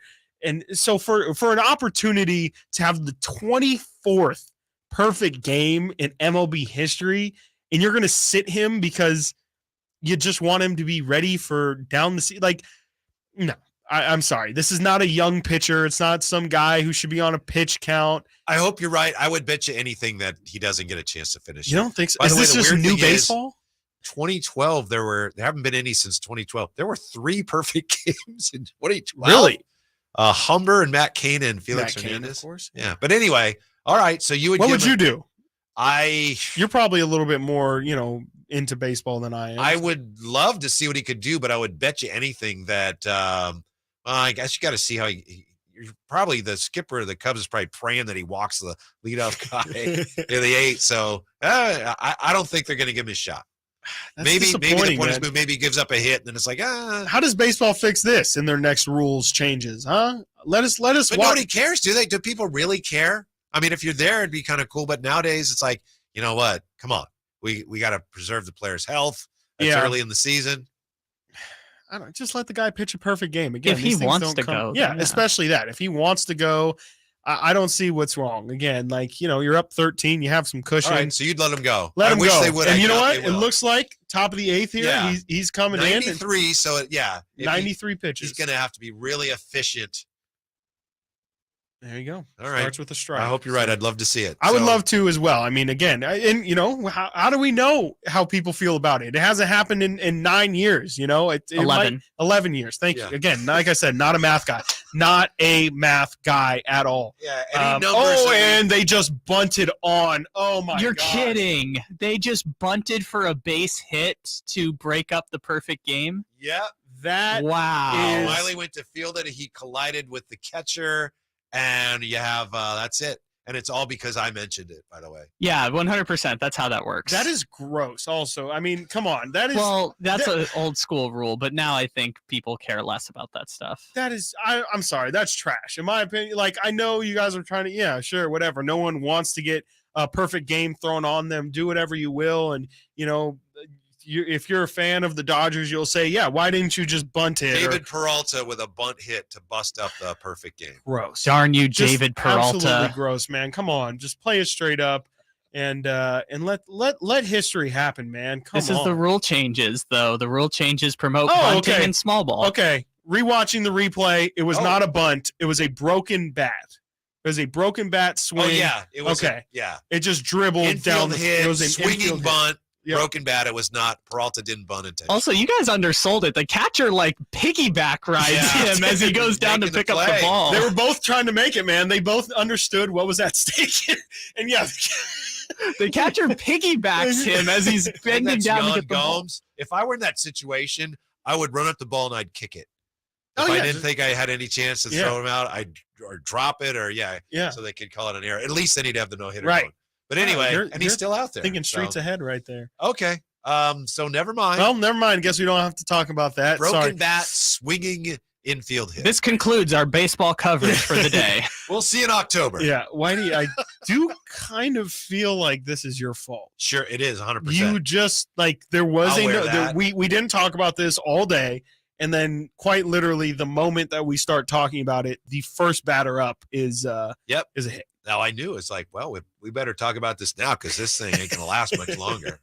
All right. Well, that's still a pretty good game he's pitched today. Still a pretty decent game. Yeah. Well, now they can pull him. Right? Now there's no reason to have better. And the Cubs have the second best record in the National League. Holy cow. Go baseball. Sorry about that, Drew Smiley. The baseball gods have frowned on them today.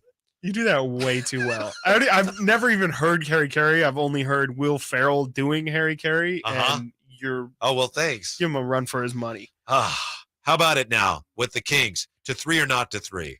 How they can't make a 3? Why are they taking 3s? You had some of the numbers on their points in the paint. Mm-hmm. Game 1, 60. Game 2, 54. Game 3, 38. Why are they continuing to shoot 3s if you can't make 3-pointers? Mm-hmm. And it's honestly a good question, especially because Golden State hasn't been good at defending the paint all season long. It doesn't, it's been a clear weak spot for them. They don't have that rim protecting big. They have Looney and Draymond. To both of their credit, they've done a really good job of staying vertical and getting a lot of good verticalities. But I think Sacramento absolutely needs to do a better job at attacking the paint and forcing Golden State even more to collapse. Because especially with Sacramento shooters not hitting, you have to imagine Golden State's going to allow them to have more open looks and live with those guys taking shots. Because if you're not hitting from the perimeter, if we can completely shut down the paint as well, what kind of chance do you have with a bunch of mid-range jump shooters? I know I asked you, how could you continue to take 3s, but you have to. You just have to do a better job of making sure you go inside out, getting the best 3s you can get. Yeah. But it's the NBA in 2023. You got guys like Kevin Huerter and even Keegan Murray who struggled. You have to shoot your 3s. You have to kind of make them. Most efficient offense in the history of the NBA. Yeah, you do, but you got to keep taking. You get a good look at a 3, you got to let it fly. You have to, and that's what Mike Brown says. Kings basketball. Absolutely, and I saw somebody in the comments say you can't try and play Warriors basketball. You have to play Kings basketball, and part of that, Mike Brown says, he was mic'd up in game 1. He said, "Let that thing fly. Yeah. We want to see the ball shot. Okay, if you have an open look, that's what we want. That's what you run. You run your offense to get an open look. If you have one, take one. Don't hesitate." Isn't there a story that where were they? OKC, and there was a tornado warning? Yes. And Huerter was struggling with his jump shot, so they couldn't go anywhere, so he just stayed in the gym? Absolutely. All right, well, I know what he's doing tonight. Should be.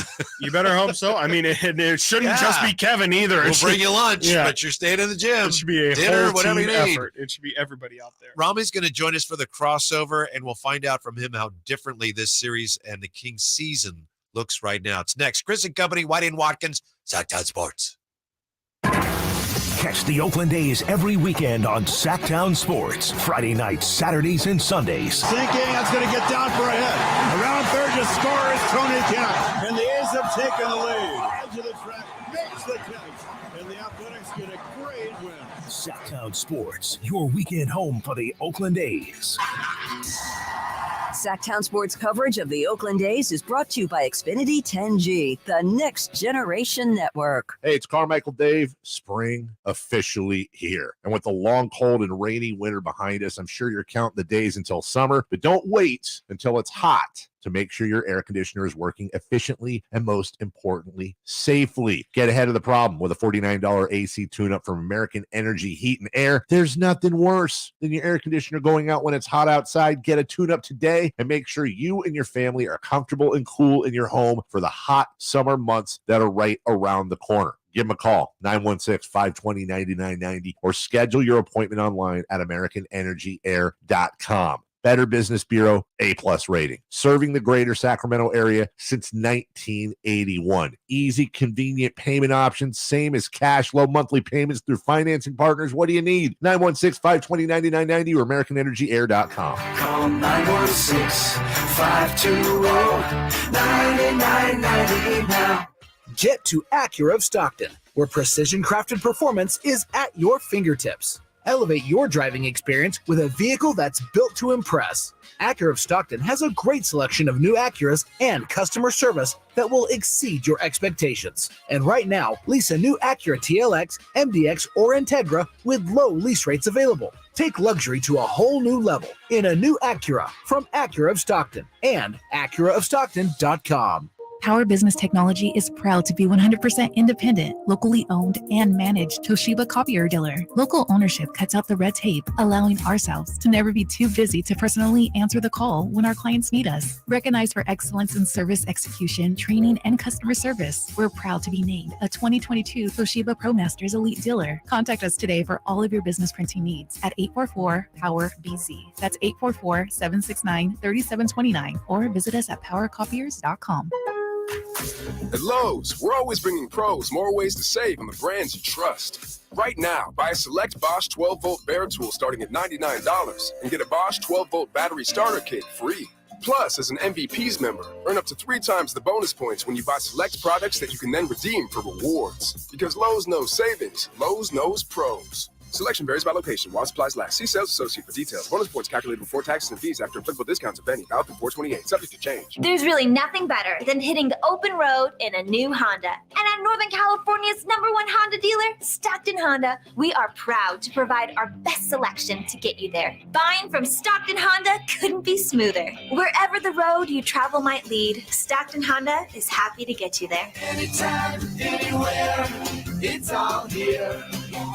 StocktonHonda.com. #1 claim based on 2022 total new and Honda certified pre-owned vehicle car sales from American Honda Motor Company's own report. Since the 1950s, Warehouse Paint has been helping local homeowners and professionals bring color to life. Whether it's painting your home's exterior, repainting kitchen cabinets, or finding the perfect accent color, Warehouse Paint's expert team is here to help. You'll find a great selection of PPG and Benjamin Moore paints, along with local service you can trust. With 5 Sacramento area stores, Warehouse Paint is ready to help bring your next paint project to life. Visit warehousepaint.com for a store near you. We could use all kinds of puns like, are you able to spring into action when the moment is right? But it's a pretty serious problem for any guy who isn't ready. When there's trouble in the bedroom, Pacific Men's Clinic can help. Go to the clinic that specializes in one thing, making your love life the best it can be by solving the problem at its source. Pacific Men's Clinic's non-invasive procedure. It's safe and pain-free. Call for your free consultation now at 916-545-7577. That's 916-545-7577. When you take the time to shop at Folsom Lake Honda, there's one thing you'll always find. Happy people ready to serve you. As a family-owned and operated dealership since 2000, 2009, customer service is our #1 priority. Our customers love doing business with us, and you will too. Looking to own or lease? During the spring sales event, drive a brand new Accord or Civic. Visit us today at FolsomLakeHonda.com, your one-stop Honda shop. Folsom Lake Honda, yeah, your one-stop Honda shop. We all know the pain of being stuck in the past. But with Roseville Electric, you can get current with clean, reliable electric solutions for your home or business. For more info, visit getcurrentroseville.com today.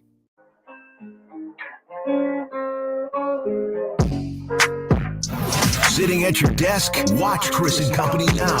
YouTube.com/Sactown Sports 1140. Quick check of the panic meter poll question. Where's the panic meter after game 3 loss? Me personally, panic is not, you don't even use the P word at this point. But the poll today at YouTube, Sactown Sports 1140, no panic at 32%. We'll probably win game 4, 25%. Mild panic at 33%. Spicy panic at 10%. You know, Cattles and Rami coming up. Rami joins us. Where are you? Anywhere on there?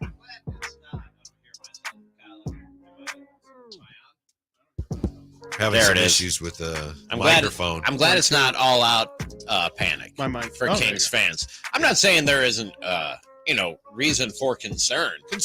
These are the 4-time champions. Yeah. You know what I mean? Yeah. Like, let's not dance around it. Like, that's not just a really good team. That's one of the greatest teams ever assembled when you look at some of the things that they've accomplished. What is okay? concern, but just mild panic? Well, but I mean, you got to be related, but they're not the same. But bottom line, you got a 2-1 lead.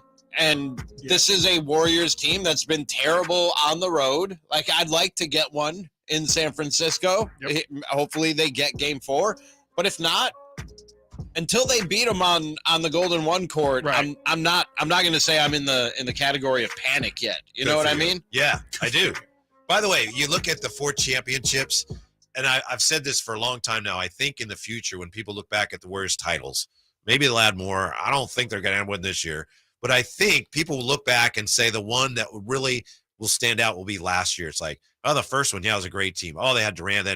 How did they win that 4th one? Mm-hmm. Really? And so, I don't think this Warrior team is a championship team this year, which is what makes last night a little more frustrating because they're so vulnerable and the Kings were not able to take advantage. It was definitely frustrating. Yeah. It was definitely really, really frustrating. Yeah. There's no doubt about that. I was at Golden One Center for the watch party out there, and man, that crowd wanted to get going. Like every little thing that happened, the place would erupt, and the Kings just couldn't give them enough for like any sort of momentum or juice to build up in that building. It was frustrating is the perfect way to describe that basketball I feel so game bad. yesterday. I feel so bad for everybody who came out to Golden One Center because I know they were so ready to celebrate, and there was absolutely nothing. I mean, the Warriors led from start to finish. They never had a lead. The Kings never had a lead in that game. Never really made a serious run, at least at any point in the game. It was I'm just not a fun game to We root shouldn't be for. that surprised, though. I mean, we were doing the show from out there yesterday, and I said a couple of times, like,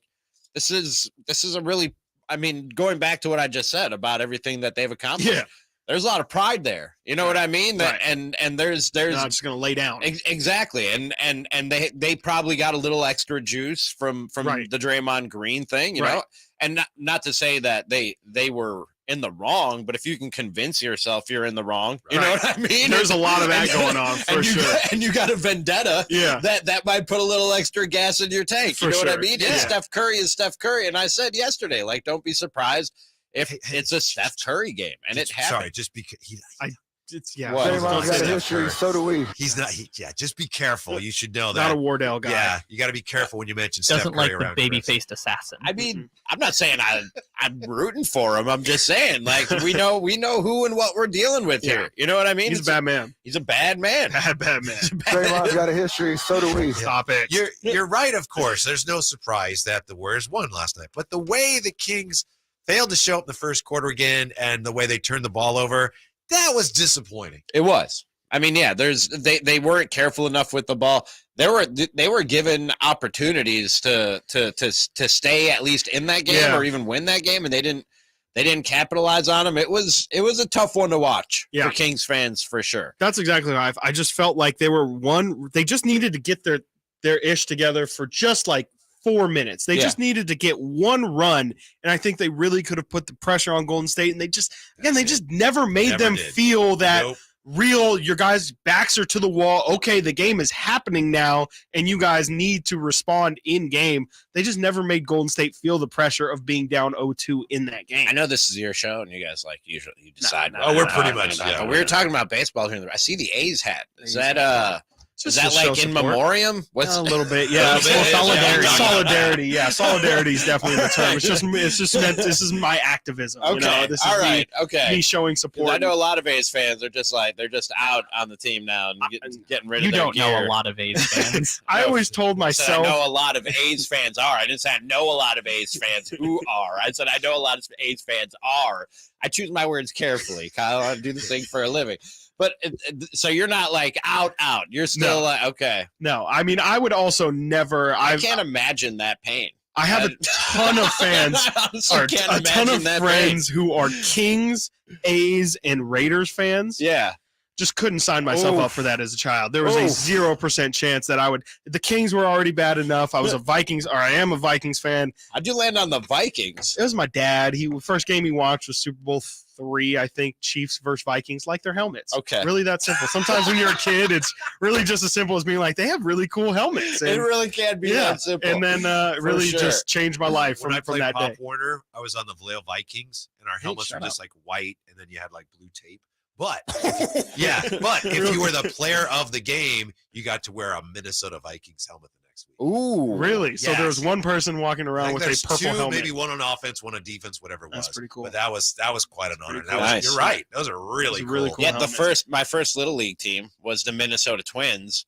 And so they and like from that day forward, they were like my American League team because I grew up a Cubs fan in Chicago, and I was just like, the Twins are my AL team, man. My first little league team was the Detroit Tigers. Oh yeah, don't do absolutely that. Yeah, not. you knew better. So that was a big theme for me when I was a child. It's just like I can only pick so many really disappointing sports franchises. I can't just like have this be my identity. That's a very wise decision from a very young age. I for appreciate Chris Watkins. that. I appreciate that. I'm not putting myself through all this. Like, this is a lifelong. You looked at it like marriage when you were a child. You were Absolutely. like, this is a lifelong decision I'm making, and I want a stable partner. Well, I mean, especially when I was a kid. I mean, we're talking the Kings going through their Laker series, that whole emotional thing that goes with that. The Vikings just missing field goals after missing field goals.